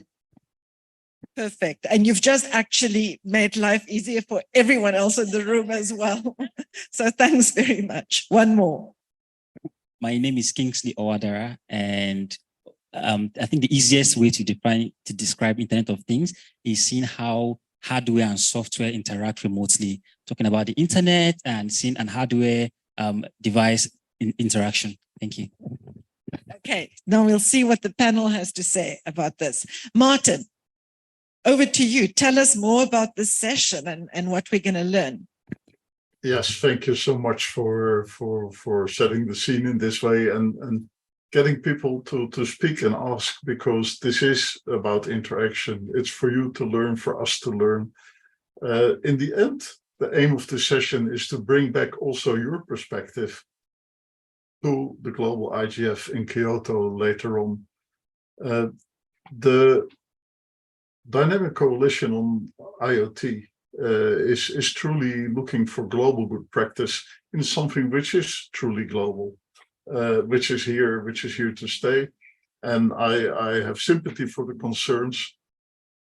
Once we get connected, we are subject to a lot of vulnerabilities that we should be able to address as well. So thinking of security, data protection, and all those things is as important as looking for and benefiting from the opportunities. So aim of the Dynamic Coalition is to come to global good practice perspective, to keep that fresh, and in that way keep the world to a common understanding of what global good practice is, taking into account that the world exists from many different jurisdictions, many different value sets and cultures, and many different even physical circumstances, ranging from hot to warm, hot to cold, ranging from being able to count on electricity to not always having electricity available, ranging from high bandwidth to maybe very poor bandwidth. All this is one world, that we need to consider when we think of how to do this best. Because the IoT consists of devices, which is like a little box or a camera or a sniffer or anything, to whole systems and services that take care of wider things. So it is important that we take that into account. Now I'm gonna see how I can. What we know of new technologies is that they bring us new ways to also respond to today's challenges. The Sustainable Development Goals you may be well aware with, and eradicating hunger is, for instance, one of the things where you see also that IoT is one of the things that can make a difference, because it can increase crop turnover by having a system in place that helps you to manage it even better, and other things. Technologies, as said, yes, they can be abused, but they're not good or bad in themselves. It's how we use it. And it's important, if you adopt new technologies, in particular, when you're not a front runner, even more so, that you consider how to protect yourself against abuse, while at the same time create space for learning how to use it best. So we truly see connected technologies as a necessity. And IoT in this is basically the eyes and ears of the internet, but also the actors of the internet. So doing things, ranging from opening and closing bridges to warning systems, to in your car, helping you to make better use of the road. So the good thing about global knowledge is that all the problems you may run into may already be solved somewhere, but it's important to share this knowledge and to also be open to receive knowledge, and to take action when things need to happen. Again, a big range of things that IoT devices could do. The buoy you see floating in the sea is part of a tsunami warning system that helps people to be warned prior to a tsunami reaching the coast. So give more time for evacuation if and when needed. On the right-hand side, it's air sniffers, where you see that if the air quality deteriorates, for instance, in industrial areas, that the sniffer will be able to tell you and warn you again. But on the very bottom, you also see the little chip. It's not only the systems out there, but nowadays it even can be part of a system that watches your health and warns you, for instance, if the pressure of blood in your system goes on, and gives a signal that, ooh, imminent heart attack care is needed. So it's a wide range of things. And yeah, it's really up to you to see what you need and where it may help you in dealing better with the challenges of today. Now, the IGF and the Dynamic Coalition IoT really see IoT as merely a specific aspect of the internet, just like social media, communication, access to information. And it does link to big data. It does link to AI. But it has specific characteristics that will be important to consider. It collects, it stores, and it provides access to many data-related observations by sensors. It does have, it includes autonomous networks that take decisions sometimes without human intervention, following receipt of specific data according to programmed models, making use of algorithms that have been put in place. And yes, I'm with you, Henriette, and I'm with you, the speaker who warned about the security aspects. It's a possibility to weaponize it, ranging from turning up the heat in the house of a friend that isn't a friend anymore via remote means because he has one of those IoT devices to take care of the heating, to other aspects. Now, the Dynamic Coalition is set up in Hyderabad in 2008, so we're celebrating our 15th year now, and we've active since. And we do not only meet at the IGF, but also in regional meetings in US, Europe, Africa, and Asian Pacific, Latin America. Aim is to develop that shared understanding, because the understanding of Africa is not the only understanding. The understanding of Europe isn't the only one. The understanding of Latin America isn't the only one. We need to understand the bigger picture. Because of this, it is so important that these dialogues that often take place in silos with the security practitioners, with the car develop practitioners, with all this, that we have a platform where stakeholders meet at equal level. And this is what the IGF and the DC, the Dynamic Coalition, is trying to be. Where are we today? We believe that the Internet of Things good practice aims at developing IoT systems, products and services, taking ethical considerations into account from the outset, both in the development, deployment, and use phases of the life cycle, thus to find an ethical, sustainable way ahead, using IoT to help to create a free, secure, and enabling rights-based environment, the future we want. This is open for discussion as well, but this is something that comes back again and again as, yeah, that's right. And what are we going to do about it? Well, our current thinking in summary is that it's important to embrace IoT to address societal challenges in an ethical way. We need IoT to create an IoT environment that also encourages investment. So involve stakeholders, create ecosystems, stimulate awareness, get into dialogue, and also for governments to provide legal clarity and the review of legal mechanisms. So what does the IoT emergence mean for the way you manage your country? And last but not least, to ensure emergence of a trusted IoT environment. And this is the lesson on global level. This is what we would expect from global suppliers, meaningful transparency. So not just a lot of information, but clear information that helps us understand what we're talking about. Clear accountability, who's responsible in what cases. And let's avoid lock-in, make sure there's real choice. So user-centric, privacy, and sustainability are the keys here.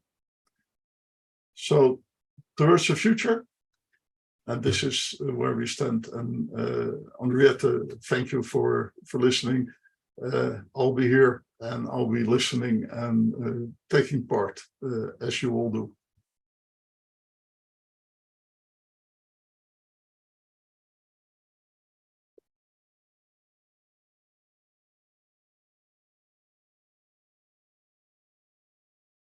My audio is back. It was off for a bit. Thanks for that, Martin. Avery, any comments from the remote community, the virtual participants that we need to listen to or recognize at this point? There were three things in the Q&A, nothing specifically during Martin's. I can read the ones that were in the Q&A because I think that they're themes that may be woven into future discussions. So if you'd like, I'll read those now. There are really two contributions, one with two questions. One is, what is the government and NGOs doing to improve the spread of the internet to the disadvantaged communities across Africa? And so in the context of IoT, that would be an interesting thing to have covered. The other set of questions was, what will be the impact of the Malabo Convention? How will it affect implementation of AFCFTA within the renewable energy sector? And a second part on that one, how do we ensure security in these platforms that are off the shelf and not African in design? How are the platform issues affecting Africa's compliance with AFCTA requirements insofar as renewable energy supply, optimization, utilization, how could AI assist in ensuring secure energy databases? So I don't know how that will fit into the ongoing discussions and such, but you know, those were presented before we even started our discussions. Back to you. Thanks a lot. And our speakers are going to have to take on that. And that one question really reminds me of, I was at a meeting in Addis Ababa at the African Union Commission some years ago, where governments were talking about African Internet of Things strategy. And someone in the audience stood up and said to the governments, why are you connecting things when you haven't even connected people yet? And I will always remember that. So, but the point of this session, as Martin said, is that we want to really address two main questions. Does this matter for Africa? How does this matter for Africa? And then what is the good practice? What is the global good practice? What is the good practice that as Africa moves into embracing IoT, that we should take into account? So to start us off in answering that first question about why does it matter? Does it matter for us in Africa? We're going to ask Sarah. Thank you, Henriette, and thank you, everyone. So I think I should start by saying that IoT is all around us, whether we like it or not. It's all around us, and I can give specific. Specific examples for the African continent. So I've seen different applications of IoT. For example, I'm not sure how many of you like going to safari parks. I like going on safari drives. So I've seen like national parks in Kenya are using IoT to track animals so that if visitors come, they have the, like sometimes if you go to the safari park, you're promised to see elephants and lions, and then you go to the park and you don't see them. So they are now using RFID technology to be able to tag these things. I've seen examples in Tanzania where they're using IoT in the oil sector and logistics to avoid, oil being stolen in transit and being sold on the black market.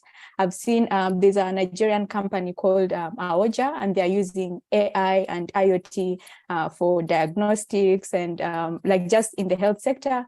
In Uganda, using with the National Drug Authority, combining it with SMS-based technology to keep track of drugs. And even in our homes, like many of us now are using smart TVs, smart fridges. So I think the first thing to say is that even in our African countries, we are using technology all around us. So that's the optimistic side. And there are advantages. I think Martin has mentioned some of them for using IoT, and there are downsides. And some of the downsides are the ones you mentioned around the security of these devices, safety. The first thing I want to say is that we attended the parliamentary session this morning. I think Martin attended that as well. And they were discussing the Malabo Convention. I think right now we still have 15 signatories on the African continent. And this discussion has been happening since 2011 to now. So it's like over 10 years. So you cannot disassociate Internet of Things with big data and artificial intelligence, because these devices collect massive amounts of data and then use algorithms to interpret that data so that it makes value to you. So if we want to protect that data, we have to create data protection laws. Most of our African countries still do not have data protection laws, and that is very important if you're going to be talking about big data and processing of such data. And there are other things that I think we can do through regulation by mandating manufacturers to do certain things. So there was a paper I was reading about the European Union AI Act, which does not have anything to do with the discussion, but there's something that was mentioned in the paper that I found very helpful. They were saying if we give guidelines, a manufacturer will choose to implement the thing or not. So they'll do what they want. But if you mandate them to do something, then they will. So if it's a safety feature, if it's saying do not ship devices with their default passwords, and it is required by law, then people know that they have to do these things. So I think those are the initial comments that I can give right now. But there are other things that we can continue discussing as we proceed. Thanks for that, Liz. let's hear from Jonathan. And I see we've got a hand up, but let's hear from Jonathan next. And then Advocate Nandipa will come to you with your question. So, but let's hear from Jonathan first. Okay. What I was going to say could have been entirely taken over by things that were prompted by the discussion we've had so far. But I just wanted to mention a couple of things, in part because they help to sort of clarify why the Internet of Things matters, and to a certain extent, why it may matter differently for Africa than it does for other parts of the world, and why that difference matters to the other parts of the world. So the idea here is that we want devices to sort of work, to be usable, as it were, by design. But that assumes that they're designed. One of the things about the Internet, one of the characteristics of the Internet of Things is that it's got lots of different devices in. Some of these devices, as we've heard, are smart in the sense that they turn inputs, put them through simple algorithms, and effectively make decisions, apply rules. Other devices are smarter still because they learn from how they're used. And so you can have very smart devices, but most of us have, for example, phones that are smart in that sense. And we use them for fairly, well, let's call them dumb uses, simple uses. So the devices are designed to serve a whole range of uses, reflecting users in all different contexts around the world. But most of us may not make use of those capabilities. So the devices have some spare capacity. One of the things they do with that is that they collect data. We've recently heard, particularly in the last couple of weeks, about the enormous amounts of personal data that are being collected by devices as simple as automobiles, which have many sensors in them.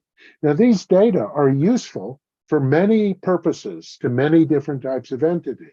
So the kind of rule that is, let's say, more developed in Europe than it is in Africa is a rule based on privacy. These data are about me, and so I should be able to say who has access to the data. And there's an ethical reason for that if the data are being used to affect my interests. But suppose it was e-health data. I've done a lot of work on mobile health projects in Africa, for example. One of the advantages is that we collect answers to questions that we didn't know how to ask, that we gain an understanding, for example, of how diet-related diseases or contagious diseases spread and what their impacts are and how it affects people's behavior. These data are not used to attack or harm people's interests, but rather to enhance them. But sometimes the interests that they enhance may not be the interests of the people who generate the data. So we've seen this with genetic data, that the resources of, for example, jungle ecosystems are being used to develop drugs for the Western world that are entirely unaffordable in the places where they come from. So there's an ethical issue there that comes from the excess capacity of these devices. But there's another thing that's sort of unique to Africa in its approach to the use of these connected things, which is not so much the use of smart devices to do dumb things, but new smart ways to use dumb or limited devices, where airtime and bandwidth are scarce, where phones are ubiquitous, but high-powered broadband networks or smartphones are not. Nonetheless, the same kinds of functionalities that are done with very high-tech items are done at a much lower tech level, M-Pesa being the sort of obvious example from an economic sphere. Why does this matter? It matters because in a high-tech sphere with complicated platforms through which these devices are connected, the power, the control of the data, and the interests live with the platform operators. Now, or they may live with the tech designers. And in the low-tech implementations, the power rests, or is more likely to rest, with the users. So this really matters in a huge way. And in particular, it may be that the concerns that Africans may have in terms of how they use these technologies may be different from those of the citizens for whom global standards, global conventions, and global things like that are being written. it also means that the flow of learning is two-way, that we've learned things from the way Africans have used devices like Raspberry Pi, the little simplified computer, or M-Pesa, or the ATMs in India that use fingerprints, that are of use in other areas where we want to step back from giving control to the large, very high-tech operators. So one of the things we need to be aware of are that these data are being collected at very large scale all around the world. One difference between different countries that's important is that in some countries, this is a classic cybersecurity problem. Certain kinds of data, certain people are being targeted, and certain data are being particularly collected. But now, particularly with the advent of AI, there are certain business models and certainly certain countries that don't target particular data or people. They just collect all the data that there is, and they put them into things that are not algorithms, but are deep learning programs. And the things that those programs learn and do are not intended, designed, or controlled by anyone. And the reason that matters brings me back to why I think the Internet of Things matters. One of the people raising questions from the audience at the beginning was talking about the remote control of these devices. But very often, it's not the devices themselves that are being controlled. It's their interaction, the way they interact with each other, that produces a kind of behavior that we might care about. So not control may be more worrisome than remote control, because there's nobody there that we can hold responsible. And that is sort of the final point, which is most of our laws, most of our development models start and end with human beings. And it's the human beings that we can hold responsible for the decisions that they take. But if in fact those decisions are taken by devices, even my devices, but I can't know or understand what those devices are doing, it's not useful, it's not helpful to hold me responsible. So when Martin talks about needing to have an ethical path of development, that's no simple question. It's not a matter of taking our existing ethical standards and translating them into computer code, because we don't really know what's good and what's bad. And we don't really know how we should think about what happens when we start using these devices, particularly in ways that were not anticipated at the outset. So I think that Africa can learn a lot, not just from the technologies and the learning of the West, but also from the mistakes that have been made. But I think that the learning can flow just as much in the opposite direction. But what is absolutely critical is that this is a relationship built not on perfect observation and scrutiny, but on a kind of trust, on a kind of peer-to-peer partnership around certain commonly accepted goals, rather than a contractual or transactional relationship of the sort that we see not just in commercial operations, because, for example, the large Chinese firms that are operating in many African countries are collecting vast amounts of data. But even in the international financial organizations, the World Bank, the IMF, and their programs, a certain model of human relationships is applied. And it may be that the IoT, because it challenges those models, gives us a chance to escape from them. Okay, that's enough. It's just a few provocations. Back over. To Avery to call up the remote virtual speakers. From Liz first, you, and Jonathan then from you, I want a one-sentence definition. What is Internet of Things? For those people in the room who ask that. I know that's challenging, but try. Jonathan, you go first. Okay. The Internet of Things is a system where devices are connected to other devices, either to collect information and process it, or to send instructions as to what should be done using that information. Everything else follows from that. Thanks, Jonathan. Liz, what's your definition? Sarah, not Liz, but okay. I'm so sorry. I am exhausted. Sorry, Sarah. People confuse the two of us, so it's fine. So my view of Internet of Things, I think it's just a fancy way of saying that your everyday devices can actually connect to other devices on a network and be able to exchange information. Basically, that's my simple definition. Would both Sarah and Jonathan agree that if you have a smartphone, you are part of the Internet of Things ecosystem? Or your smartphone is part of that? Yes. In fact, even if you have a dumb phone, you are part of the Internet of Things. If you have a car with a SIM card in it, you're part of the Internet of Things. Okay, so everyone in the room, you have a smartphone? Yes? So Internet of Things is already in your pocket or in your bag. Avri, over to you. Thanks. Yeah, there are no new questions in either the chat or the Q&A. We have had one hand up for a while, and that's Advocate Nandifa, that's Luba, and forgive me for name pronunciation if you can. So please unmute yourself and ask away. Thank you. And introduce yourself. Thank you very much.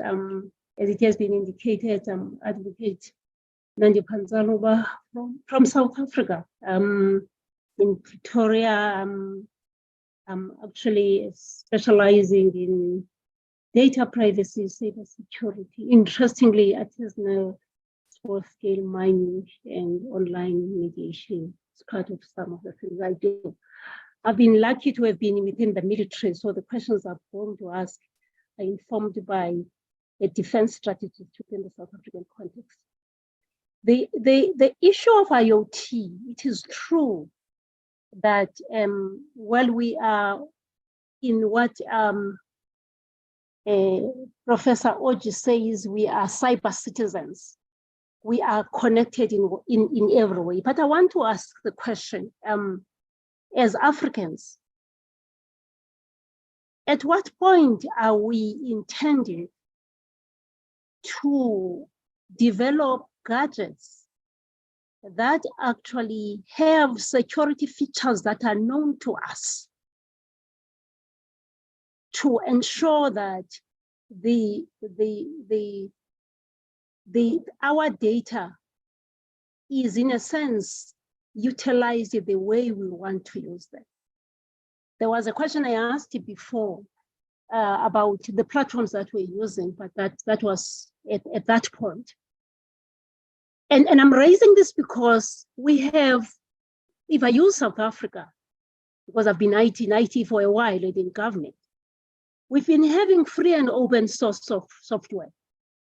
The aim was to make sure that you move out from a licensing regime that is having some ties that impact on your advantage to be able to deal with some of the features.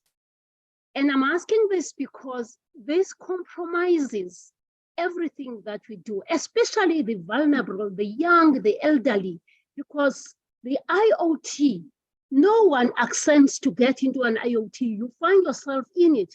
And if we look at the privacy regime, somewhere along the line, the lawful processing of information in terms of the requirements of both GDPR and the privacy laws of the various jurisdictions are not taken care of.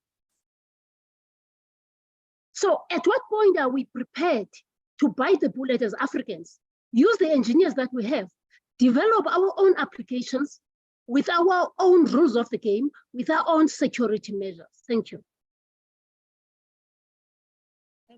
Thanks for that, Advocate Nandipa. That's a very challenging question. And I think, well, Liz, I'd like you to respond to that. But I think also all of the speakers, is it realistic? I mean, obviously we need to develop our own devices, but do we need our own standards? So how do you find an effective balance between having global interoperability and global safeguards and standards that protect people's security and privacy and innovation at the local level? So Liz, why don't you start first? Are you calling on Sarah? Also, I wanted to point out that we Sorry. do have another hand up that Sorry. popped up very quickly during the last one. So perhaps it was also in connection to the point being made. But please, Sarah. Okay, so I think the question that has been asked is very challenging because like I've spent the last 4 years thinking about design of IoT devices, and I can tell you it's not something that we can do right now. It requires a bit of planning, but we have an opportunity as Africans to create something that is for our context and that fits our need. But there are things we have to talk about, for example, capacity building. And if you look at people who have written about the kind of training that you need for IoT. So there's someone who was saying, when you're talking about IoT, we already said there's big data training, there's artificial intelligence, there's the device themselves. Do you have the skills to do Arduino programming, Raspberry Pi programming, and all the other issues that are related to that? Do we have the capacity to do that? If yes, then we move on to the next step. The other thing is around infrastructure. So Internet of Things is not just the devices themselves, but there's in the underlying infrastructure, access to the internet. We're still struggling with basic access to the internet, even in the city center. So we also have, if the devices are going to communicate with each other on the network, then we need to put that infrastructure in place. Things like electricity, there are many places in the world, in Africa specifically, where people don't have access to electricity. So how will you power these devices without access to electricity? There are other issues that I have thought about, for example, internet shutdowns. What does it mean for your device if you are off from the internet for a whole month? I don't know what that means, but is that something that as an engineer you think about as you design these devices? So it's a conversation that we should have. And I think we have the opportunity through the Dynamic Coalition for IoT to have these conversations, but I've not found a forum where people are talking about IoT on the African continent. And this is an opportunity for us to start. Yeah. Sarah, I just want to ask you a quick follow-up question, and also before I forget your name again. But Sarah, when you were doing your research, what was it? Was it difficult to find data on IoT usage and innovation in Africa? Was that a challenge, or is that something that's becoming easier? Because I would imagine, like capacity, access to data must also be really important for us if we want to take control of IoT innovation in Africa. So there are a few publications around IoT in Africa, but most of them talk about that challenge. So you don't even have access to, we don't even know how the landscape looks like. We still don't know what kind of devices people are using. I can speculate based on what I use and what I see other people using, but we still don't have a good understanding about the kinds of devices we're using in our homes and in our communities. But there are, like the examples I mentioned earlier in the national park and so on and so forth.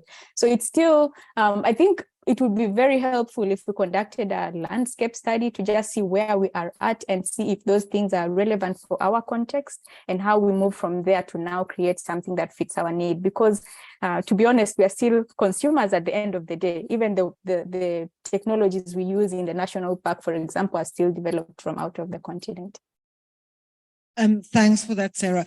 Jonathan, what are your responses to Nandipa's challenging questions? Yeah. Well, I come from the defense world myself many, many years ago.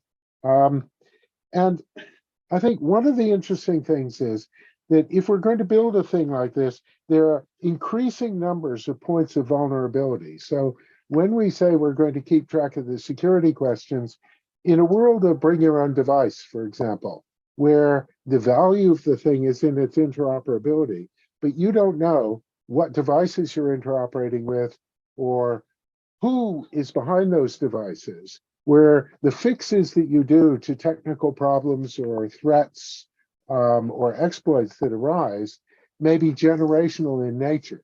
So you may have patch devices interacting with non-patch devices in complex systems.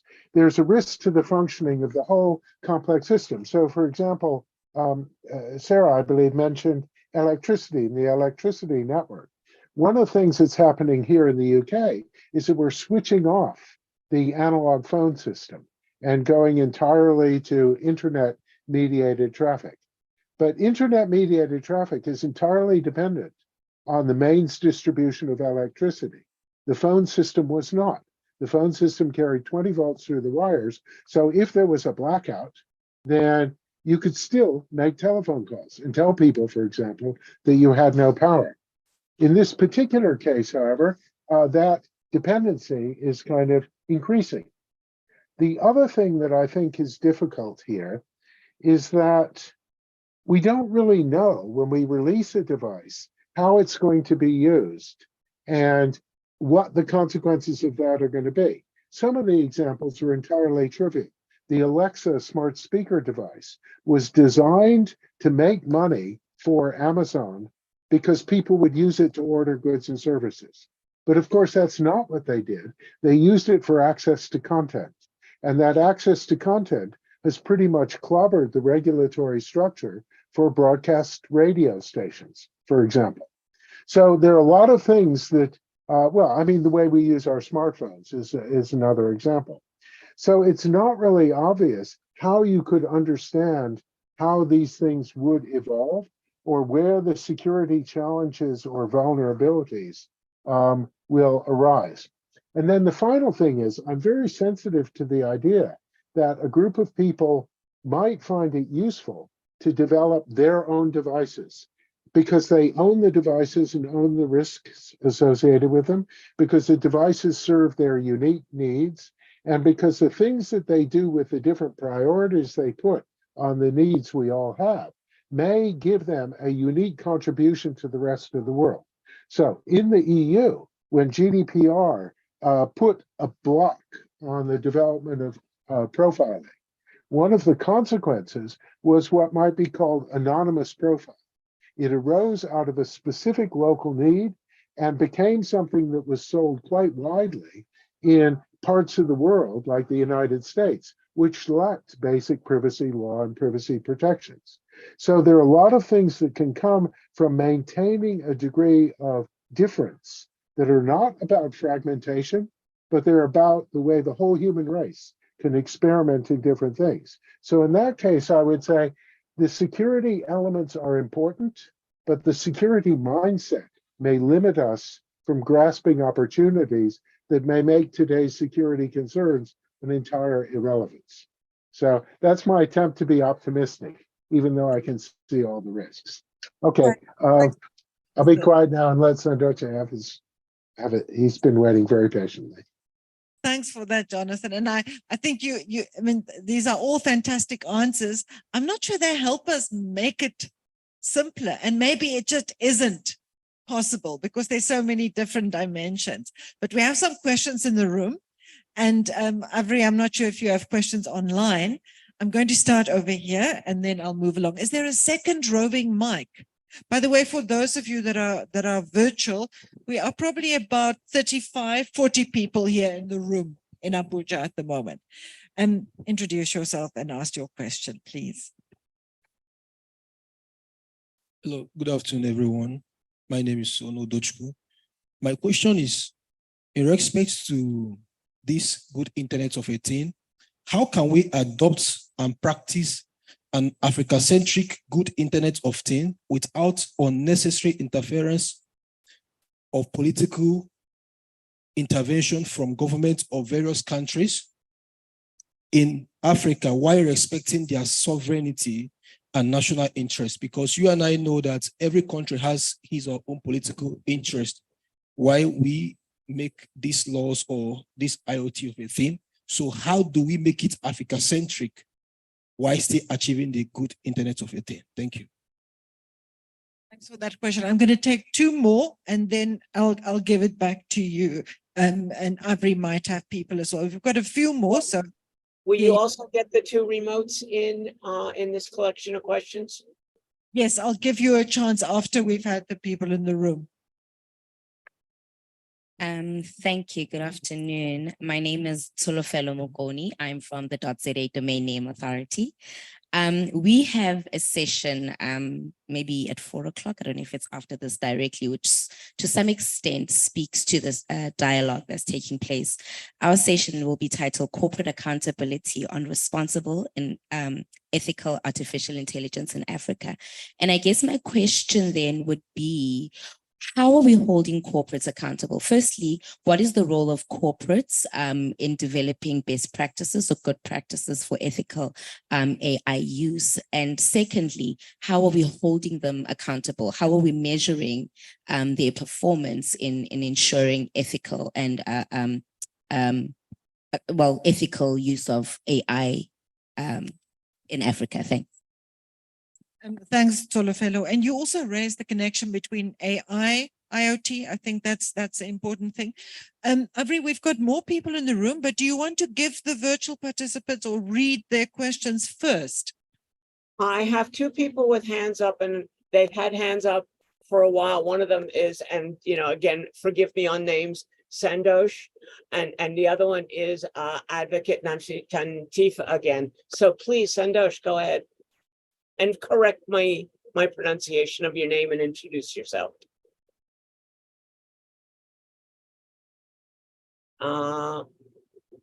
You need to unmute yourself if you want to speak. Sorry. Okay. So it was, my name is Santosh Balakrishnan. I had the R&D partnerships at the French Network Information Center.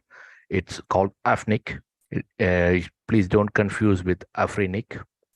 So Martin invited me to give a very brief presentation on the IoT technology that we are working on. It's called LoRa, long range.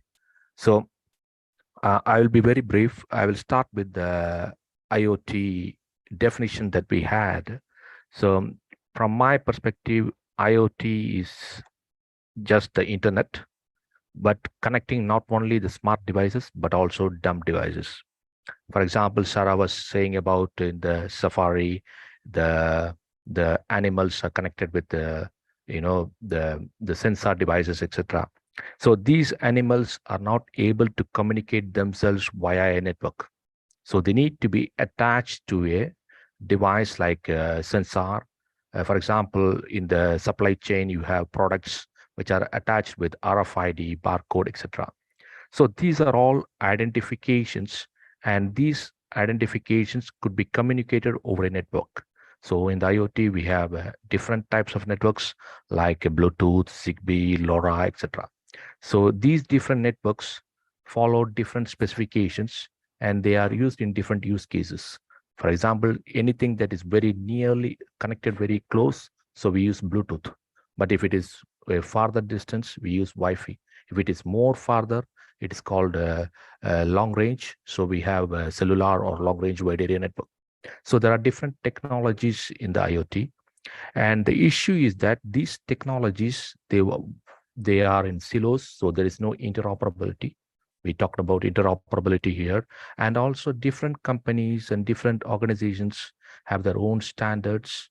And so it is difficult to work with each other, like in the internet. For example, in the internet, anybody who has a browser like Chrome or Firefox or any other Internet Explorer can access the same information anywhere in the world.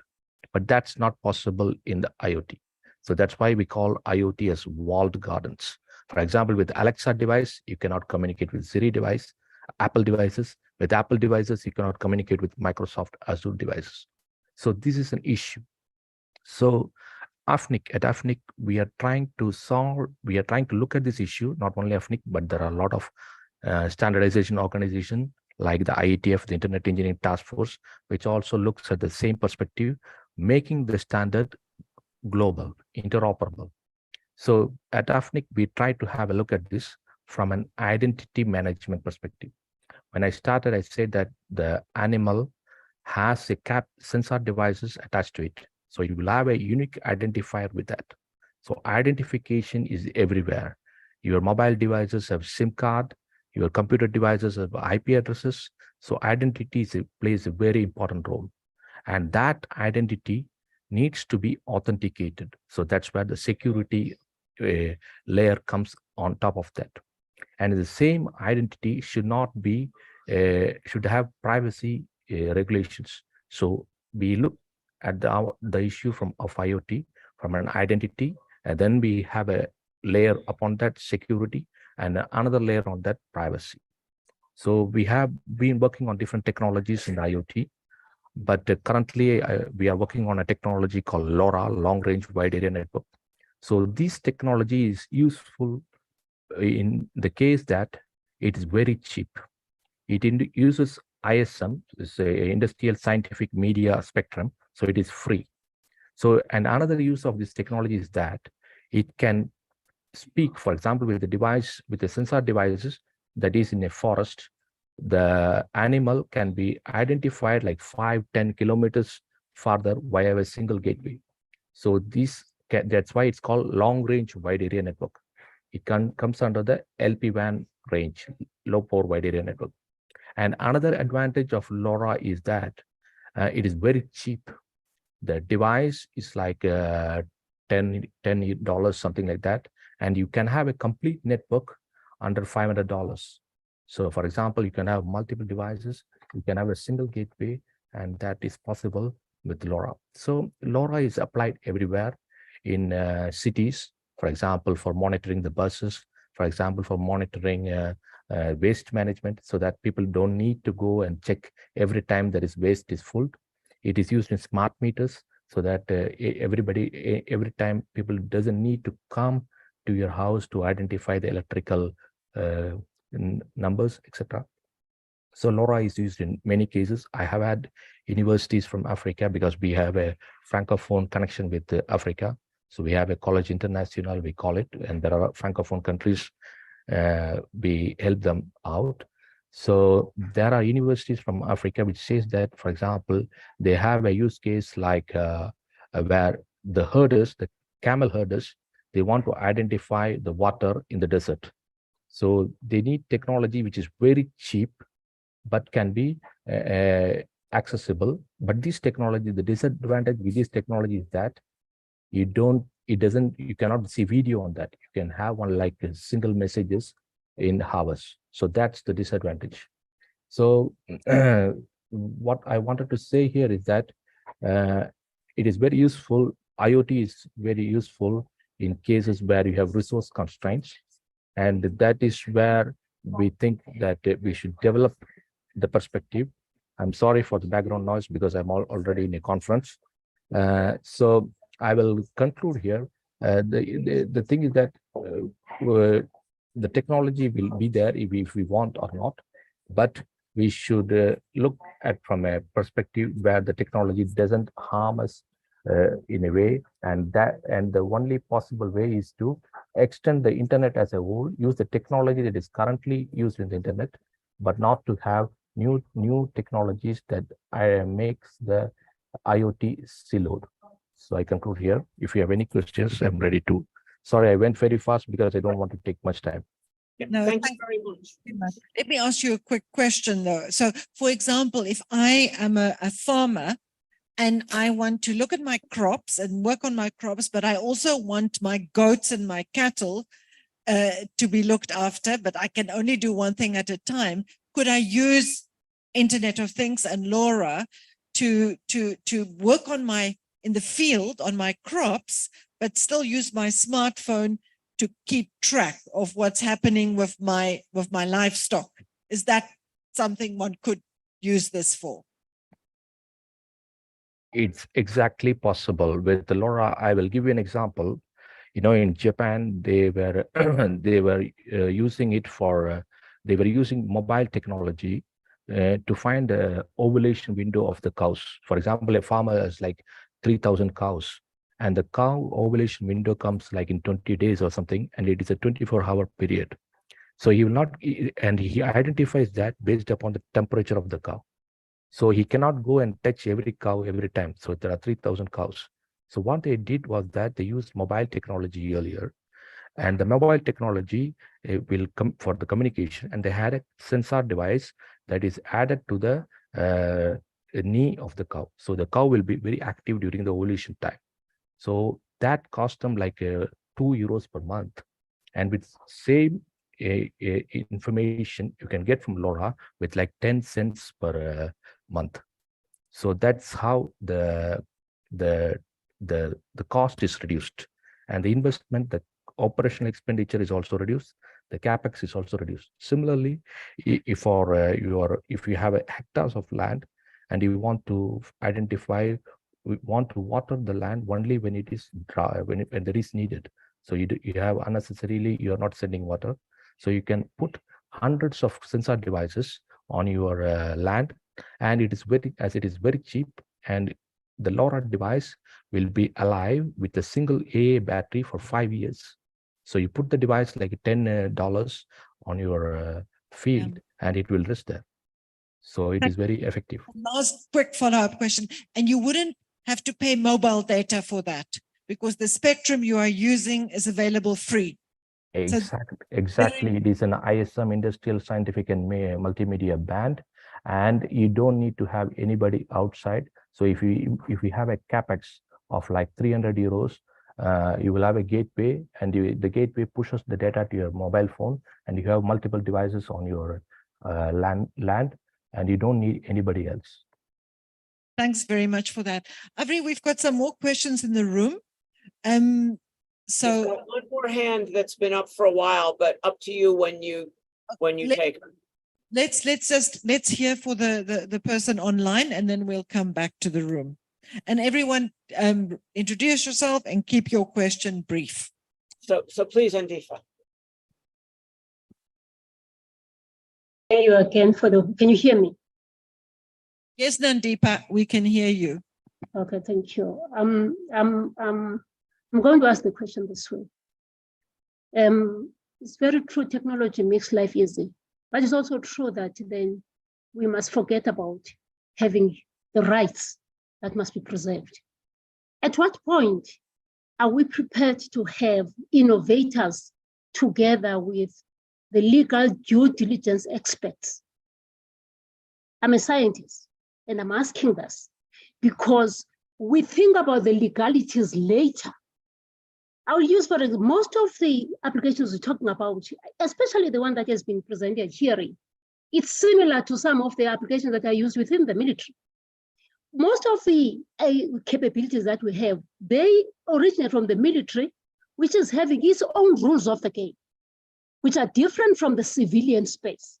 And we then, after decommissioning, just transfer them without looking at the implications. At what point are we looking at having multifunctional teams that look at all the risks that are linked so that we limit the risks? Thank you. Good Thanks. question. Back to you, Henriette. So panel, I hope you all have pen and paper or keyboards and fingers, because we've got quite a few hands up. But let's hear everyone in the room, and we'll go back to you. Oh, thank you very much. My name is Abdikarim once again. I think for me, in terms of capacity, because mine is more of a comment than of a question, we have the capacity here in Africa, because I have a lot of my students that work on IoT devices, Raspberry Pi, RFID, ad hoc network, year in, year out. And the challenge is we do not have the infrastructure. And that's one of the fundamental things in terms of when you're using a lot of these devices, you need to do an update on these devices. And sometimes, or most of the times, you have to do that using internet connectivity. And you wonder sometimes about data privacy, that when I'm doing an update, is this thing just extracting all my data that I have on these devices? And that's of a concern which was actually raised. But more importantly, I think in terms of thinking of doing these things, the major challenge we have is the fact that we find it difficult to localize some of these things. And the major problem is like we said, these devices, they gather data. And one of the major problems is we do not really understand the usefulness of data. We only give out data. We don't use them in terms of improving our own daily lives. And that is one area I want us to look at, because we are giving a lot of data, Internet of Things. We said our mobile phones, everything, but most of this data is going back somewhere. And are we really using this data to improve on our own lives? Thank you. Thanks for that. So the link with data also, it's vital. RFID, by the way, everyone, you know what RFID stands for? Radio frequency identifier. Is that correct? Good. Okay. Here you are. All right. So I still remain Sati Satmer Dapel. My question is a follow-up from someone that asks the question, how can we make IoT in Africa more African? And that sounds interesting. Internet generally is interconnection of networks. You have different networks that are connected or interconnected together. That's what makes the internet. Now, the internet seems to be like part of the backbone of IoT. There is a friend of mine where I come from. We were discussing on how to make our homes smart. And the way our houses are built, the kind of bulbs, they like the type of wiring, the type of equipment are not IoT based. And someone who has spent quite a lot of money in building this, how can I have a smart home? How can I have maybe a clapper? How can I, if I walk into my room, the light comes up and things like that, IoT features. And then he came up with an idea. There is a fuse or a circuit breaker he had to design such that if you just comes to your home, he will only change the circuit breaker in your house with this new device. Once he changes the circuit breaker with this new device, the device has a way to convert the regular electrical flow to the normal IoT features. So by not necessarily changing your wiring, by not necessarily changing your basic, infrastructure, you have some feature of IoT. And so when we discussed, I said, this is one simple, cheap, affordable way you can make IoT affordable, especially in rural areas or in the African context. Because like someone rightly said, our major challenge is internet and power. And if we cannot overcome that, it will be difficult to achieve that which we desire. So in order to make IoT more African, I think we should begin to look at the peculiarities in Africa, especially in certain countries. The specific peculiarities, we don't need to make a total overhaul change before we meet that need that we need. If there are certain converters that can be made, if there are certain adjustments here and there that can be made to suit into the daily needs, I think that will go a long way. Thank you. Thanks very much. And one more.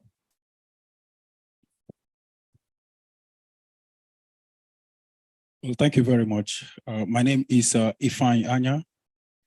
My question is in line with the discussion ongoing, transforming Africa's digital landscape, empowering inclusion and security and innovation. It is interesting to know that Africa's electoral process is adopting technological innovation. In the case of Nigeria's election witnessed the use of IoT devices in the name of BVAS and other devices that were used during the election process. But my concern is talking about Africa Internet Governance Forum. We can't talk about Africa Governance Forum without the electoral process. Therefore, I'm concerned, my question is, will Africa trust the electronic election process? Like in the case of Nigeria, where we used BVAS and other electronic devices, I'm concerned that even with such advanced technological use of electoral process, the parties involved in the election eventually do not trust the system and they eventually went to court. So going further, Africa has been in the light of coup and counter-coup because they don't trust the electoral process. How can we, using this forum, or to answer some questions relating to the technological process of election in Africa, addressing some of the challenges? Thanks for bringing trust back into the conversation.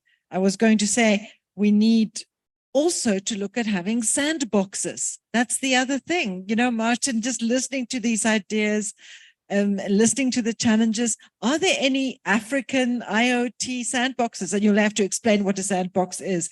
But first, there's the last question on the floor before I give it back to you.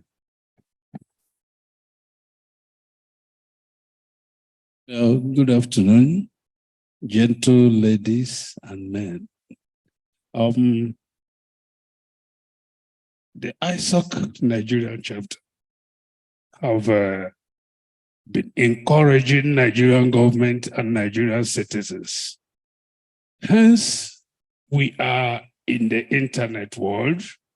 Such forum like the African Internet Governance is good for us to go back and tell our country, politicians, governments, that, for example, IPv4 is exhausted.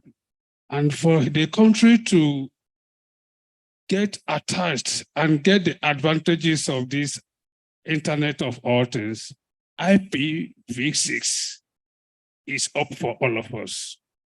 By the time we try to get equipment that are IPv6 compliant, I think Internet of all things will be much more easier for Africa to enjoy. So it is left for our governments, our governance policymakers to embrace IPv6. Thank you. Thanks a lot for that. So Sarah and Jonathan, Martin, Avery, I'm going to give it back to you now. Who wants to go first? I suggest Sarah and Jonathan, and then we're probably close to the end. Okay. Yeah, about a little bit more than 15 minutes left. So if we go through the three of you, we'll probably be fairly close to the end with summings up. So please. Okay. So I can just respond to the one around interference of governments. So we had a session this morning, parliamentary session, and I can tell you that there is will from the government, because they were asking us how they can participate in these processes and what challenges are there. And at least they were eager to hear what we were telling them. So I think there's an opportunity for us to continue engaging with our government officials. And I guess we will reach a point where they are willing to engage. Because I think part of the reason why sometimes it almost feels like our governments are not willing to engage in these conversations, because they don't really know what's going on. So the more we continue to engage them, the more we explain these issues, the more we break them down in a way that's easy for them to understand, I think they're willing to engage. And in terms of localization, something I took away from the session this morning was thinking global and acting local. So it's not a problem if you engage in global discussions, you go and learn what other people are doing, and then come and see, does it fit in your context, or how you can do things differently? And one of the speakers already mentioned that we are still working in silos, but it's improving. But of course, we're still working in silos, and that's why we have a lot of the challenges we have. But things are changing, because if you look at IoT projects right now, a lot of them are interdisciplinary, multidisciplinary. You have people from different fields who understand different things. So we're not yet there, but I think there's some progress. In terms of the sandboxes, if anyone is interested in exploring this area, let us collaborate. That's what I can say. Thanks a lot, Sarah. Jonathan. Okay, yes, this has been a fascinating discussion. I just have a few sort of comments that seem to cross across several of the questions. The first is the issue of Africa-centrism, which I can understand from different perspectives. and I'd like to understand more about it. One is that there's a perception that Africa may have, or certain people in Africa may have unique needs that are underserved or even undermined by the use of the spread of the global IoT. There's another aspect, which is that the centrism may reflect the fact that this is a global system with power concentrated elsewhere. And so there may be a very strong reason, either for matters of trust or just for matters of engagement and buy-in, to feel that the internet as it develops in Africa is something where Africa has a meaningful voice.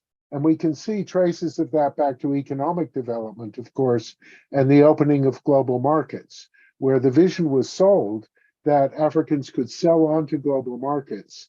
And the reverse flows were never really talked about until they happened and became really quite important. And we certainly see that with direct ownership of African firms by foreign countries and foreign entities. And that kind of thing limits the ability of a society to make the most of certain opportunities, because it's not the case that everyone comes in, that the right people come in, or they come in to try to do the right things, or that they can learn to trust each other enough so that I can do something in my silo, which I don't really understand, but you in your silo can make something of. So I think the centrism thing is something that probably needs a lot more discussion. Another thing that I thought was really interesting was the tension between, and this comes up to the issue of the origin of many of these technologies or use cases, or their control within specific domains like the military or law enforcement, or indeed commerce. And what we know from things like privacy law or access to encrypted data or encrypted communications is that the constitutional assumptions underpinning national security access to these things are very different from those even that law enforcement has.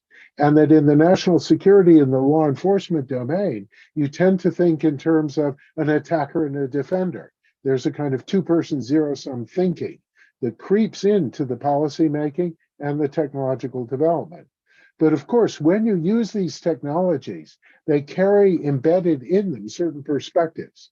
The one that's been bothering us a lot in the UK is the use of real-time face identification technologies, right? It's an IoT thing. You have a camera that's hooked up to an AI program. It's hooked up to a database. You walk up to someone, you're not asking them who their name is, what their name is, and then verifying it. You're simply identifying it without any consideration. Now, in certain national security settings, this is perfectly okay. But if we look at where those devices came from, the Hikvision cameras, for example, there it was for a matter of social control. So there is that creep even within government. But maybe even more disturbing is the fact that these technologies are now being used in commercial contexts, where, for example, large shopping centers in London use them to identify certain people that they wish to exclude from that shopping center. So the point is that these technologies with these embedded capabilities have a worrying potential, because what people can do, they eventually will do. The final thing I want to say has to do with this notion of silos. One of the things that we've been worried about a lot in the Turing on the ethical dimension of the kinds of projects that we do is that the computer science people, the data scientists, the engineers, the economists, the sociologists, and so on, each operate in their silos, and they can have a useful interdisciplinary conversation where they ask questions of other sciences and get or provide specific answers or tools or methodologies. But each of those silos has built into it an ethical framework and a culture of trust and interaction. And that doesn't always get shared when we simply have this transactional thing of how can you help me program, let's say, privacy control or differential privacy into this IoT device. So I think that the grappling with a shared problem is a useful way for people to interact beyond their silos, or to talk about the stuff that they never bring to those particular conversations. In other words, to trust each other enough to meet on the platform of a common problem. And in that sense, I think that the kinds of development problems that are unique to the African context, with the one that I'm particularly aware of, is large urban poverty settings like Lagos, for example. These raise issues with which smart city developments have not begun to deal, but where obviously IoT devices could make an enormous difference. But only if you have a conversation among the people who understand the same thing in different ways, care about it because they must care about it, and can talk to each other. So I think there too, that idea of an IoT, which is a ground or a platform on which people can talk to each other in different ways, could be a really remarkable thing. So, and then the final thing on electoral processes, many countries are grappling with disinformation, misinformation, and malinformation. I would really like to pursue a conversation to know whether this is just the manipulation of the internet by incumbent powers seeking to remain in office, or whether the kinds of things that have come on with social network saturation, the echo chambers and the polarization and so on, that worry us so much in the United States and the UK, are or are likely to become a problem in the African context. Because dealing with dictators is one thing, dealing with rampant populism predicated on racism and insane ideas is quite another. So I think there too, there may be something really neat that could be done.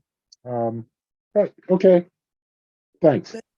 Jonathan, I can point you to, there's a very interesting study on disinformation in the Kenyan election, the recent Kenyan election, which reveals that it's become commodified, that in fact some politicians paid influencers on social media, people who were previously blogging or tweeting about shopping or fashion, but who have large numbers of followers, were selling their services to politicians. So we are already in a different era with regard to elections and misinformation in Africa. Martin. Thank you. I know that there was a previous history around radio networks and the use of radio networks for a similar thing. My sympathies. I'd hope that that wasn't the case. Martin. Yeah, no, thanks. Thanks everybody for an excellent discussion. Yes, I'm not African, but I'm not here as a European to tell you what to do. I'm really with you and listening because I think I'm a global person who wants to recognize that this is one world we share, and we share it all. So this means that some things like the oceans, the air, the climate, but also the internet is something we share together. Well, to share that well, we all need to play our part. We all need to speak up. And platforms like the IGF offer that opportunity. And you've just illustrated how important it is. I hear the concerns about the need for African solutions. When we pre-talked this as a panel, we did run into issues like, okay, we don't have everywhere data protection regulation. We can't count on electricity being available all day, every day, everywhere. And also airtime is something specific. Hence also the last minute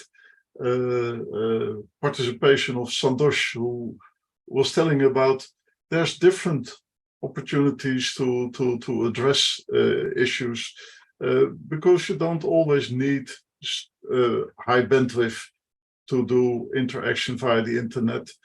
For instance, if you use cameras and live images, the bandwidth demands are much higher than, for instance, the LoRa networks he was talking about, the long-range networks with very low data capacity. Doesn't need to be as expensive, doesn't use as much energy, and can be very useful. And indeed, I have seen it in practice as well, with in particular rhinos being all tagged and followed and protected in that way which otherwise might have been difficult. Ranging from that in nature preservation to disaster warning to management of traffic around the cities that are all over the world very dense, and optimizing that is something worthwhile in itself. To in the house, in the car, even in the body, you see it. And when Jonathan was referring to this, the mobile phone as one of the IoT devices, it's not the phone itself.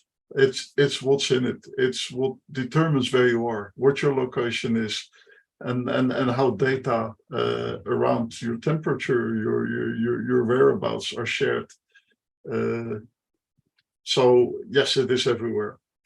So I overwhelmingly, and yes, Sarah and I saw Henriette in the room as well, were this morning during a parliamentarian network discussion.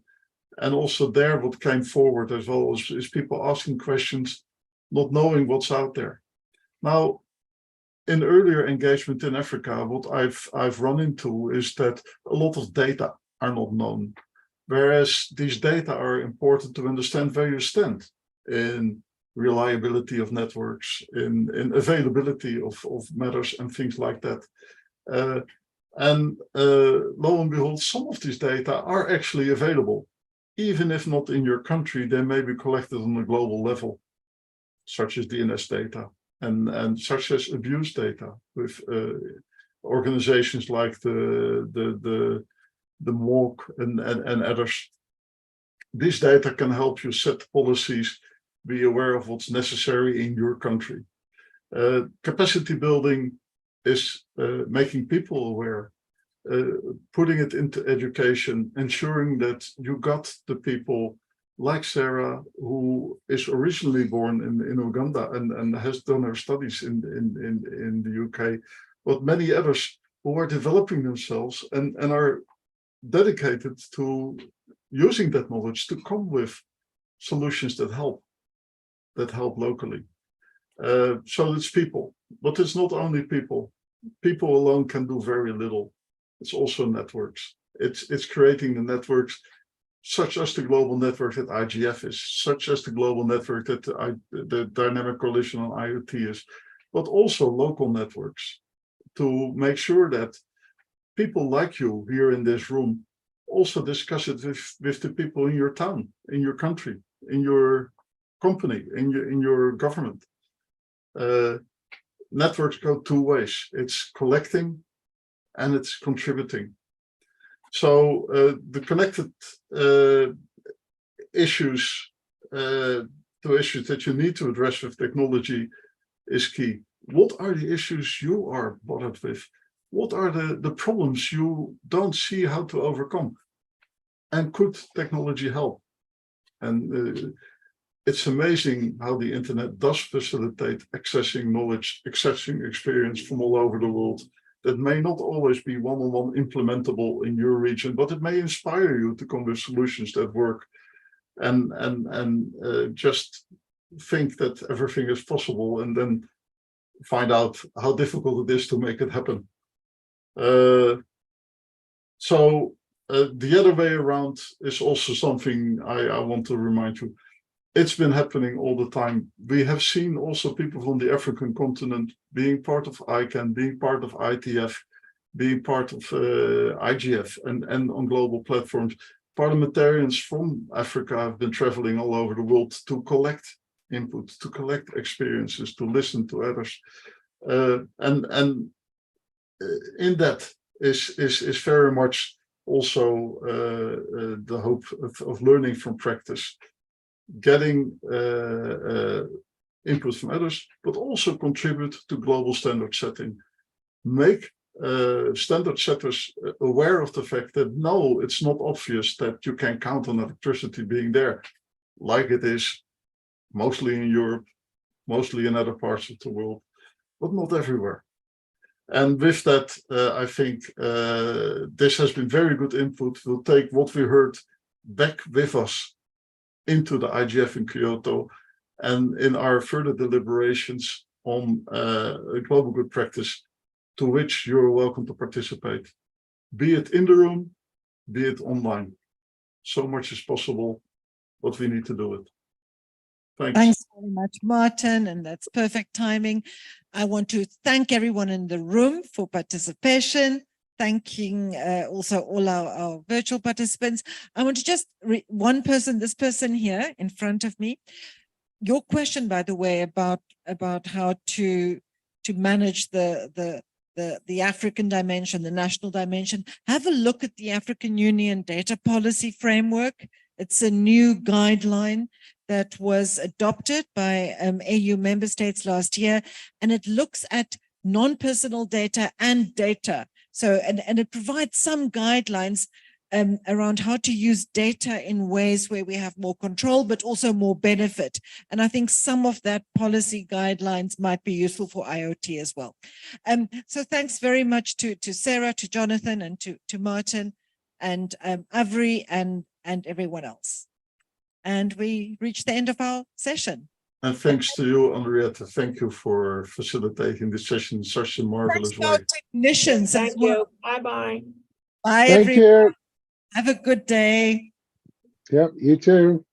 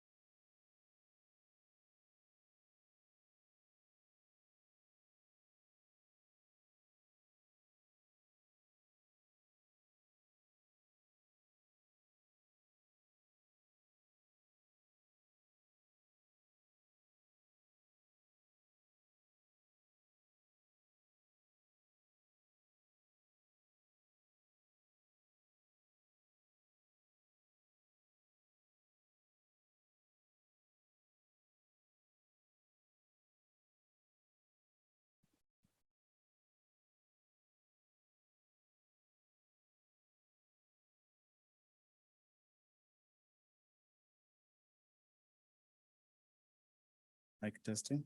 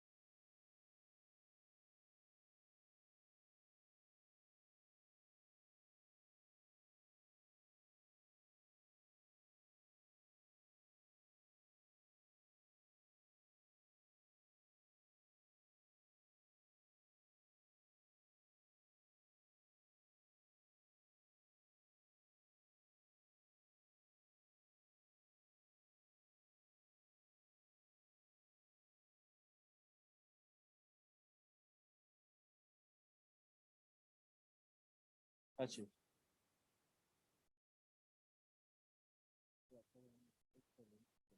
Pointer.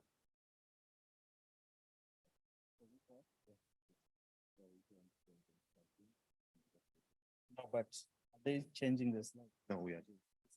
Next. Where's next? Next point, yeah.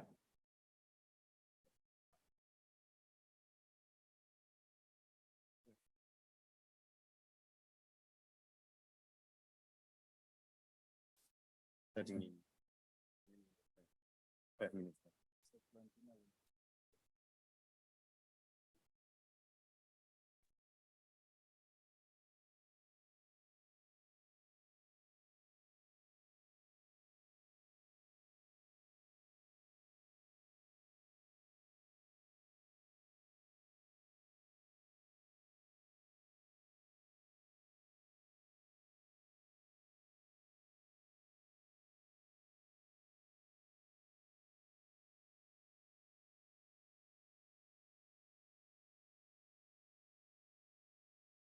Working, I don't know. Yeah. Yeah.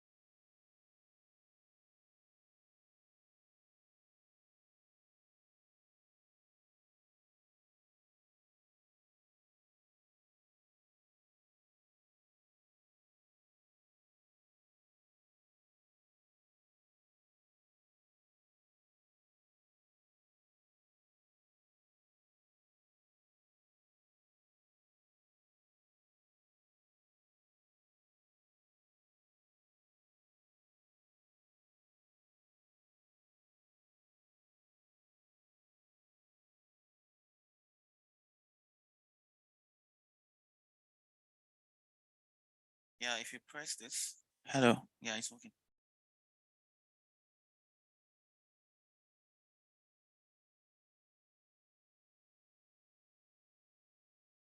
Hello. Mic testing. Can you hear me?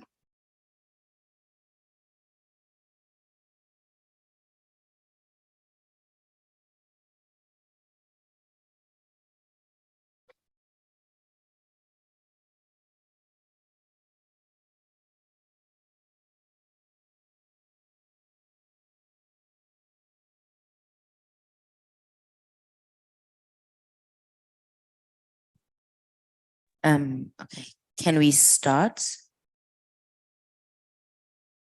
Hi, everyone. Can you hear me? Yes, we can hear. Okay, thanks. Okay. We'll just give 3 minutes for hopefully more people to come in. Then we can start just in 3 minutes time. Thank you.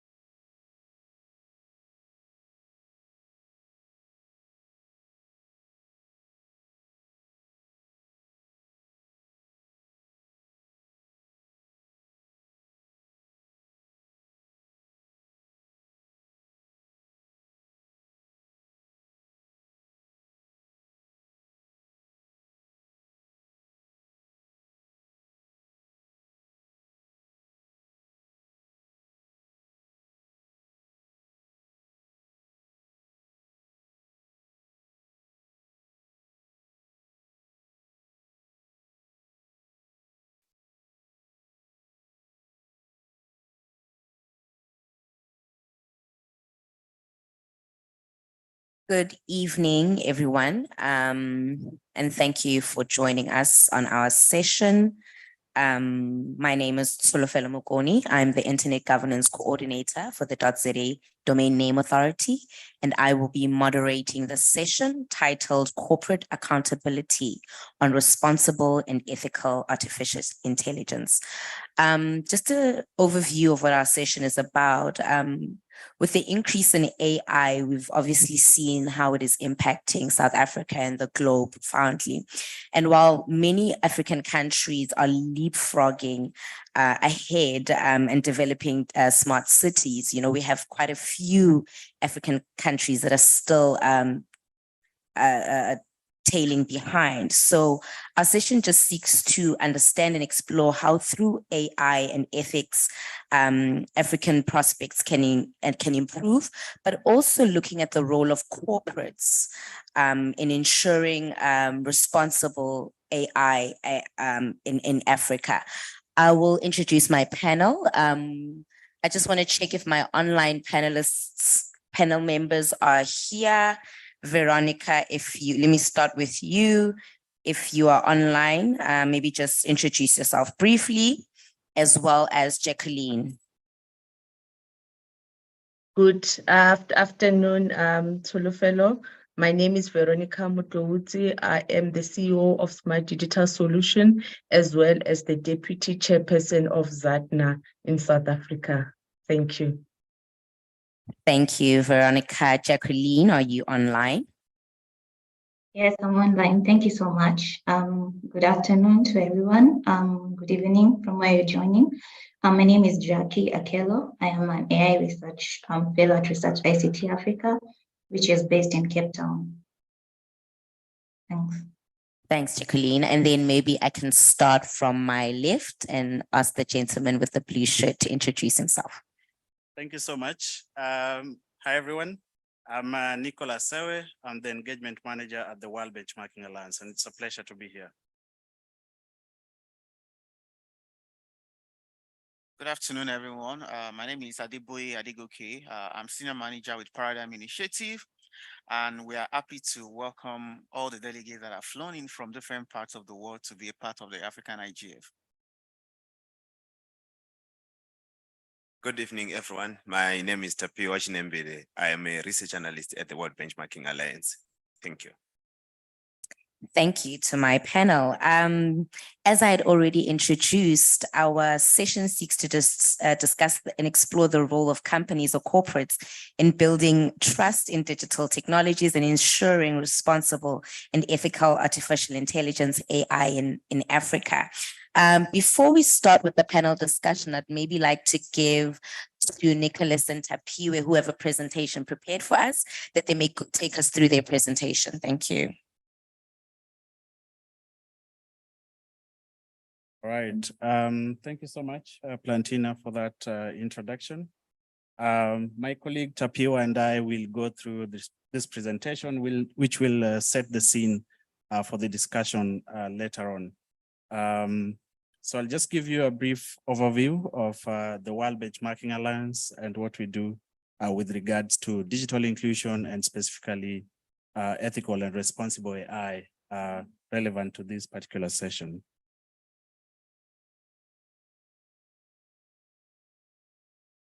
Sorry, seems like my slides are not working.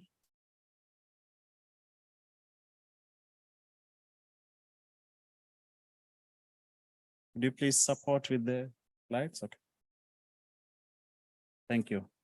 Now, the World Benchmarking Alliance is a non-profit organization that works to hold 2,000 of the world's most influential companies accountable for their part in achieving the Sustainable Development Goals. And we do this by publishing free and publicly available benchmarks across 7 systems that we believe are critical to achieving the UN SDGs. As you can see there, the areas that we cover in our assessment of private sector companies include digital inclusion, which we are going to talk about today. We have an urban system transformation.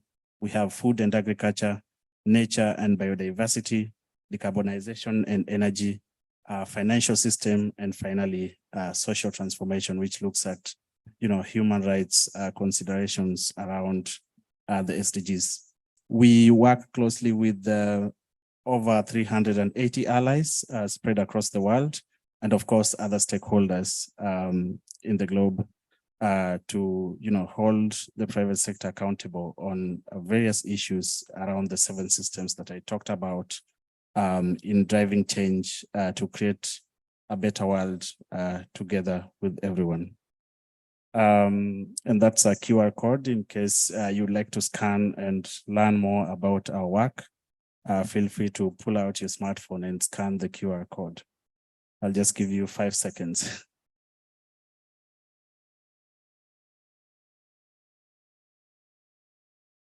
We're good? Of course, you can reach out to us later on to for us to share with you this. Now, a brief overview of the digital inclusion benchmark. So it's one of the 7 systems that the World Benchmarking Alliance focuses on. The benchmark assesses 200 of the world's most influential digital technology companies on their contribution towards achieving digital inclusion. We have 4 core measurement areas that we look at.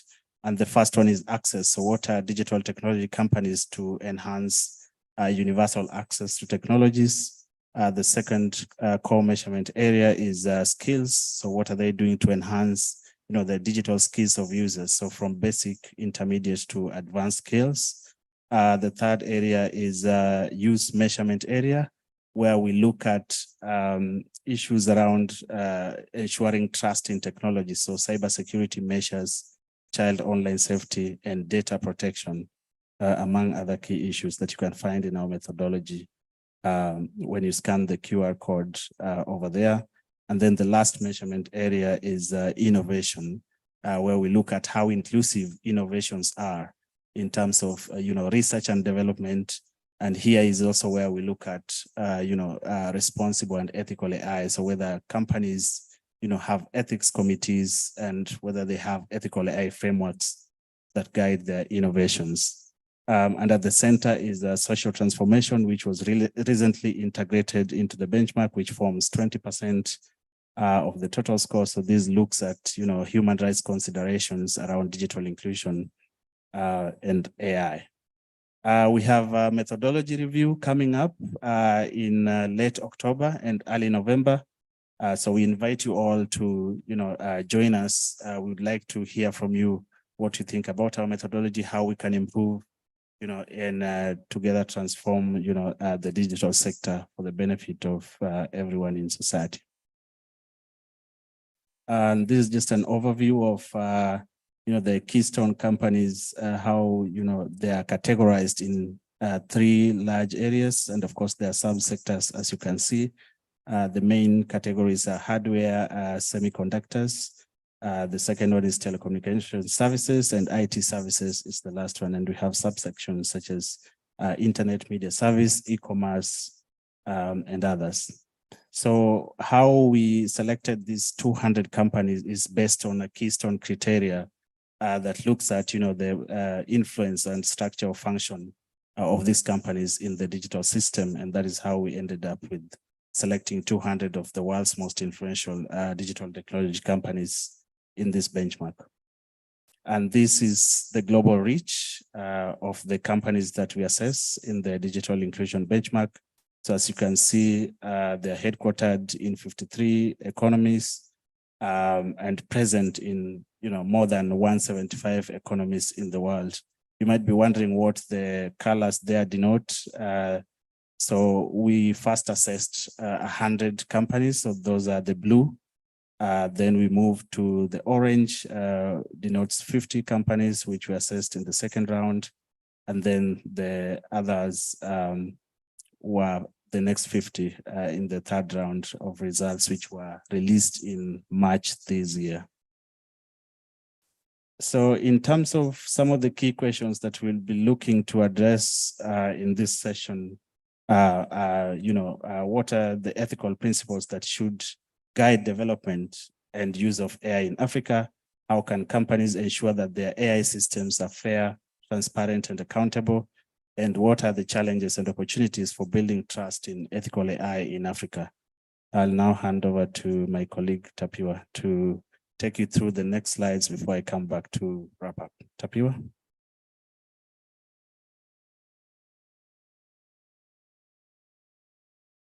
Thank you, Les, for the introduction.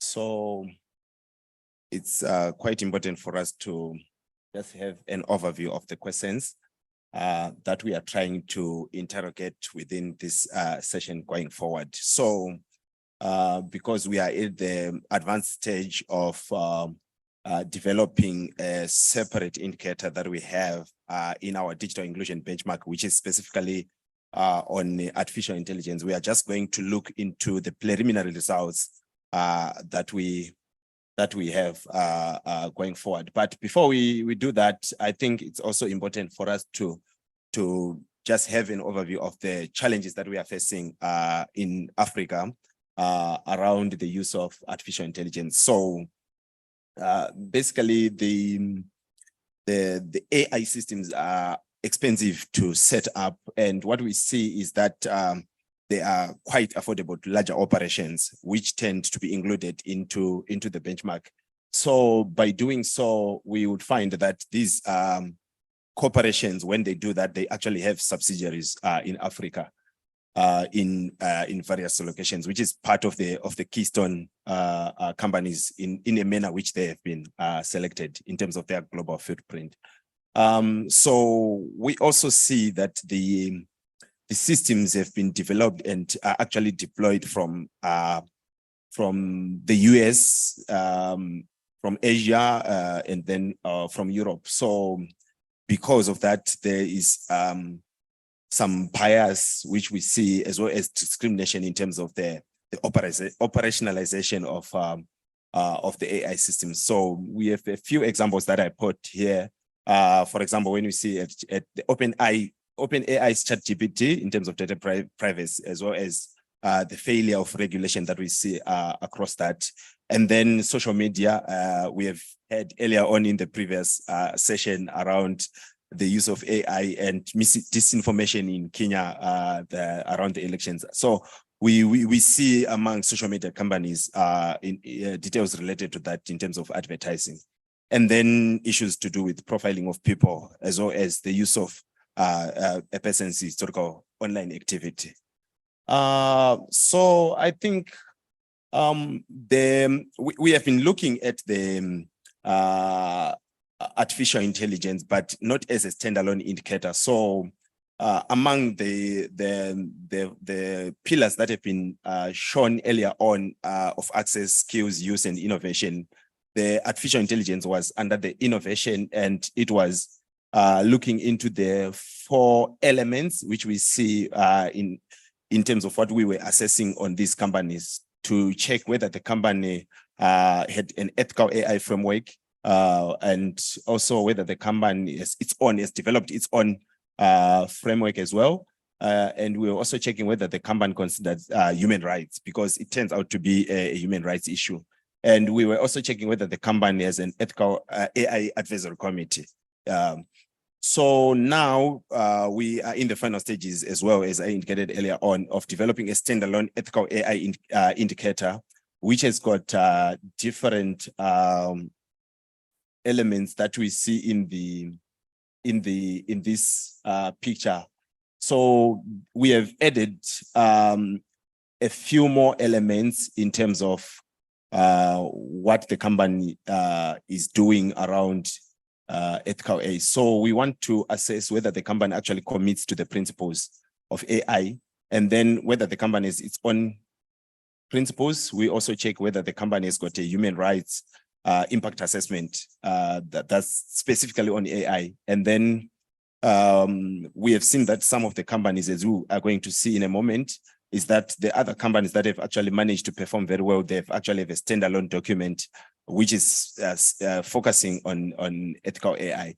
And we would also want to check whether the company mentions human rights in its ethical AI principles, and as well as whether it has a specific commit which is focusing on AI. As well, at the end, I think it's important also for us to determine whether the company actually has it explains how it operationalizes its principles. So what we see, the graph that we see here is an overview of preliminary results that we have in terms of companies that are actually doing the best. So the top companies, I think the top 3 companies that we see are the ones which are actually managed to score a maximum score of 2, because they've managed to score the highest score possible for all the 3 for all the areas which we are assessing on the questions that we have asked earlier on. So what we see in this picture, because it's just giving a total of 52 companies out of 200 companies that we have in the benchmark. So I just want to give an overview of what the principles would actually look like. So at the top left, what we see is an example of eBay. So eBay actually has got its suppliers for people who are actually interacting on their online activity as an e-commerce company. So what they've done is that they've actually developed principles for their suppliers. And at the bottom left, what we see is the ones which is for Dish Telecom, which it has developed. And then here is a standalone document on ethical AI principles for Telefonica. And then at the one in dark is the one for Microsoft. So these are examples of leading practices that we see around companies that have got public disclosure around their ethical AI principles. So the preliminary findings there, when we look at this, is that of the 52 companies that we have that have got ethical AI principles, we find that 29 of those have got a footprint in Africa in terms of their operations. And most of them actually have got the operations in South Africa. So an example of the companies with most operations is actually with a global footprint which is showing a path in Africa is actually Microsoft, which is available which has got operations and or locations in actually 48 of the African countries, and then followed by Ericsson, and then we've got Orange, Cisco, Vodafone. So for Vodafone, NEC, and Nokia, they actually have got operations and locations in 8 countries for each of those. But one of the key questions that we would like to explore is that among all the companies that have got ethical AI principles, from the benchmark, we only managed to have one, which is Naspers. So it has actually developed its ethical AI framework following the peer learning sessions that it conducted with the World Benchmarking Alliance. So yeah, I'm going to leave this part to my colleague Nicholas to give the way forward. Thank you. Thank you so much, Tapiwa, for sharing that data and insights with us. So you might be wondering, what do we do with these findings and data as the World Benchmarking Alliance? We do engage with various stakeholders to take action on these key issues that are identified in the benchmarks. And what we suggest is that African government policymakers should come up with, guidelines and regulations that incentivize issues around responsible AI used by, guided, transparent, and ethical principles. Investors should hold to account companies in their portfolio, because these are critical elements in driving change. And civil society can use these findings and insights to advocate for responsible AI on the continent. And finally, regional and global multi-stakeholder collaborations, we believe, are critical to mitigating AI risks. So what do we do as the World Benchmarking Alliance following those previous recommendations? So in 2021, we formed what we call the Collective Impact Coalition, and these coalitions are multi-stakeholder in nature. It's free to join the Collective Impact Coalitions, and that's why we call on stakeholders to join us to drive digital transformation across the world and including in Africa. The coalition, takes coordinated actions around, the key issues highlighted. So, for example, as Tapiwa just mentioned, in Africa, out of the companies that we assess, only one had, ethical AI principles. So then what do we do together with our stakeholders, including investors, civil society? We come together through the Collective Impact Coalition, and we engage with companies on the need and sensitize around issues of, ethical AI. So we welcome you in case you'd like to work with us through the Collective Impact Coalition for digital inclusion, which is currently focused on driving change on responsible and ethical AI globally. Like I mentioned, the Collective Impact Coalitions were launched in 2021, but the coalition focused on digital inclusion was launched in 2022, so last year during the UN General Assembly. And it focuses on driving corporate accountability on responsible and ethical AI. We currently have 46 members, and these include 34 investors that are spread across the world, 12 civil society groups, including think tanks, business consulting groups, academia, and research institutions. Together with the civil society groups, we submitted a joint proposal to the UN Global Digital Compact on AI regulation this year. So the UN Global Digital Compact seeks to define the guiding principles around digital inclusion and what the stakeholders envision digital inclusion to be in future. Following that, we published a report which highlights and details the work of the Collective Impact Coalition for Digital Inclusion, actually last week. And in that report, only 52 out of 200 companies have publicly available principles of AI. 19 of the companies adopted these principles following investor engagement. So we can see how important multi-stakeholder collaborations are in driving change on this particular issue of responsible AI.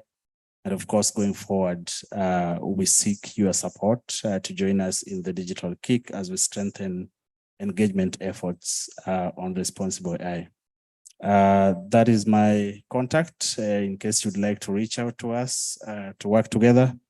We operate as an alliance, so we welcome you to reach out and so that we can work together to engage. Thank you. Back to you, Valentin. Thank you. Thank you for that insightful presentation, Nicholas and Tapiwa. And just maybe to drive the conversation, I have a few questions for my panelists. Maybe I'll start with you, Adeboye. What are your views and your takes on the data presented by Apiwe on really the most influential tech companies in Africa, on the performance rather of the most influential tech companies in Africa? Yeah, thanks very much, Nicholas and Tapiwa, for the presentation, and also to WA for their fantastic work you did, putting together that research and the reports. I think it's insightful and it kind of gives us a sense of, where we are with respect to the adoption of, this principle by tech companies. So I think the first thing I want to speak to in terms of insights from the report is from what we see, it's clear that if nobody is engaging, if nobody is speaking, the companies would have just gone ahead with whatever they are doing without mainstreaming these ethical principles into their operations. So that's very key for me. And also the percentage of companies that are actually doing that is very insignificant. And that tells us there's still a lot of work to be done from an engagement perspective. We need to hold companies accountable. We need to ask questions, and we need to also engage. So that's the first thing that jumped at me. But I also think that in terms of even the application of this principle, I also think that a lot of these companies in Africa, they get away because we don't have a strong ecosystem that are making these demands in terms of mainstreaming this principle. So there are things you wouldn't get away with in Europe or in America that you could easily get away with in Africa because people are barely paying attention to those issues. So what I also see is that the need for us to hold companies accountable to the same value, if not even higher values than, similar to what they have in their primary jurisdiction. And when I say primary jurisdiction, I mean, also from the report, we see that most of these companies are founded in America, in Asia, in Europe, and then have subsidiaries or branches in Africa. So whatever they cannot do in the parent company, they should not do in their African subsidiary. And whatever standard is applicable in the parent company should also be applicable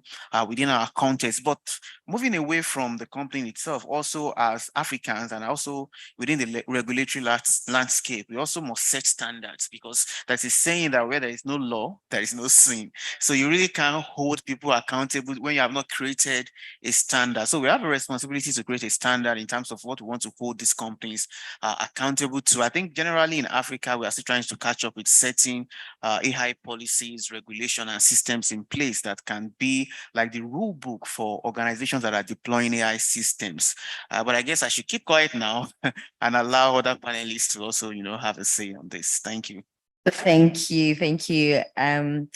Maybe just taking it online, Veronica, Adebo speaks of creating systems and improving multi-stakeholderism within Africa. Maybe if I can just throw it back to you, what are some of the best practices or improvements that you would like to see from companies going forward? And this is mainly just drawing from the data that has been shared.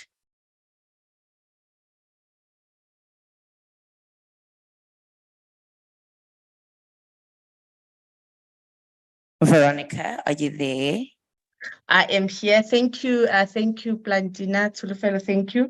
a very insightful research paper, and I do encourage participants to download and go through the document. There are a lot of nice recommendations there as well.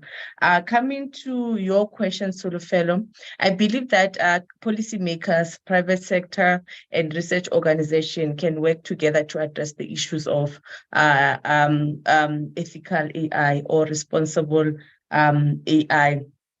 You know, ethics are usually viewed as a series of constraints on achieving business objectives, and people tend to really shy away from ethical practices.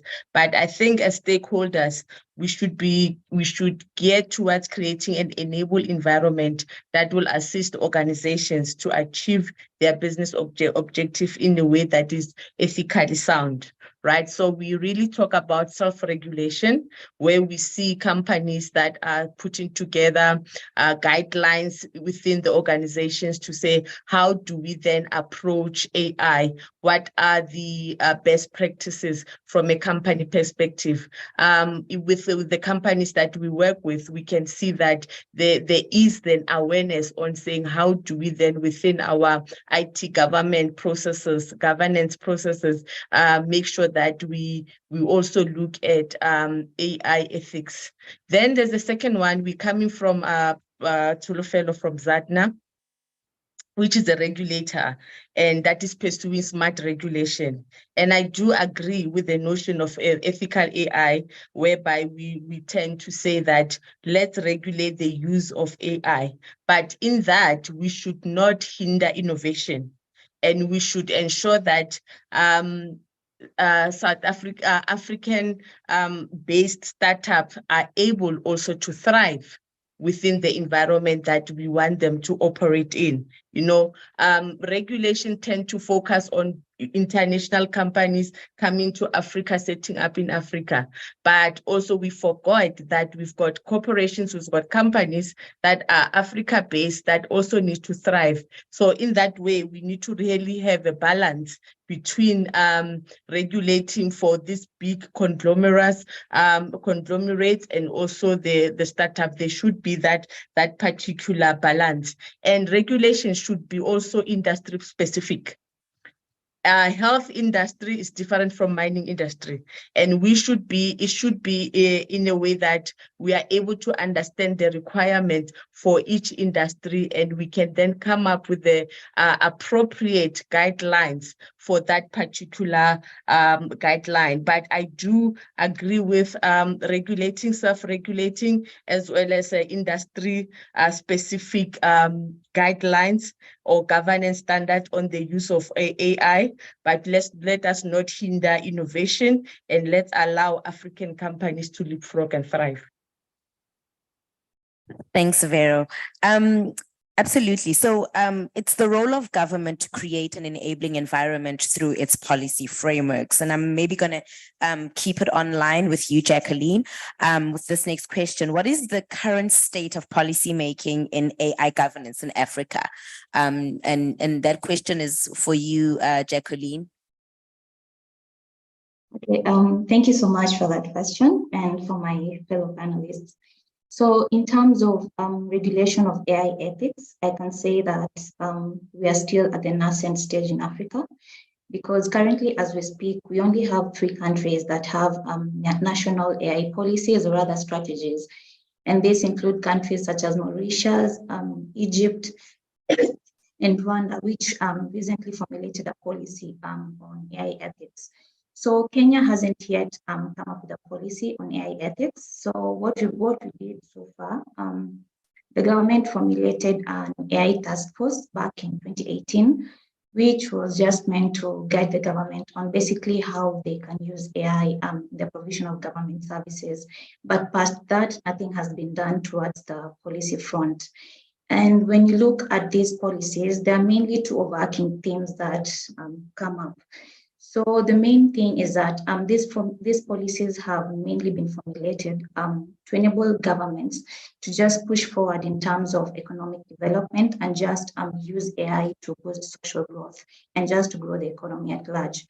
And another thing that come up from these policies is generally the sections that governments have picked to implement AI and just to boost productivity.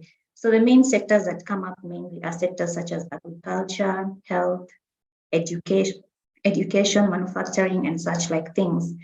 And one thing that really strikes me when you look at these policies is just the main thing that's dominant across the three of them, that is the use of AI to boost economic growth. And one thing I think that we really need to narrow down or focus on is now the creation of a data ecosystem that can help us first move forward in terms of economic growth, because data really has a lot of value in it. And if we harness it as nations, we can really just use it a lot in a number of ways that can help us boost economic growth. And one of the key instruments that can help towards this point, that can really advance towards this, is the African Union Data Policy Framework, which just lays a framework which can be adopted by nations in terms of coming up with policies, laws that enable data flows across the continent.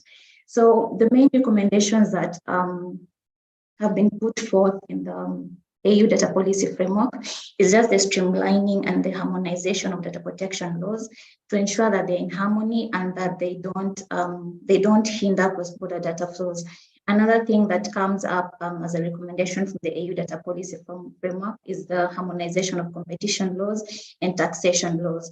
So I think just making use of data, because as governments, we generate a lot of data that is towards the data generated from provision of public services and even from the private sector. When this data is put into good use, we can really advance and even move forward in terms of just boosting the economy. And not just that, we can also come up with AI systems that suit our context, that even just align with the realities in our countries. We can come up with AI systems that actually deal with the challenges that people face currently in terms of exclusion, bias, and discrimination. So basically, that's where we are at in terms of policy and just governance around AI ethics. Thanks, Jacqueline. Yeah, the creation of systems requires different stakeholders. I mean, we cannot as government create, or as regulators create a system, then our system would be self-serving, right?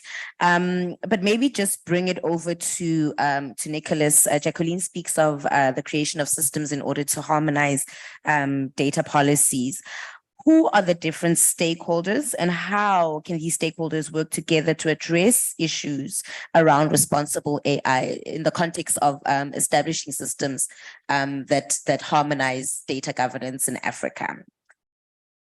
Yeah, thank you so much for that question. I think it's important for stakeholders to come together instead of working individually and in silos. As we've seen in the presentation that we made, that, action really works. And in this decade of action towards achieving the UN Sustainable Development Goals, it's important for all stakeholders. So companies need to come to the table, policymakers need to come on board, investors, civil societies, think tanks, and research groups that inform, these discussions through data and insights. So already there are various collaboration platforms at the UN level. The UN Global Digital Compact is currently consulting with stakeholders on, array of issues on digital inclusion, and AI regulation is one of them. And I think it's important to note that no one is saying that AI is bad.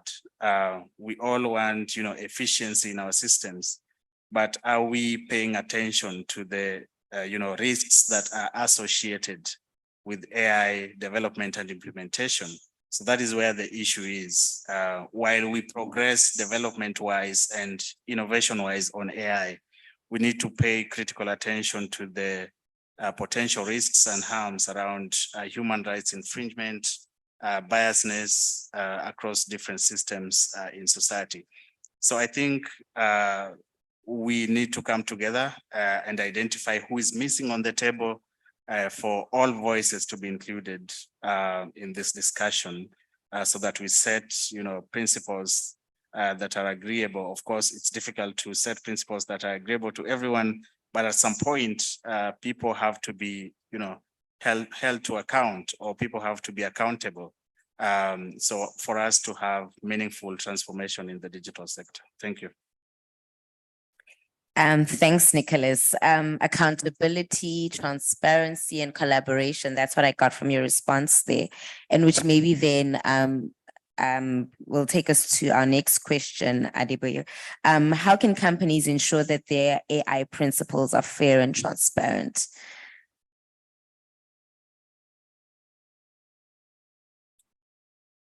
Thank you very much. To answer the question, I'll share a story. A real life story, right? Of an AI, a robot that was developed, and basically it has capacity to profile you. So if you go stand in front of the robot, it looks at you and guess who you are, what you do, and all of that. My colleague Binga was invited as one of the people because we were just testing the system at the time. Yeah, so he was invited as one of the people to. So he stood in front of the robots, and the robots identified him as a criminal. Yeah. So, and why is this so? This is so because of the kind of bias that has been fed into the system. Black people are criminals. So I think the first point that I would like to say is developing AI system has to be as inclusive as possible. Unfortunately, as also I know identified in the report, most of those systems are developed in the global north and maybe in some part of Asia as well. And that is not really the problem. The problem is that when it is done and that a lot of assumptions are made at that level, it then totally affects the output. So inclusivity is something that I can spend a whole day talking about. We have to be deliberate about being inclusive. But one other thing that I also think we need to do to achieve that is also that it goes into the art of everything, every process involved, even in terms of recruitment. Who are the engineers? Who are the developers? Who are the people writing the codes and all of that? And also the data that has been generated. Where were they generated from? The data, so who are the data subjects, etc. So all of these things are things that has to be done deliberately to ensure fairness, transparency, and also I believe that corporations developing this system must also be open to external engagement, external input into their system. So the example I gave, as much as it made that organization look bad, it's also a good thing because if they are not invited in to test the system, they wouldn't have probably seen the potential damage that could have done. Immigration police, or any country could have probably install that kind of system, to profile people walking through airports. And that might be problematic for Black travelers and all of that. So it's very important that you must open up your system for that type of scrutiny that allows for diverse assessment of what you are building. But before you get to that point, the first thing to do is to even ensure that while building, you bring in as many voices as possible to influence the process of building, so that whatever you have built is something that captures multiple realities. Because as a matter of fact, I also think that because it's also an evolving process, it's not a static process. So that has to also be an evolving intervention. You cannot afford at any time to close your system to this type of scrutiny. And if you are thinking in terms of regulation, that's something that I would think it's very important to even have in regulation. There has to be, regular audits of the system that allows for such bias to be detected. So I think they go pari passu, as we say, by transparency and inclusivity. There are things that has to be done hand in hand to ensure that AI systems are actually serving genuine purposes. Just as the previous speaker said, okay, I think it was Nicholas who said that, yeah, we understand the benefits of AI system. We understand how valuable they can be. We understand what changes they can be, but we also don't want them to be harmful. So we also must pay enough attention to the harmful tendencies of this system. It's very important for us to prevent AI system from hurting communities, from hurting society, and from hurting vulnerable, demography in our community. So this is very important. And I do hope that when we have conversations like this, it creates an opportunity for institutions, organizations who are developing this model to kind of see the value of multi-stakeholder engagement, to kind of see the value of criticism. We have a saying in my organization that criticism is actually unpaid consulting, because people are helping you to see what you can improve on, basically. So if you have a right perspective and you don't take it too personal, it can make your system better. So for the companies developing this system, we should not see some of these questions that have been asked about transparency, about ethics, about human rights consideration as a criticism of the system, but as actually valuable inputs that can make the system get better. Thank you very much. Wow. Okay.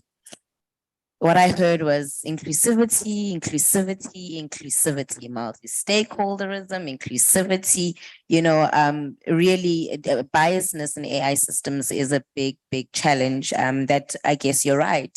Tech companies need to open themselves up to being criticized in order to be able to improve. But maybe just also throwing it back to you, Vero, if you can elaborate on that, just what can different stakeholders then also do to address the issues? I mean, the most, the example presented here, biasness in AI technologies. What can stakeholders and government do to address some of the issues around that? Thank you very much. AI it's part of us right now, and it has integrated into numerous aspects of our daily lives. And if you look at companies presented in the study, they are from services industry, commerce, education, health, and they service the clients, in those industries such as the health, education, communication, agriculture, and manufacturing. And they form part of our daily lives. So it's very important that as we engage with our stakeholders, we really think about more of the benefits first, and we also address some of the dangers that may come with the technologies that are brought by these companies. It is very important also to prioritize the issue of data privacy and security. That is very key. And we have seen in South Africa, we have introduced data privacy laws, POPI, and most companies are trying to comply, and we need to also look at the cost of really complying, which is very important, because as I always say, that we focus compliance on international companies and forgetting that we have local entities that needs to still thrive in this environment. We need to learn to remove potential biases by regulating and evaluating and auditing data. I think that's where it's very important that when you introduce an AI platform, let us really evaluate and audit that data to remove any potential of biasness. And that is the area that we as stakeholders, we can demand to really look at when we think about regulation. We need to also look at integrating AI practices into our governance practices within our organizations. And that is where a multi-stakeholder engagement and government policies can also force us as companies to be able to really be mindful when we create platforms, AI platforms. And I said that from a regulator perspective, there should be a balance. I always call for a balance, because if we don't balance that and we look at only the dangers, then we stifle innovation, we stifle progress, and we stifle the success of African companies. So for me, it is a balanced approach. It is an industry-specific approach that we need to really focus on. Thank you. Thanks, Vero. Jacqueline, do you want to maybe add to that, and maybe just speak to us about maybe some of the challenges and opportunities for building trust in ethical AI Africa.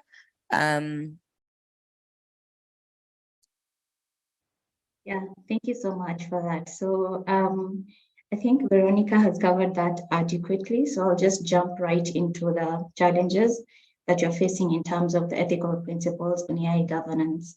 So the main challenge in Africa, I can say, is actually the gap that exists between the ethical principles themselves and just the implementation. So when it comes to the global south and particularly Africa, there's a wide gap. And this manifests itself in three fronts. So number one, that is the education system. Number two, that is just the relevant skills and knowledge that is needed towards that end. And then number three is just capacity building. So I'll start from the education system. Basically, do people know what ethical AI principles are? Is this introduced in the education system? Are people trained all through the STEM courses? Okay, fine, this is how you develop AI system, but then are people trained on ethical AI principles? That is one thing that is really missing, and it should be implemented from that stage to ensure that now AI ethics is implemented in an AI system during its development. Another thing that's actually missing is the capacity building that is towards throughout the AI life cycle, that is the development of the AI system, maintenance of the AI system itself, and just checking its operation. Now, the people who are now maintaining these AI systems, do they have the relevant capacity? Are they trained on AI ethics? Do they even know what AI ethics means? Do they know, okay, how it can be implemented in those stages? I think this is really missing, and this is a big gap that actually needs to be addressed if ethical AI principles is something that we want to see become a reality in Africa. Because actually, as it is right now, we have a big gap in terms of just content moderators and people who are skilled in terms of the realities that Africans face when using the AI system. So the first challenge we have is just data sets that actually represent us. We have data sets that speak to the realities that we face as African people. No, we don't have that. The data that we have, the data that is currently being used in the systems, do they speak to our realities? Do they deal with the challenges that we face currently, or do they just deepen the historical difficulties that people have faced since then? So I think those are the main things that we need to face, we need to deal with, starting with the gaps that exist in terms of just dealing with AI ethics and now just implementing them. Thanks, Jacqueline. So before I open it up the Q&A, I'll pose my last question to Nicholas. Jacqueline speaks of gaps in terms of AI ethical practices, and maybe I'll ask you this, Nicholas.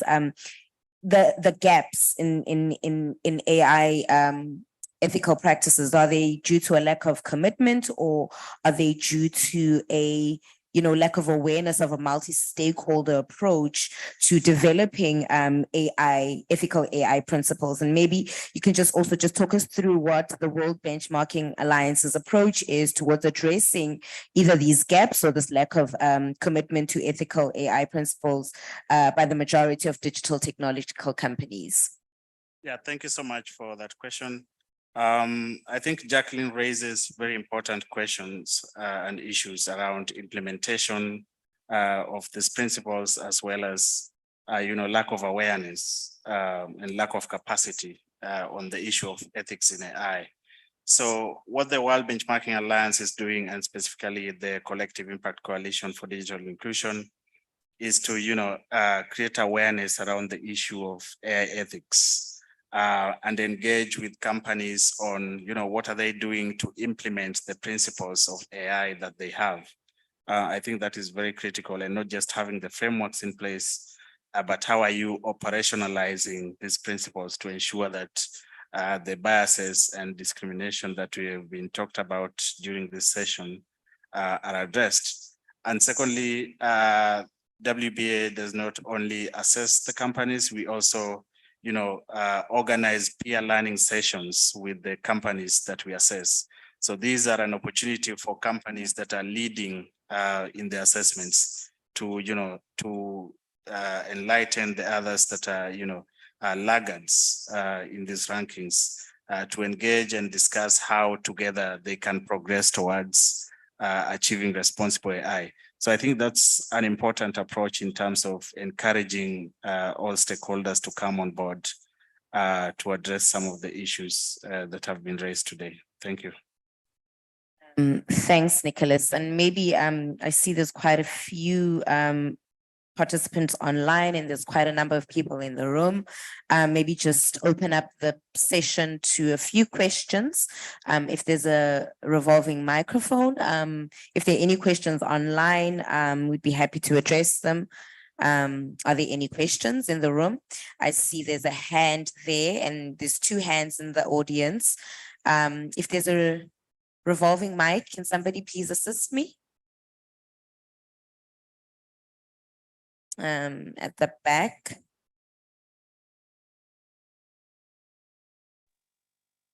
Or is there a microphone? Okay. And if there are any questions online while we wait for the microphone to get to our guests, there are no questions online. So I guess it will be the two questions.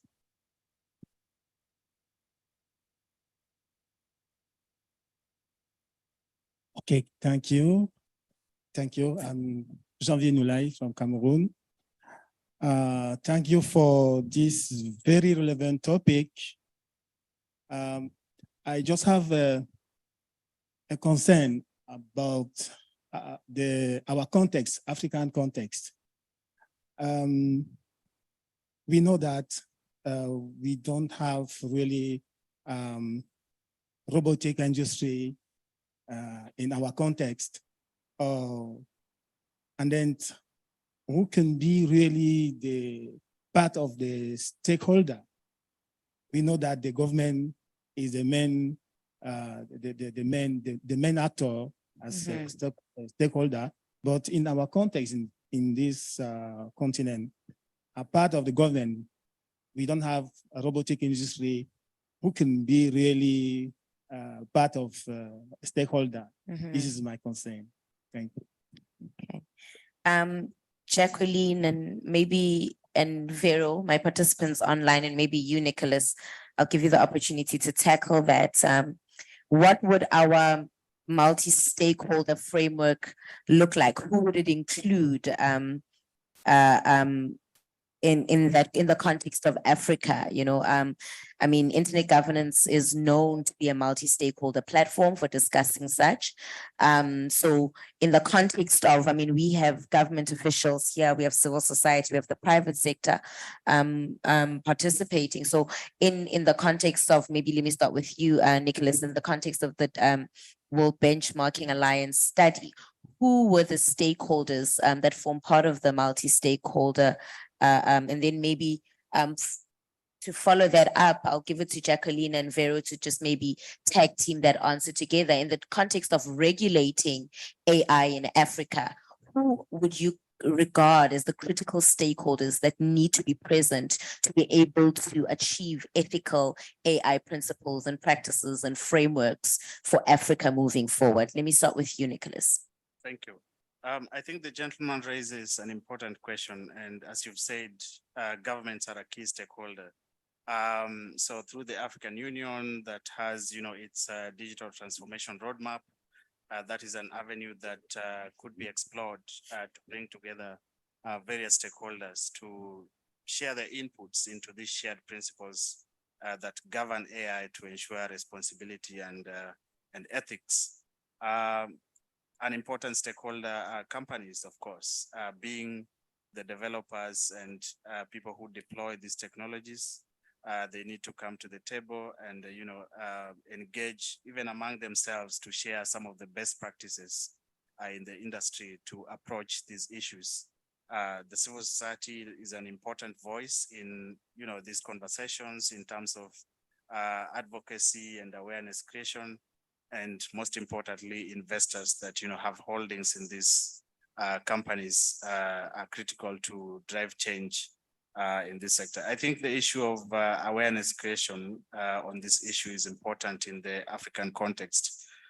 since we are still battling with issues around access to technologies and digital skills. So we are slightly behind in terms of AI and development and implementation, but we need to start early in terms of bringing on board everyone, including governments that provide an enabling environment for regulation. Thank you. Thanks. Maybe Vero, do you want to? Yes, I will take on that question. It's a very good question. I agree with Nicholas. And just to add to the list that Nicholas had mentioned, we are starting to see now, and I will use my company where I am the deputy chairperson, Zatna. We have experience in regulating the domain name industry, and there's nothing that stops our organization to really evolve, into regulating destructive to regulating transformative technologies such as AI. We have research institutions, we've got universities that are paying attention to some of these developments, and they also can participate in being part of this multi-stakeholder engagement. So it is not about who is currently in the space, is who can also evolve to participate in the space, to grow the AI space, to grow the IoT, the data analytics space. And we've got a lot of entities that can really evolve into that space. Thank you. Thanks, Jackie. Want to add? Thank you so much. So I'll just add on to me.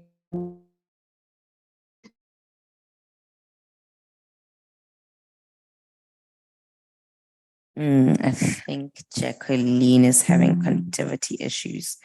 Are you there? Hi, can you hear me? Yes, now we can hear you. Over to you. Okay, fine. Yeah, so I was saying that when it comes to now the stakeholder framework, I think there are key people that we tend to leave out of this framework. And these are people who interact with these AI systems, you see, because the experiences are really relevant when just formulating laws and policies around ethical AI principles. And when talking about this group, I mean, so for example, indigenous communities, and also just women. This is a particular gender group that needs special consideration in terms of ethical AI principles.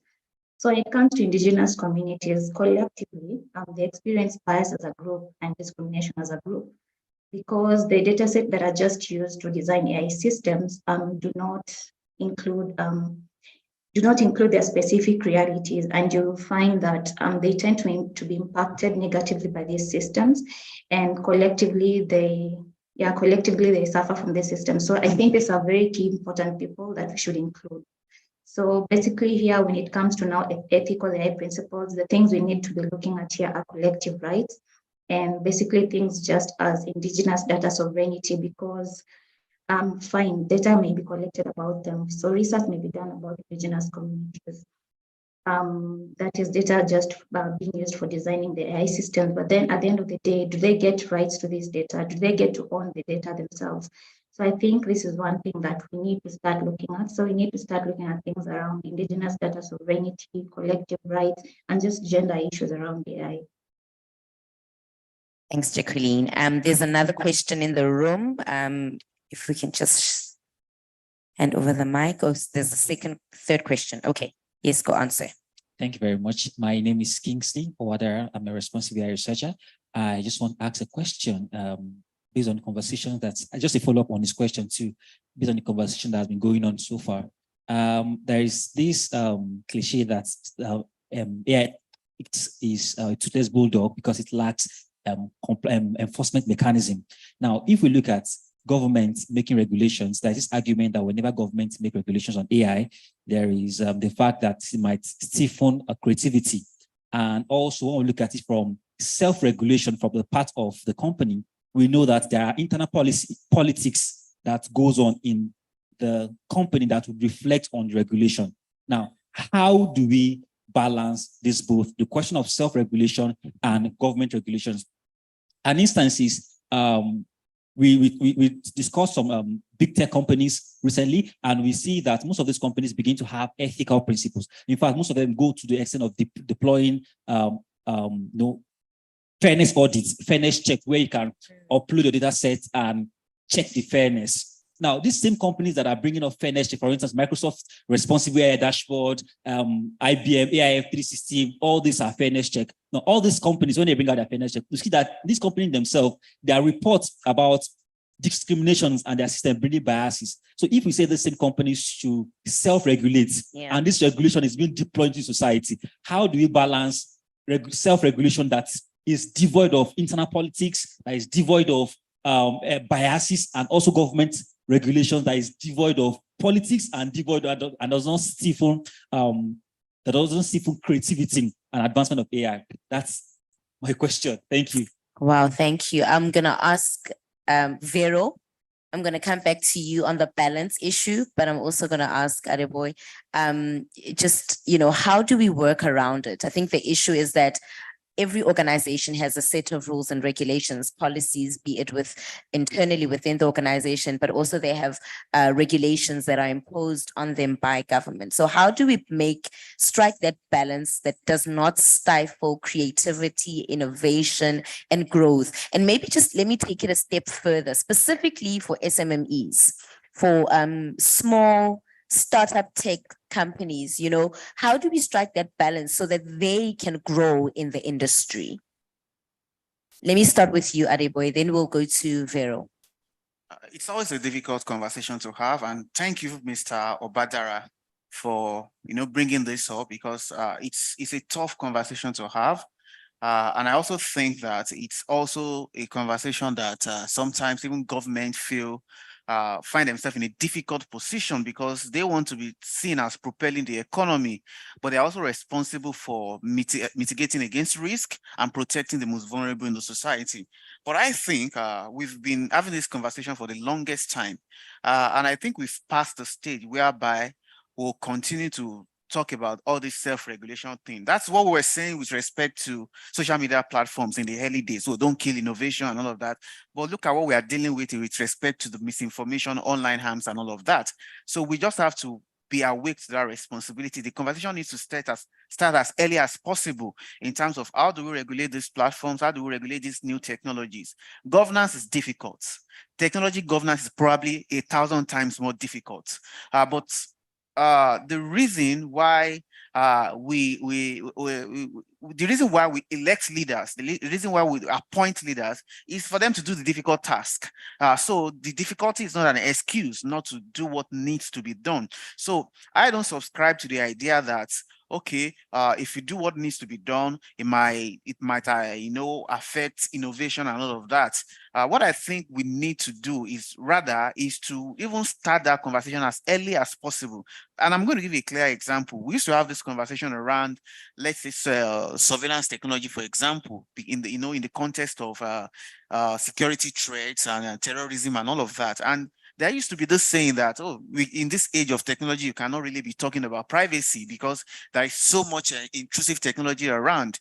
But I say to such people that the mistake we are making is that we are creating a narrative that because we have invasive technology, then we don't have privacy. Whereas the conversation we should be having is that how do we continue to ensure that there is protection of privacy, even in the presence, in the midst of this invasive technology? Privacy is not a luxury, it's a right, it's a constitutionally guaranteed right. So it's not a nice to have, it's something that has been constitutionally guaranteed. So we cannot, in the excuse of innovation, take away people's right and say, oh, because we want innovation, because these things also have implications for people's reality. So in the context of AI, responsible AI and all of that, I think as long as we have a positive disposition towards ensuring that we mitigate this risk, even in the context of trying to promote innovation, then I think we're in a good place. What I think is difficult, what I think is bad, is when we try to give a narrative or an impression that,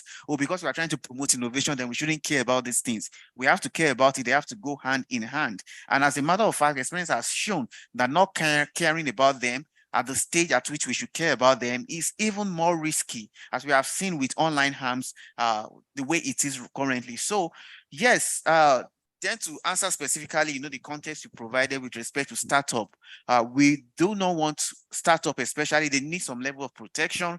They need some level of even support for them to be able to grow into formidable businesses. And I think even models outside of technology already have those type of, provisions whereby sometimes when companies are maybe less than a certain year old, they have tax holidays and stuff like that. So I think in technology, we can also have systems like that protect smaller companies. For example, if a company is founded and it's less than 1 year or it's less than 2 years, maybe some of those principles, you give them some holidays around this until when they have attained a certain level, maybe not even in terms of number of years, maybe also in terms of volume of turnover. So there is a level you get to whereby you have to meet certain regulatory compliance, but there is a level you get to whereby you can be given some sort of holiday. So I think in that context, we can protect startups, but there is a level whereby we really need to hold companies accountable because of the magnitude of what they are controlling. If they are not held accountable, I mean, they are going to make money anyways. So if they are making money, as much money as that, they also must have that level of responsibility to mitigate the risk that is associated with the technology they are introducing. Thank you. Are there any big techs in the room? Vero? Yeah, thank you very much. And I hear my colleague, most companies, they are also concerned about sustainability and managing the issues of reputational damage and understanding the cost of reputational damage. So it's very important that the reason why we say that companies must also self-regulate, because it comes from within. There should be governance principles internally that look at issues of data privacy, that look at biasness, look at many other things. And we have seen that most companies in their IT governance framework, they've started incorporating AI principles so that whenever they deploy solutions, then they have to tick those boxes. And you find that you have a committee that has been set in place that look at AI principles. What is lacking in corporate right now is to have that chief AI officer, is to have a separate AI committee that really look at it at its entirety. But what we need to also encourage is the company to start having internal processes to ensure that they deploy platform and solutions that are ethical, that are inclusive, and that will protect the community. So it's always important to really strike the balance. The importance coming from a regulator, the importance of regulating from an industry perspective, from a country perspective is very important. But we must also encourage companies to look within themselves internally to make sure that they've got processes and system in place to ensure that we don't deal with harmful activities and we don't really exclude those who are supposed to be part of this, and most importantly, women. Thank you. I understand we are running slightly out of time. I don't want to get between people and their evening meals. I see there's a hand and there was another hand. I'll start with this gentleman here. So these are the 2 questions. Oh, now there's 3 questions. And I think there's another hand, a 4th question at the back. Short, to the point. If you want to direct it at someone, kindly do, just so that we can also just quickly wrap up. All right, thank you. My name is Charles Okensen. And okay, straight to my question. As regards towards ethical AI, now I heard what you said about the bias that is imperative in AI making and all of that. Now, what is being done to preserve and also understanding that the internet is not devoid of culture, of our culture as Africans? What is being done to make sure that and also understanding that data is king and data is the base of AI. Data is how that AI gets more intelligent by the day. What is being done to make sure that even in Africa, that AI being developed here or there is not developed with bias, because even data that comes from Africa can have bias in it. So what is being done to make sure that, is there work being done to just see to it that, oh, this data is clean, this data has no bias in it, this data carries culture, this data carries the peculiarities of us as Africans, understanding also that the internet is a multi-stakeholder approach and all of that. We have to come to a consensus. Yeah, everybody can build what they have built in their own space, but when it comes outside, how do we ensure that these same systems do not have bias when they are moved outside our local confines? Thank you. Thank you. I'll take the other question. I think, did you write that down?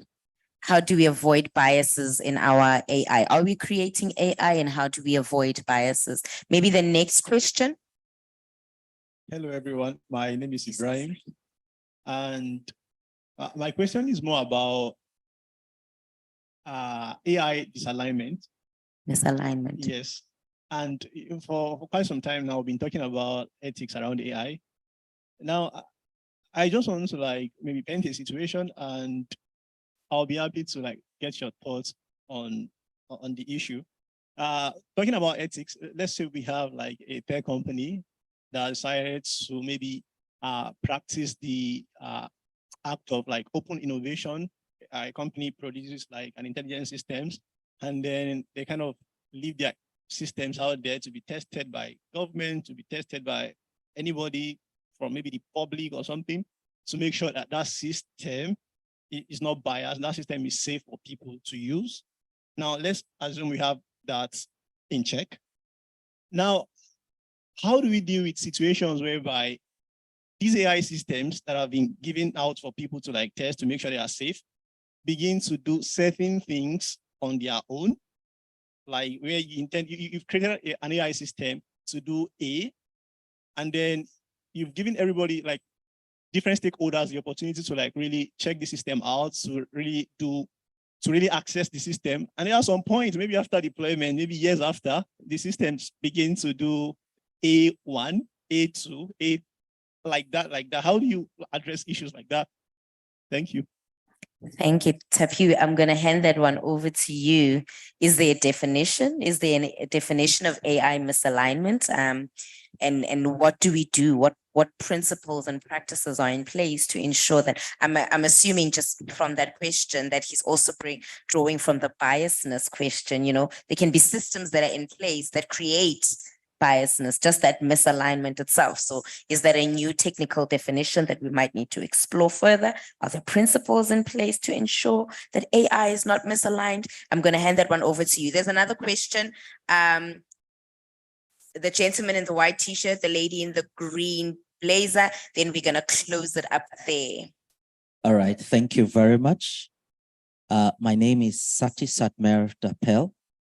Understanding the concept of AI, that it has to go with deep learning, has to study using big data to learn certain behavioral traits. Coming down to Africa, because the theme is talking about empowering inclusion. Now, Africa has a lot of versatility. Languages, cultures, way of life. I mean, generally, there is no just one size that fits all when it comes to Africa. Is there some kind of AI templates that could be created such that Africans can use that template or that model in order to use it to suit their peculiarities in their native areas? That may enhance the welcoming of that AI. So that's my question. Thank you, sir. I'm going to hand that one over to you, Nicholas, with regard to the benchmarking study. Is there a template that we can use to measure principles? Was there an impact assessment study that was conducted in creating this template? Is there a need for an impact assessment study? Just along those lines. And the lady in the green blazer, yes, ma'am.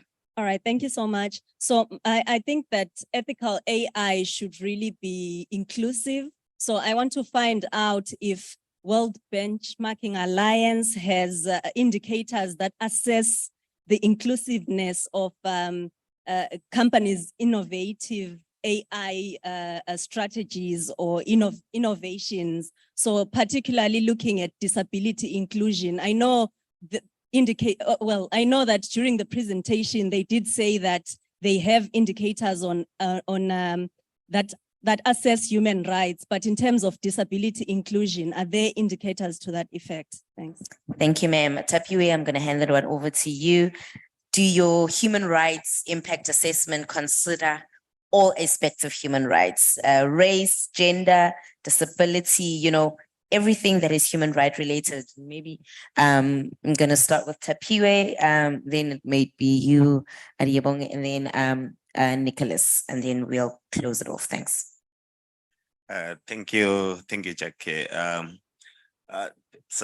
Thank you for the opportunity to answer the question which has been raised. I think the first question about AI misalignment is actually an important one because every day, because of the way the field is so dynamic, we come across different issues of what is happening in the AI space in terms of new systems coming out, on a daily basis. And what we see is that from the work that we are currently doing at World Benchmarking Alliance is that we actually try to engage with companies, and some of these companies are actually raising AI as an issue of not material importance, So when it comes to actual alignment of the algorithms that are being deployed and being put out there, we always see that because this is like a decision-making process at the end of the day. So it's like a tool that is being fed in terms of data. And then what we are trying to do is to make a decision out of that. And in most cases, because we need data, and data is like what every other company is actually doing, and they're harvesting this data. How are they handling this data in terms of actual alignment, what we need to do from an African perspective? Because at the end of the day, this is a governance issue. And as a governance issue, we need to be at the same page in terms of what we are trying to do with the systems that are actually being developed and how these are actually trying to help us from an African perspective. So I think the materiality issue is the one which comes out of this, which I can actually think of at the moment. And then I think what is also important is, when we try to bring everyone at the table, we are just trying to say, okay, from the African setup, why is it that we are always end users of this technology? Because as I indicated earlier on, they are being developed from somewhere else, and we are using that. Yet the data that has been actually been used to test those algorithms at some point or to some extent doesn't align with what we want as Africa, mostly from the global south as well as developing countries. So we need AI to have a positive impact in terms of growing our economies, in terms of health, in terms of education, in different sectors, in terms of applicability of those sectors. So I think the alignment issue is something that should be open for discussion, and people should be able to say, okay, let's develop systems that are aligned to what we want from the African perspective. And then on the question of universality, I think that's an important question as well, which actually stems from what we have been discussing. So the issue of disability in terms of inclusion into the work that we do, as well as trying to find the companies some development or activities around people with different disabilities. I think we have got 4 pillars: the access, the skills, the use, and the innovation. So on the disability, at the moment, the area which we have been working on was around universal access of digital tools, in Africa. So we are trying to hold companies accountable in terms of developing systems that are actually accessible to everybody else, for universal accessibility. So when we talk of affordability, or even on the use part of it, we are saying, are these tools usable for somebody who has got, who is able differently? So when we tried to develop this standalone indicator, it was actually in terms of the, as I indicated earlier on, that initially we had it under innovation, under indicator for of the innovation pillar. And the elements that we had, we tried to pick from the company's ethical practices, and I think that is also important for us to capture that going forward. I think I'm running out of time. Thank you. So you are 2 minutes, Ariebo, and then Nicholas. I'll try and keep it as 1 minute. The question about eliminating bias in AI system being developed in our part of the world, I don't think the rules are different. Although when we complain or when we talk about bias in AI system, we come from the perspective of the fact that most of the systems are developed in the West or in the global North generally. But for systems that are developed in our own jurisdiction, it's the same principle, the same scrutiny that should apply in terms of everything we have said here today, everything that has been recommended in that report. It must also be to that scrutiny test. We must also not assume that because these systems are developed here, that it is even representative of our culture. I think somebody made the point about the versatility of African cultures. We are diverse as diversity. So we need to put that level of scrutiny into the system that we are developing in Africa as well. Thank you. Less than a minute. I think Adeboye has captured it perfectly. The issue around diversity in the African context. We need all voices on the table. Thank you. Thank you. I believe I'm standing between my next session. Thank you everyone for participating. The questions have been amazing. They've given us a lot to think about, and we will take it on from here. World Benchmarking Alliance, thank you for the opportunity and for the research. Thank you.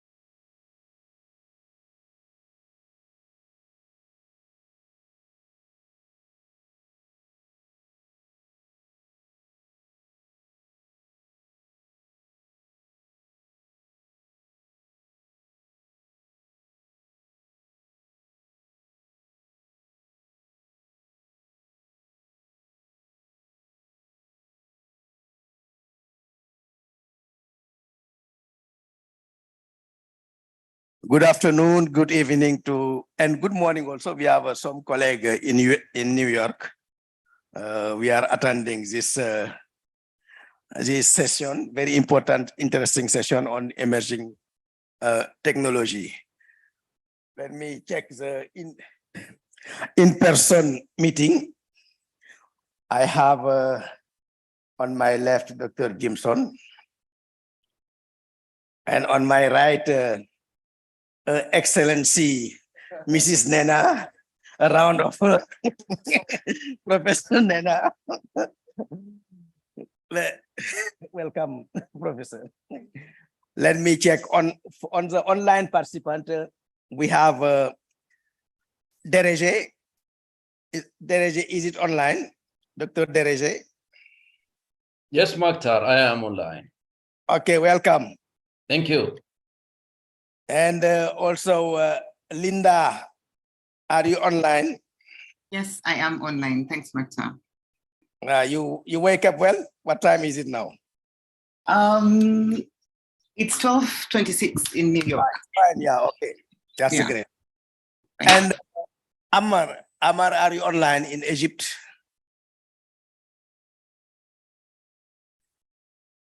Amr, we call it Amr. I didn't hear from,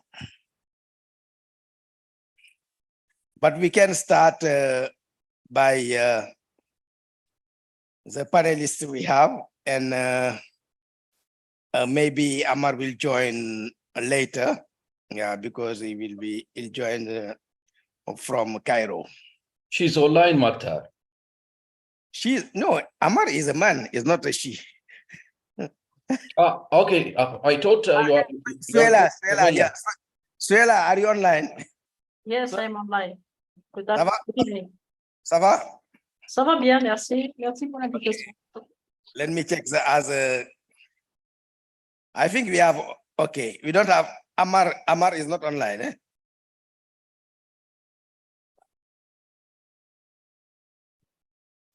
No, he's not. Okay, as you know, emerging technology cover a lot of things, but the key emerging technology are artificial intelligence, robotic, Internet of Things. We have also this 3D printing as well as drone.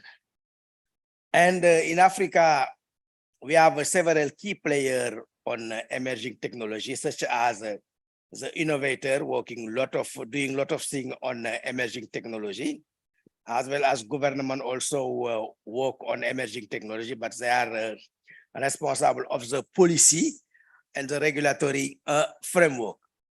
We need for the government to promote this innovation and the development of emerging technology by putting in place a sound regulation system and provide access to the market and a capacity building framework for all the actors in this development of the emerging technology. As well as we have the startup working, doing very well on this emerging technology. We have seen a lot of progress during the COVID period with more than 5,000 innovation in the African continent focused on emerging technology. But despite this progress, also we had a lot of challenge for the development of the emerging technology, such as access, the issue of infrastructure, as well as the issue of cybersecurity. Today, we have a large panel from several sectors. We can talk about the several challenges faced and to provide some solution to overcome of this challenge.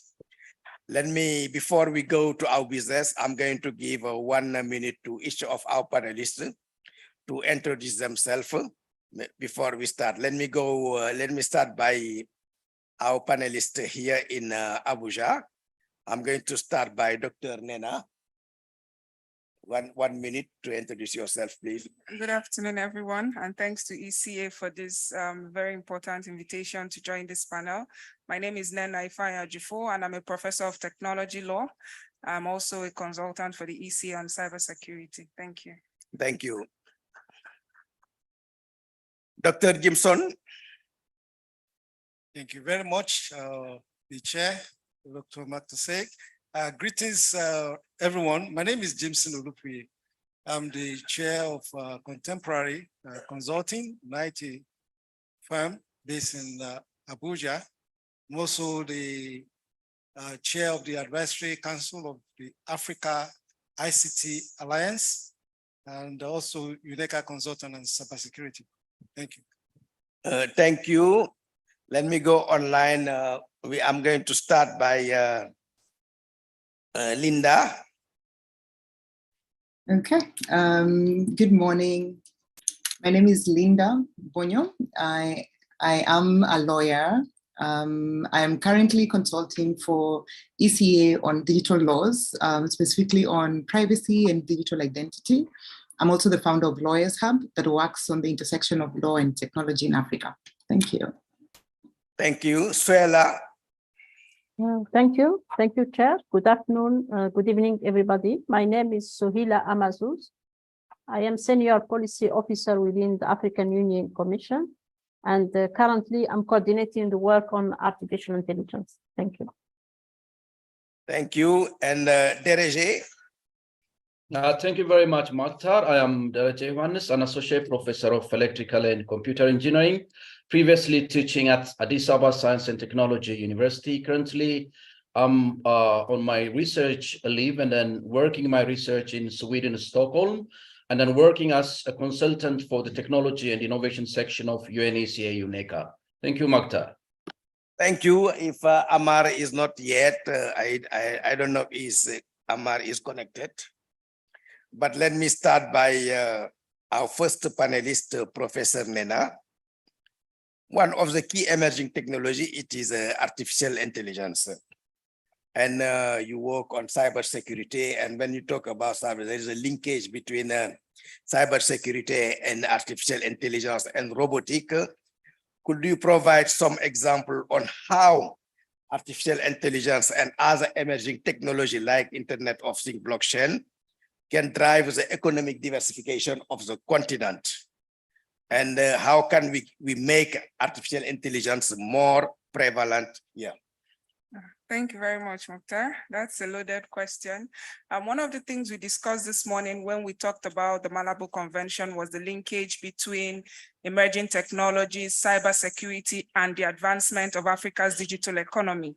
So we can't, in addressing this sort of issue, we must first touch upon the fact that there's a reality in terms of digital divide. Before the emergence of AI, digital divide was just focused on internet access, but now increasingly we talk about the technology disparities across various regions in Africa. But then you find that AI presents unique opportunities for Africa, but at the same time, some challenges. And before I talk about those opportunities in terms of the questions, we find that there's a prevalent issue with data limitation, gap in technical skills, gap in infrastructure, and particularly research and development is a challenge for Africa. And having this sort of dynamic regulatory system, if you were here for the previous session, this was one of the issues that came up. But then if we look at the benefits, AI has the potential to drive economic growth in Africa, particularly in various aspects. There was a recent research, and it was projected that by the year 2030, which is the time we hope to realize the African digital transformation strategy, that AI is projected to contribute $15.7 trillion to the global GDP. And in terms of Africa, that's a lot of money when you think about consumption and all of that. Other aspects include education, finance, healthcare, agriculture, water supply, clean energy. There's been research as to how AI interferes with climate change, and this provides opportunities for Africa. Now, an important aspect as well, if we are able to leverage AI, is investing in research and development, not just in the economic aspect. And I think importantly, we must think about a multifaceted approach. Most times we talk about a multi-stakeholder approach. The previous session was also talking about this. We tend to focus only at this stage on companies in relation to AI. The other issue we see is that there is so much dependence, technology dependence in Africa, whereby the AI technology is mainly based on global north infrastructure. So we have this global north epistemology rather than looking into African perspectives to development of AI. So our involvement and intentional involvement in the design, development, and deployment of AI will be a starting point in terms of a multi-stakeholder where we involve tech companies, the government, and everybody that is relevant. The other aspect that is important will be to work closely with businesses, small, medium enterprise businesses, and that is a key focus for UNECA, as well as government entities, where Nigeria, and one important agency that has been at the forefront is the NITDA, the National Information Technology Development Agency. Those sort of cross-sectoral approaches will be very important to drive such development across Africa. Again, I will talk about youth because this is very important. Education, a focus on science, technology, engineering, and mathematics from the school stage. And this has to look at how we deal with the curriculum in schools across Africa. So we then need to invest in a robust talent pool as to how we develop AI. Most times, like I talked about, it seems like the discussion is more foreign than it is local. We tend to disregard the cultural realities in Africa and how it impacts us in terms of how AI is designed. If you look at recent discussions, it talks about the discriminatory approaches of AI. And if we must develop our businesses, we must think about our own cultural realities and how AI can be, developed in our context. I would also talk about data limitations. Africa is very opportune to have full data sets that we can use to apply AI in our own context. But there is this situation in terms of lack of governance approach. What is our approach to governance in terms of AI? And I think that's where policymakers come in. Countries like the UK, the US, they are developing AI acts that look at governing AI based on the risk, based on ethical approaches to designing AI. And I think to make AI more penetrable ethically in Africa, we must also think of the data aspects, how we can be involved in data creation. Finally, in terms of international relations, so much is happening at the UN level, and thankfully, we are here discussing under that sort of auspices. We must think about international cooperation across board, governments, and how we can benefit from the digital cooperation roadmap of the UN that is looking at developing AI ethically and responsibly across all countries in the world. Thank you very much. Thank you, Nena, for this very comprehensive explanation. You talk about the role of youth in the development of AI. You agree with me that innovation is driving now by the youth in the continent. And we have a lot of now innovators across the continent. We can provide a lot of examples around in Kenya, South Africa, here in Nigeria, also in Ghana, where you are very involved in the development of this an innovative project in this using emerging technology, such as in the farming sector, agriculture, as well health sector. And we have seen a lot of development during the COVID, and this development also is still continuing in the continent. This give me an opportunity to to go online to ask one question to Linda. From your experience, what are the best way for the continent youth and women to acquire skills to leverage emerging technology in the digital domain? As you know, Linda, Nena talked about this capacity building development on STI for the youth. What are for you the best way? Excellent. Thank you so much, Makta. And I think Professor Nena has made mention of, very key issues around, capacity building and cooperation, which is important even for learning. I'd like to maybe give a bit more of a practical approach for, for instance, just giving my background, I wasn't technical. I trained as a lawyer, but then been working on technology for now the past 10 years. And one of my learnings has been, the first one is really in order to get digital skills, because they're really fast moving, the best way, first of all, is to be within developer and innovative communities. And so I think a lot of progress has been made in Africa.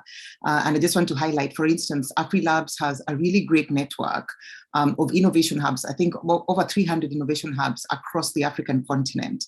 And so chances are that for young people, there's an ideally either private sector led or government led innovation hub, in your area. And I think that would be a really great starting point. And now we're getting to, a point in Africa where this is becoming more and more specialized. And what that means is we're seeing more, women-focused innovation hubs, green technology innovation hubs.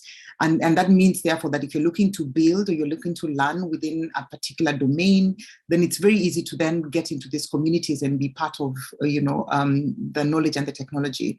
But then also too, I think in terms of really getting skills, ECA is running a great program on coding for girls, which is happening in different countries.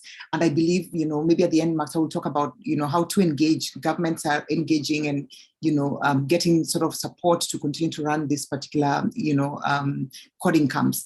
Coding camps really give you an accelerated way of learning. And so we're seeing this with, programs like 100, coding camp. I think they're available on social media platforms where people actually go for hackathons on a weekend or coding streaks for 48 hours, and then you come out with the basic skills and then continue to actually learn and do like 100 days of coding. I think that those are some of the things that you could look at. But then I also want to highlight, we've learned, a lot of learning has been done in Africa in terms of how to accelerate skills.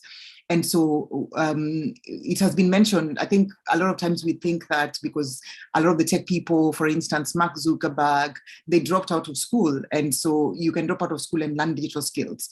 But I think what we don't look at is where did they drop out of school? They dropped out of Stanford, or, universities that already, they were doing well and there was an environment of learning, which I think has been highlighted, earlier on by Professor Nena, that we need strong institutions and strong universities to look at ways in which we could change our curriculums to be really fast adapting. And we're seeing universities, for instance, in Rwanda, we're seeing the Africa Leadership University really having a way in which it's accelerating, learning, especially for coding. And you have over 10,000 students signed up across the African continent. In Nigeria, you're seeing programs, that are being run by, Hak Sultan and the team that really have a lot of young developers who are coming in for very short coding camps and then turning out to be product managers. They're becoming technologists in that sense. And my final point will be to look at ways in which we can be able to, subscribe to newsletters and learning programs, especially by tech companies. We're seeing a lot of tech companies also coming in to offer certification programs and mentioning, for instance, I think Google, Microsoft, we have Oracle, they all have developer programs, including AI programs now that are available online, including on LinkedIn Learning, that will be useful for somebody to just go for free classes. But I think there are also executive programs where people can pay and actually gain digital skills. But what's the mindset of learning the skills? As you look at the history of technology, especially in terms of adoption, they talk about the sluggard, they talk about the fast adopter. It's important to be a fast adopter on these technologies. I think 2 years ago, blockchain was everywhere. Now we have AI really, especially generative AI, taking the headlines. And so it's important that you actually be ahead of these technologies and be amongst those of the early adopters so that you move beyond the headlines and you go into actually being somebody who implements this in their place of work or to build upon these technologies to ensure that it takes you to the next level. And we're seeing how other people are leveraging, for instance, generative AI in their meetings, they're leveraging on TikTok, on Facebook groups. So it's important then to now translate these particular learnings into actual products because Africa is lacking of, indigenous and homegrown solutions because we are really dependent on, foreign platforms, which ideally we should be able to, counter that with our competition laws and things that would ideally further this particular infrastructure. And I'd urge government to really look at how to build the digital public infrastructure that would spur learning in this sense. Thanks, Magda. Thank you very much, Linda, for that. I think you highlight the key role of building capacity of this young generation. And final objective, it is for them to become key actor in the business sector. You talk about this coding camp. And let me turn on my left with Dr. Jimson. You have a long experience in the private sector in Africa and in the digital technology. What challenge do African business face now with this emerging technology in the continent? Thank you very much, Chair. It's an opportunity for African business, emerging technology. Mhm. Great opportunity to really grow wealth, create more opportunity. It's an opportunity for the government to create more jobs. You know, people think that AI or emerging technology will take away jobs. No, it's going to provide more jobs if properly annexed, and it's going to boost the GDP. For example, look at cybersecurity. We have seen now that cybersecurity actually contributes to development. It has a correlation with development. So also AI, blockchain, and all these technologies. So our real challenge is getting the policy makers to understand this as fast as we do. Okay. In terms of being ready, to deploy, yes, we're ready to deploy, but the jobs has to be created. For example, we look at Nigeria, the government is talking about digitalization and they're in the process. So it's not only at the top level, the state to be talking about it as well, the local government should be talking about it as well, and there should be serious momentum behind it. Because it helps in some cases whereby we have done digitalization, it has actually boosted the revenue base of the enterprise. It has removed risk, of accidents. People have to travel from long distance to come and get a government service. It has even enabled accountability and transparency. And today we're talking a lot about corruption. What is away corruption? So emerging technologies actually helps Africa, helps government to really provide the dividend of democracy. We see coup happening here and there. It's because the people are, they are not happy. They are not getting the real benefits of governance. So emerging technologies will provide this benefit for the people. We know that Africa has humongous resources. It's just to be able to use it. And most of these emerging technology, they are based on the algorithm. In fact, my expertise really is in the coding. That's how I started coding. So we still do a lot of coding. Digitalization is about coding. AI is about coding. Okay, and of course data. So we need to sanitize data. We need to get the data. Even getting the data is a lot of work. But if you can get those data, then we can customize, either drones, either robots, either some heuristic information. We can really get all the information we need to provide good governance, efficiency in administration, and we make progress. Unemployment is a lot. There's a lot of unemployment in the system. And Boyo talk about capacity development, raising up the youth, and yes, we need to increase the capacity, bring up more coders, to be able to catch up with the opportunities and create granting opportunities. Mhm. Institutions like UNECA, for example, I really like to talk about what they do, because this is what we have been advocating for a long time.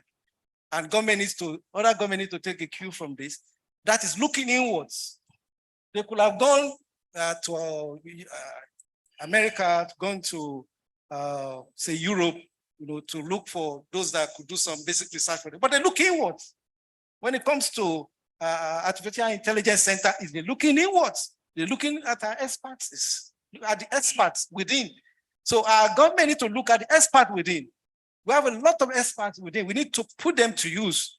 And then we can really create the wealth we require in Africa and reduce or eliminate digital divide. Digital divide can be eliminated. It's possible. Mhm. Thank you very much. I think you highlight a lot of things very pertinent for this. But I will focus on the job creation by this emerging technology such as artificial intelligence. But we have a big issue on this job creation, because artificial intelligence can create job or can also destroy job. it is a it is a balance. We have to see what is a big issue of artificial intelligence. And this give me an opportunity to ask to one question to the representative of African Union to examine how this technology can either complicated or facilitated the achievement of the SDG of the African Union Agenda 2063. So Ella, I think you already put in place a working group on artificial intelligence led by Egypt. And also in the digital transformation strategy, emerging technology is a key pillar for achieving the target of the aspiration of the AU 2063 agenda. But specifically, when we focus on artificial intelligence, can you give your view on if this how this technology can facilitate or complicate the achievement of this AU 2063 agenda? Suela. Thank you. Do you hear me? Yes, please. Yeah, thank you very much for the invitation to be part of this panel, and also for highlighting the ongoing initiatives within the African Union Commission with regard to digital transformation and artificial intelligence.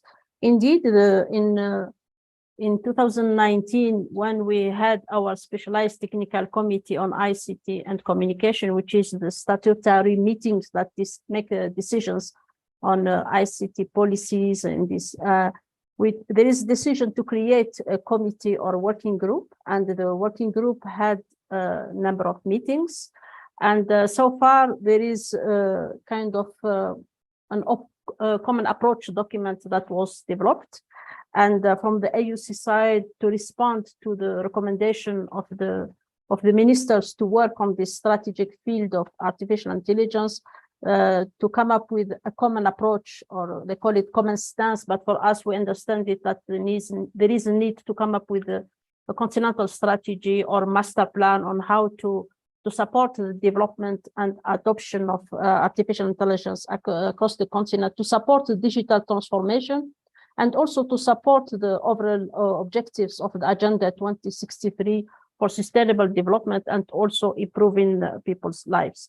So this year, we went to develop a conceptual framework where we identified a number of priority areas that needs to be taken into account across the continent. We had consultative meetings last week, and the outcome is that there is a real interest from member states on artificial intelligence. We have seen countries participating and also sharing their experiences. We have a number of countries that are working on this artificial intelligence, and also they even some of them, they published their national policy, such as Benin and Mauritius.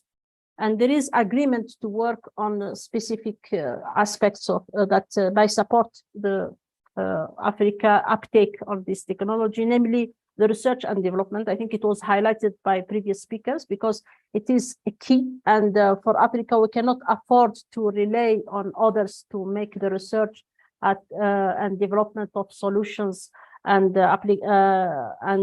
policies on our behalf. I think there is a need now to raise awareness of our decision makers on this importance of research and development. There is a need to make data available to support the emerging technologies. As we are aware of, they are available data, and quality data are precondition to the development of emerging technologies.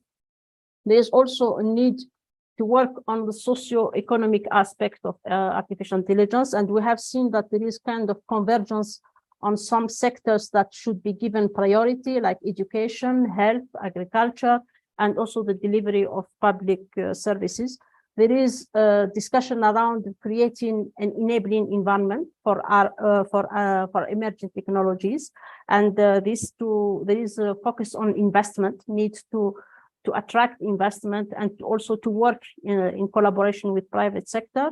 There is a need to create an AI ecosystem. We can say an African AI ecosystem that enable the continent to reap the benefit of this revolutionary technology, and also to enable like the startups and also entrepreneurship flourish. I think on the workforce, there is a real, I think we cannot emphasize it more, that there is a need to take decisions on this and to start working to preparing the workforce of the future, to raise awareness about the need to upskill, to reskill some professionals, and also need to introduce AI in universities, because according to the World Economic Forum, there is jobs that will disappear, but there is also new jobs that will come in, and the jobs will be more on the automatization, if you can say, on big data and also on machine learning. And I think we need to raise awareness of our youth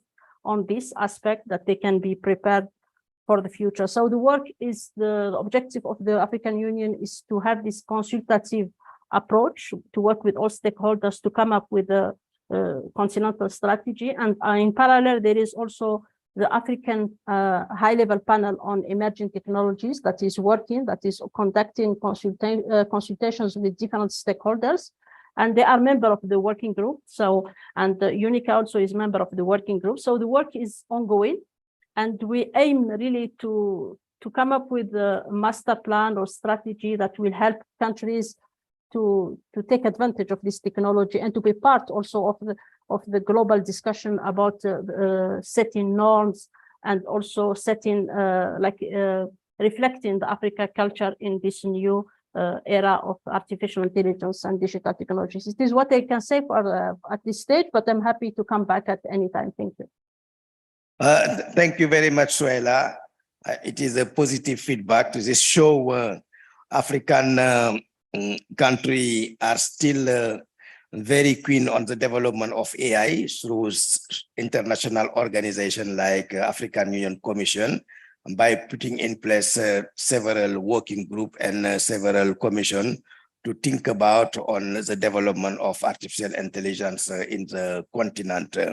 You highlight also the importance to introduce artificial intelligence in the university to build the capacity. And let me come now to Dereje. Dereje, you was the lead consultant to establish the Artificial Intelligence Research Center in Congo, African Artificial Intelligence Research Center in Congo.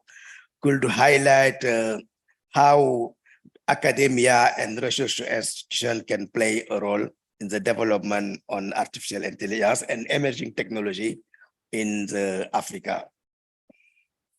There is a.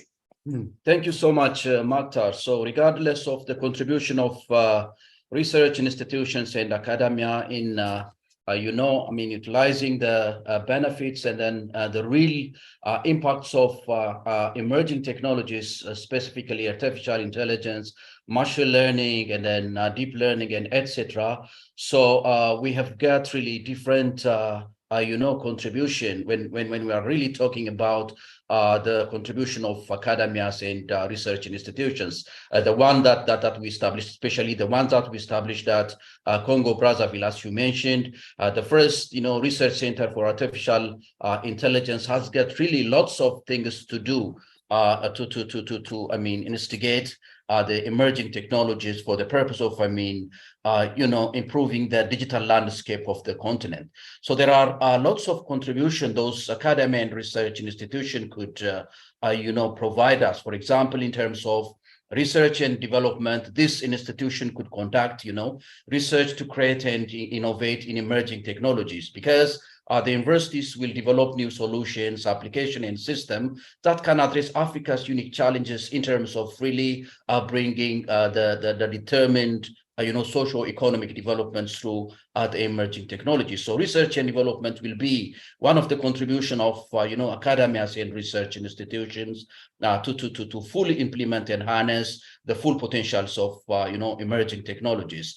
And then the other important contribution of this the role of these universities and research institutions are education and training. So academias could provide, knowledge and skills needed to work with emerging technologies, because those academias could be, the hub to offer relevant courses and training programs, that would really prepare the workforce capable of driving the digital progress. So education and training is one of the essential contribution of research institution.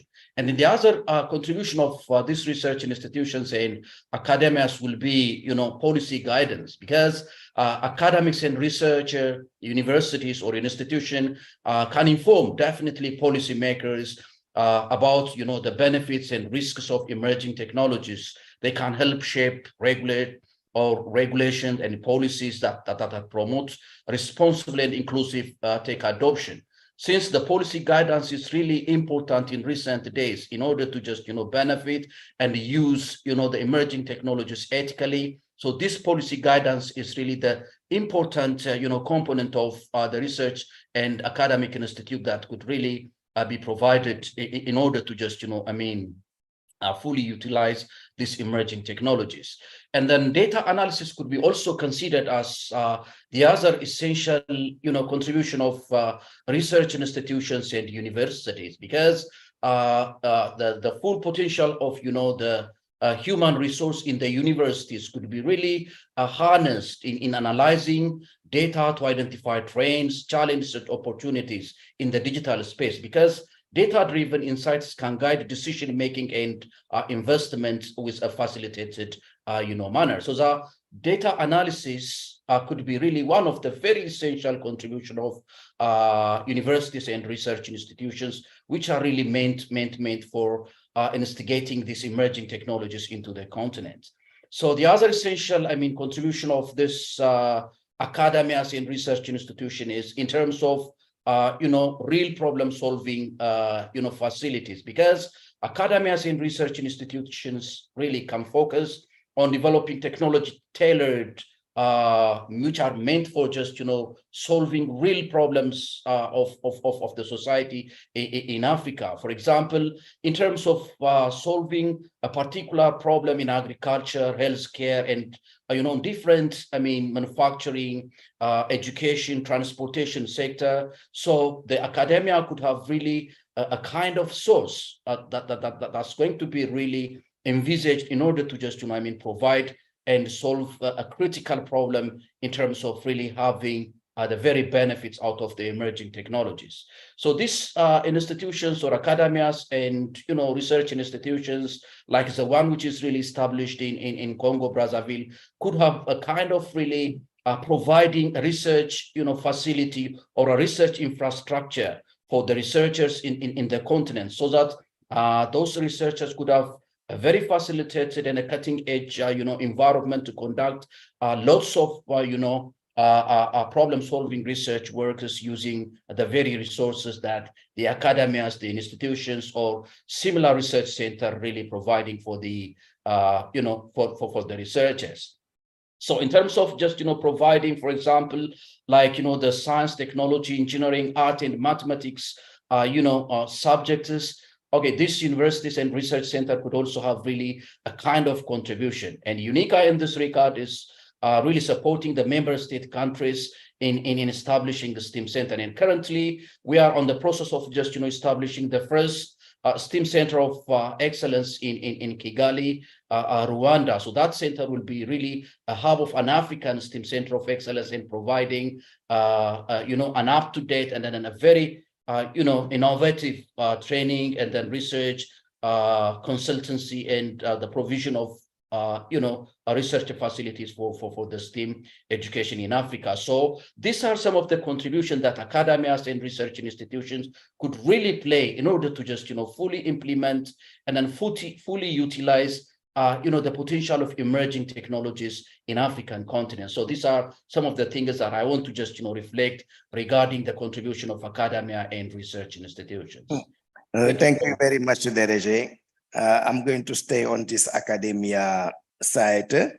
Nena, you are a professor in UK in the academia sector.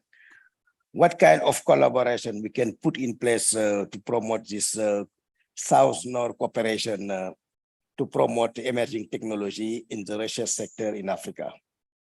Thank you so much, Mokhtar. I think you just read my mind while I was listening to Dereje. Importantly, we have to also think about technology transfer. Like I talked about earlier, we have so much of foreign technology being adopted in Africa. And I think one of the things academia has to start thinking about, beyond doing internal research, which is actually going on in African universities. There are key universities in South Africa engaged in technology transfer. Strathmore in Kenya is one of those universities.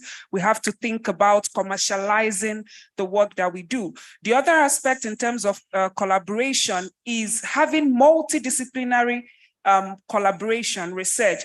Most times you find that academias work in silos. So a law researcher, for example, would just be researching on governance, but you find that in the global north, research is moving beyond this disciplinary research to a multidisciplinary approach to research, where you have more what I can call communal research. For example, Dereje is not into law. We can then collaborate in the global south and look at our peculiar issues. He brings in the engineering perspective. I bring in the governance perspective. Jimson brings in the business perspective. We are also seeing more of knowledge transfer partnerships in the global north.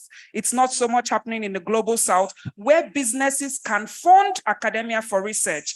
We are seeing those dynamics in, for example, European universities. A business will bring money to a university and say, look, give us your PhD students to do some form of what we call industrial attachment in places like Nigeria. That sort of knowledge transfer partnership is happening. But one of the challenges you find is intellectual property. So most times when the businesses bring this money, there is usually a challenge with intellectual property. And another approach for collaboration will be governments to decide laws in relation to IP. IP is very robust in Nigeria, for example. It's not the same across Africa. But in terms of global south, if we then begin to define IP protection, where you involve universities, universities will be more comfortable with working with businesses. Now, finally, open access research.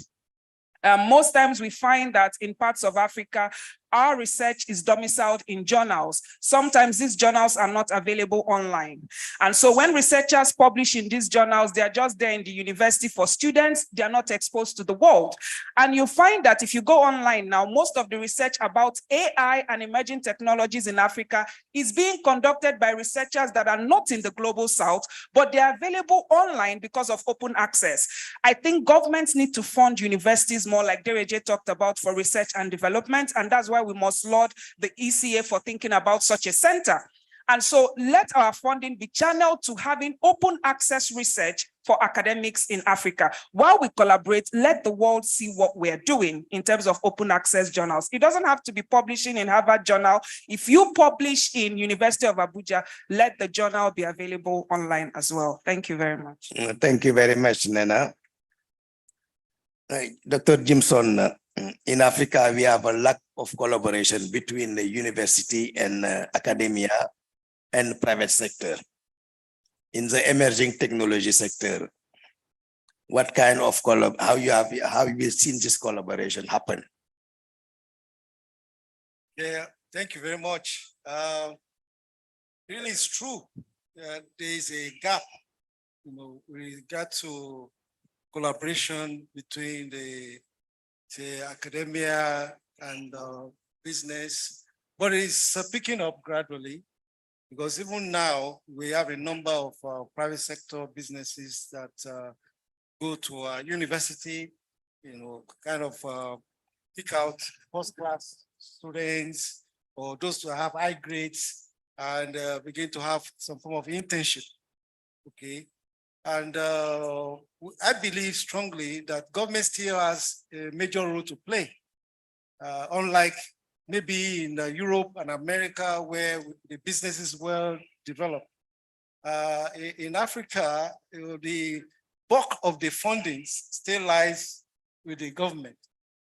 And government's funding, of course, the university, so to speak, but the research the university they do, we don't see the products, come into the system. So we have governance issue over the outcome of research and available openness, like Professor Nena mentioned. It needs to be published. Whatever is the output needs to be published, to be available for deployment to serve the economy. But I believe that well, when organizations, maybe like UNECA, the AU, continue to step in to encourage, this kind of collaboration, that will be steady improvement. And we too, in the private sector, like AFIGF, for example, where we are also encouraging collaboration with universities, conducting research in regard to disabled and so on and so forth. But I must say clearly from all the experience I've gathered that when it comes to really big intervention in regard to emerging technologies, we really need the intervention of governments that have the huge resources. Because if government does not move, nothing really moves in Africa. That is the plain truth. For example, remuneration of university academia is very poor. But now that in Nigeria, for example, there has been devaluation of currency severally, and income has not increased. So even the labor union, they are kind of saying they're going to go on strike, very soon, paralyze the system. So the income gap is huge in the academia, so there is not much incentive to even go for research. But we believe very soon things will normalize because the system has been skewed so far.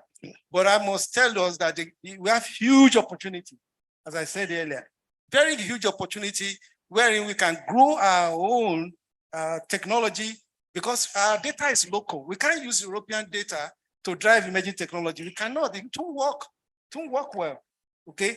We have to use our own data. For example, if you want to move around, Google Maps, for example, is based on data that is fed into it. So if you don't have local people to train Google AI properly, you just miss your way.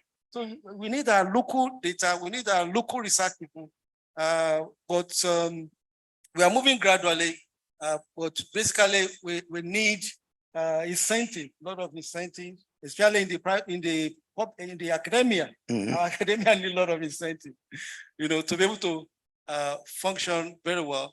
But a lot lies with governments because we know what was done in Europe and America, even for what Professor Nena talked about came to fruition. Government took the lead mostly, and then after a while, devolved to the private sector. Even in the space technology, you can see what America did.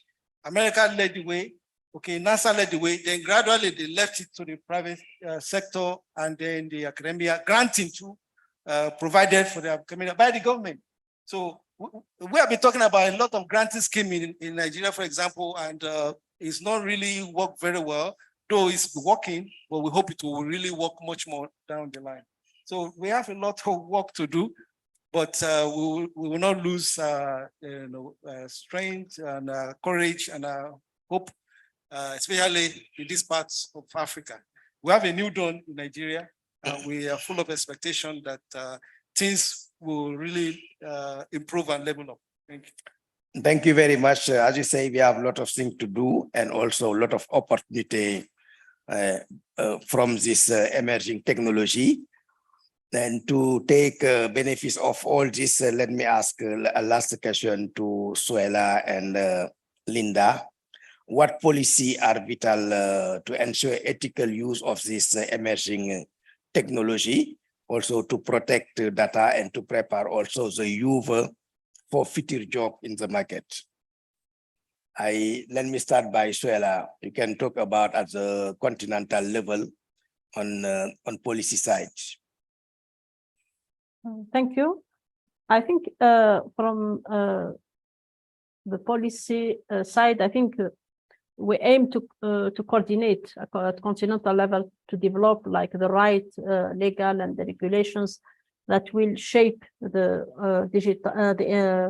the integration of emergent technologies, especially artificial intelligence, while ensuring the protection of people's rights and also the economies and also the security of the African states, because like the excessive reliance on external expertise may expose our countries to the risk of of surveillance, and also like make weaken our economies. On the protection of, on the ethical use and responsible use of emerging technologies, there is already ongoing work within the African Union Commission on People and Human Rights. They are conducting a study on the impact of artificial intelligence on human rights. And we are supporting that work. And also there is a discussion within the Peace and Security Council of the African Union Commission on the impact of emerging technologies on the media, on this information, and also how these emerging technologies are used in a way that affect the security and of the states, and also it created kind of confusion. We are working with these two organs of the African Union, and we aim through this continental strategy to come up with the recommendations on the legal and the regulatory reforms that needs to undertake at continental level, like to create incentives and also to create environment that will attract investment and support the development of AI solutions and applications across the continent. Thank you. Thank you, Linda. The government of Kenya is putting in place the new government a lot of policy framework to develop this emerging technology. Could you provide some key element of this policy? Excellent. Thank you very much, Makta. I think for the past few years, we've seen a lot of digital law development in Kenya. And this is in varied forms, which I think is also going on in Nigeria and several other African countries. And so to your first question, I think that there's an urgency to work towards having national frameworks that ideally would spur public digital infrastructure so that we stop privatizing technology in Africa. I think that would be very useful. So we're seeing a movement in terms of startup laws, which is pretty important, but they should not just be startup laws, because that's what we did to data protection laws, where we simply ticked a box and said we're looking for countries that have a data protection law, but then not thinking through what's the impact of their localization provisions, what's the impact on their data flows, and to what approach are we taking. I think it's important that countries ideally think through what culture, and I think this was mentioned earlier on, what are we picking out? Are we picking out, let's say, a Chinese approach to data protection? Is it a GDPR approach? Is it a US-based approach, which is, basically a lot of corporations? But we need our own African approach to data protection frameworks in that sense, data governance. I also think that we need to start having frameworks that have us extract value from data, because a lot of the times people are extracting value from African data, but we actually haven't figured out how to leverage the data that we have and make that value work for us. There's also important that we have digital laws on accessibility. I think that we should look at ancillary laws, like laws that ideally don't look like technology laws. So for example, competition laws require to be, to be changed within Africa. How are we dealing with platforms that are taking up our jobs, especially in the age of AI? And so your local taxi driver is no longer in charge. He has to use an app for him to get you as a client. How are we making sure that we don't have very monopolistic companies within the continent that ideally kill our local businesses, SMEs and startups? We also need to think about the visa laws, because then if people can move from, let's say, Nigeria to Kenya to South Africa to Benin, it means that they can't sell their products, but people outside the continent are actually moving. So we must look at ways in which, even though technology moves, also humans can move within the continent. And then finally, to just actually reimagine and see ways in which we can be able to have new laws away from the colonial laws that we've had for a long time, and to reimagine these institutions. Because one of the challenges we are seeing within national governments is that certain amendments mean that certain institutions are done away with, and that means that people lose their jobs. And so they will refuse amendments because they know they're going to lose their jobs. But how can we collectively reimagine this institution and say, this institution actually is not working, this is what we need to do? And we're seeing people actually amending laws, including commercialization, and saying, can this, rather than it go to the Ministry of Youth, why can't this go into the Ministry of Education and Research? So I think it would be useful to look at it in that particular sense within national frameworks. Thanks, Magda. Thank you very much. I think we almost done our session. Let me open the floor for 2 minutes. If you have any question, You have the micro. Please introduce yourself, organization, country. Yeah, go ahead. All right, thank you very much. The panelists have really done very, very well. I'm really enriched. My name is Sati Satmer Dapel from Nigeria, University of Jos particularly. My question goes this way. The current emerging technologies of Internet of Things, artificial intelligence, etc., into Africa must have already emerged in other countries. That is why we are calling them emerging in Africa. Means that we need to get ready for their coming, or we need to make certain adjustments to accommodate this technology so that we can benefit from those technologies. These countries that have these technologies that have already emerged have already placed policies as regards the infrastructure, as regards the platforms, as regards the security, and all that had to do with the smooth ride of these technologies. So the countries that have these technologies have already put all in place before the technology is there.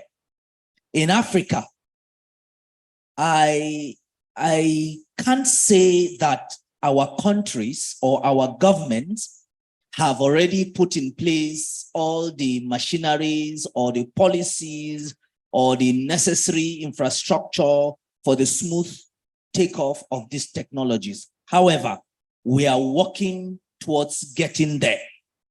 Now, how then is Africa preparing the platform or the environment for the ride of these technologies? Secondly, it seems like we are all waiting for these technologies to emerge. When will Africa develop a technology that will work or be already emerged in Africa while emerging in other continents? In other words, instead of us to continue to be consumers, instead of us to continue to wait until a new technology comes in and then we run helter-skelter in order to meet up with the trend.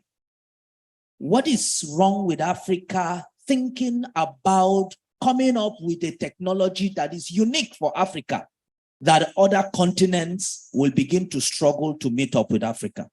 Thank you. Thank you. The next. Good evening, all. I like to stand on the existing protocols.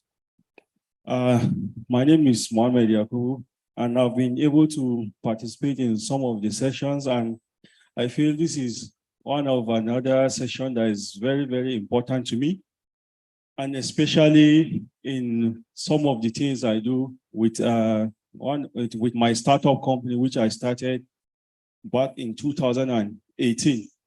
So I've been in other panels that discuss sustainability and resilience for digital inclusion and internet coverage and underserved communities.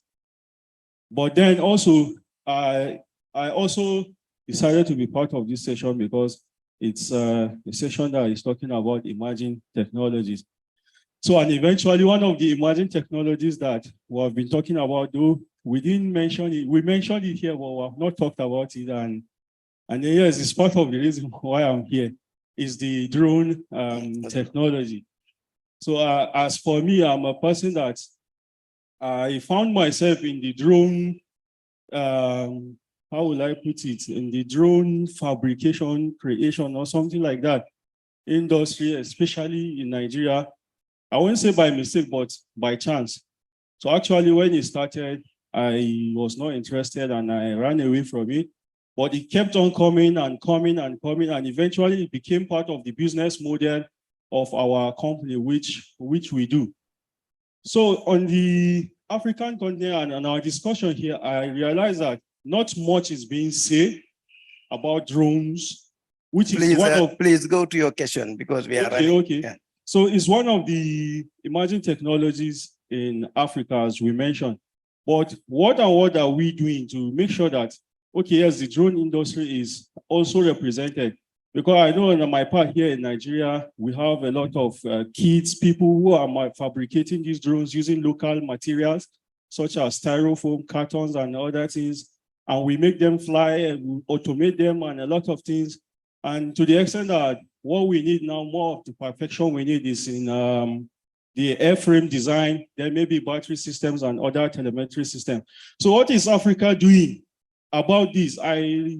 During my research, I know we have like 4 or 5 companies that are into it. And then the drone market in Africa is about $10.6 million, which is going to grow by 5.19% from 2023 to 2028. So how are we going to leverage on this? Because we have not been talking about it, maybe because we don't have much people in the system or so, I don't know. And the last Thank you very much. We get your question. We are going to provide a clear answer on your question. Who want to go first? Nana. Thank you very much. I would address the first question and allow other panelists to address the second question. First of all, I would like to correct an impression. There is nowhere in the world that we have that technologies have fully emerged. Even in the global north, technologies are still emerging, and we describe all of them as emerging technologies. And I can tell you for a fact that the EU, a combination of all the EU countries, are still struggling with governance of artificial intelligence. As I speak with you, there are still contentions about developing the EU AI Act and even the AI Convention on Human Rights. So it's not just an African problem. And like Mohammed said, even drones, these are emerging. So the conversations, even at the UN level, is still emerging. All the same, I agree with you, Africa is still lacking behind, and we must acknowledge that global inequalities will lead to inequalities in other aspects. Digital equality is a challenge for Africa, but like my sister Sohila talked about, I am impressed at what the AU is doing. We may not have leapfrogged, and a good point to look at is the digital transformation strategy. What is rather a challenge in Africa is the transparency. Let us know what is being done. How is the process for digital transformation being tackled? How are the youths included? How are women included? What is the role of businesses? What is the accountability measures? What are the ethics? And again, another point I wanted to add to what Sohila was saying is perhaps we should move towards harmonization so that we do not make the same mistakes we made with cybersecurity. Let's start a harmonized approach at this very important aspect. So something is being done. I think Africa is doing, but we must accept that technology is usually ahead. When these technologies emerge, we would then begin to strive to reach it. I think I've lost something I wanted to say, but what I wanted to add was, I think a harmonized approach would help. And that is why everyone needs to be involved rather than expecting that the government alone would tackle these issues. We also need to learn from experiences from other aspects and to think about emerging technology. So I just wanted to say, yes, something is being done. However, the transparency. And the other point which Linda talked about is, I think we always want to aspire to meet up. I call it copy and paste. We want to do what the EU is doing every time. How about, like she talked about, I was really impressed when I heard her saying the competition laws in Africa. Not every country has a competition law. What are we even doing with the extant legislation we have? We can then transpose them or implement them in digital aspects, but we always want to do, the EU has GDPR, so we must do GDPR. So I think we also need to look inwards, the parliamentarians, the lawmakers, policymakers, look at what we have and think about how we can make them robust enough to care for emerging technologies in our own extant realities. Thank you. Okay, let's give opportunity to the online participant to ask some question. I think we have some question for the online participant. Soren. Okay, good evening, Maktar, and good evening, all the panelists. The session was very interesting. My question is either to Sohila or Linda, because they are part of the working group on AI. The question is, there has been a noticeable surge in interest in regarding regulation of AI in Africa. But I am keen to understand what is the current landscape and it is developmental trajectory with regards to regulation. most Africans, are they regulating to create more innovative, enabling environment, or it's more of a regulation from a security perspective? Additionally, I'm curious about the emerging area of interest, particularly, is this AI regulation, is it sector specific? Let me say either it is health or agriculture. If you could just shed light on those sectors in terms of the current landscape. Thank you. Either Linda or Suhela can go. Okay, thank you. We'll give 1 minute to Linda, 1 minute to Suela. Teresa, also you are working in this working group. You have 1 minute for each of you. Excellent. Anyone? Linda? Yeah, I was going to make a comment and say there's a rundown of different countries that have taken up national AI strategies. I'm made to understand, for example, Ghana is working on its national AI strategy. We've seen, I think, Rwanda as well.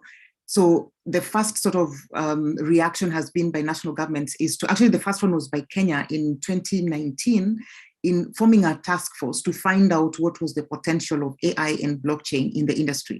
I think that was a good approach to really look at interventions, initiatives, the law, and what that would mean. But then the second aspect of it is to look at national strategies. We haven't got to a point where there's actually sector-specific regulations, which I think has happened for data protection, because many countries have an act, but then there's actually no sort of support to sector-specific. But allow me to say this point, Makta, it's important to understand how policy works at national level. Most of the time, and it's unfortunate that we can't afford our own laws. And so most of these laws are actually funded. And so what is the funding priority for a specific law? I think we need to get to a point whereby we actually look at the need and a bottom-up approach towards policy making and look at, this is the need, even if it's not funded, we will prioritize it within our budgets rather than have it come from the West. And so if it comes from the West, ideally, it's what the West wants. Thank you. Thank you. Suela? Okay, thank you. I think the question is relevant because I think the work of the working group is ongoing. So we didn't yet conclude. We are at early stage of consultations. But what we aim to achieve is really to come up with a common approach to see how Africa will use or will adopt this artificial intelligence in particular and emerging technology in general. And the objective is really to see how AI can contribute to the development and prosperity of the continent, and also how it will help us to address some of our lasting development challenges, like such as sectors like education, health. And we have mentioned these sectors because they are highlighted in some national strategies, like they identify them as key sectors that where they will artificial intelligence like to support, like to transform these sectors. And the objective for us is to create the balance between innovation and protection, because we cannot prioritize innovation over protection, because it is the duty of the government and also for us as intergovernmental organizations to ensure the necessary security of people and the protection of privacy. But at the same time, also we need to create space for innovation and investment in these technologies. Thank you. Thank you, Derece. Yeah, as Sohila stated, I think the work is underway and then it's undergoing, so that last week we had really a very good discussion and consultation with the experts who are really made for producing the document. And still it is really open to accommodate really more emerging trends like the ChatGPT, the open AI and etc. So that all comments and then feedbacks could be really accommodated in the AI AU strategy policy document. So that is the thing that I want to add, Magda. Thank you very much. I think we have now end of this session. We have a lot of insight from this session. Let me give the floor to Jimson for 1 minute. Okay, thank you very much. Well, to earlier questions asked, I just want to make this clarification. In terms of definition, science is knowledge. Applied science is technology. So we apply knowledge even in Africa. So it's not true that we don't have anything we give to the world. M-Pesa is something we're giving to the world. Okay, and we have out of the, we have about 9, say, unicorns, across Africa. These are big technology organization, and they are serving Africa. They are homegrown, okay? And even recently, we have the first of its kind study with regard to cybersecurity for development in the 4th industrial revolution. It's first of its kind. And it's from Africa serving the world. So it's not true that we have nothing coming from Africa. A lot of things. We want to accelerate the process. That is the crux of the matter. And that's why we're here brainstorming. Thank you.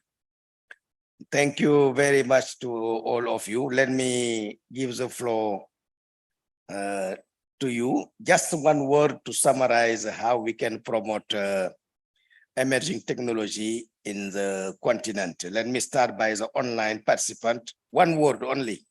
Linda. Incentives, incentives, incentives. That's what we need. Then we'll tax later, in my view. Incentive, okay. And Dereje? Collaborate. Collaboration. And Suela? Create awareness. Awareness. Leadership. Leadership. Leadership. Leadership.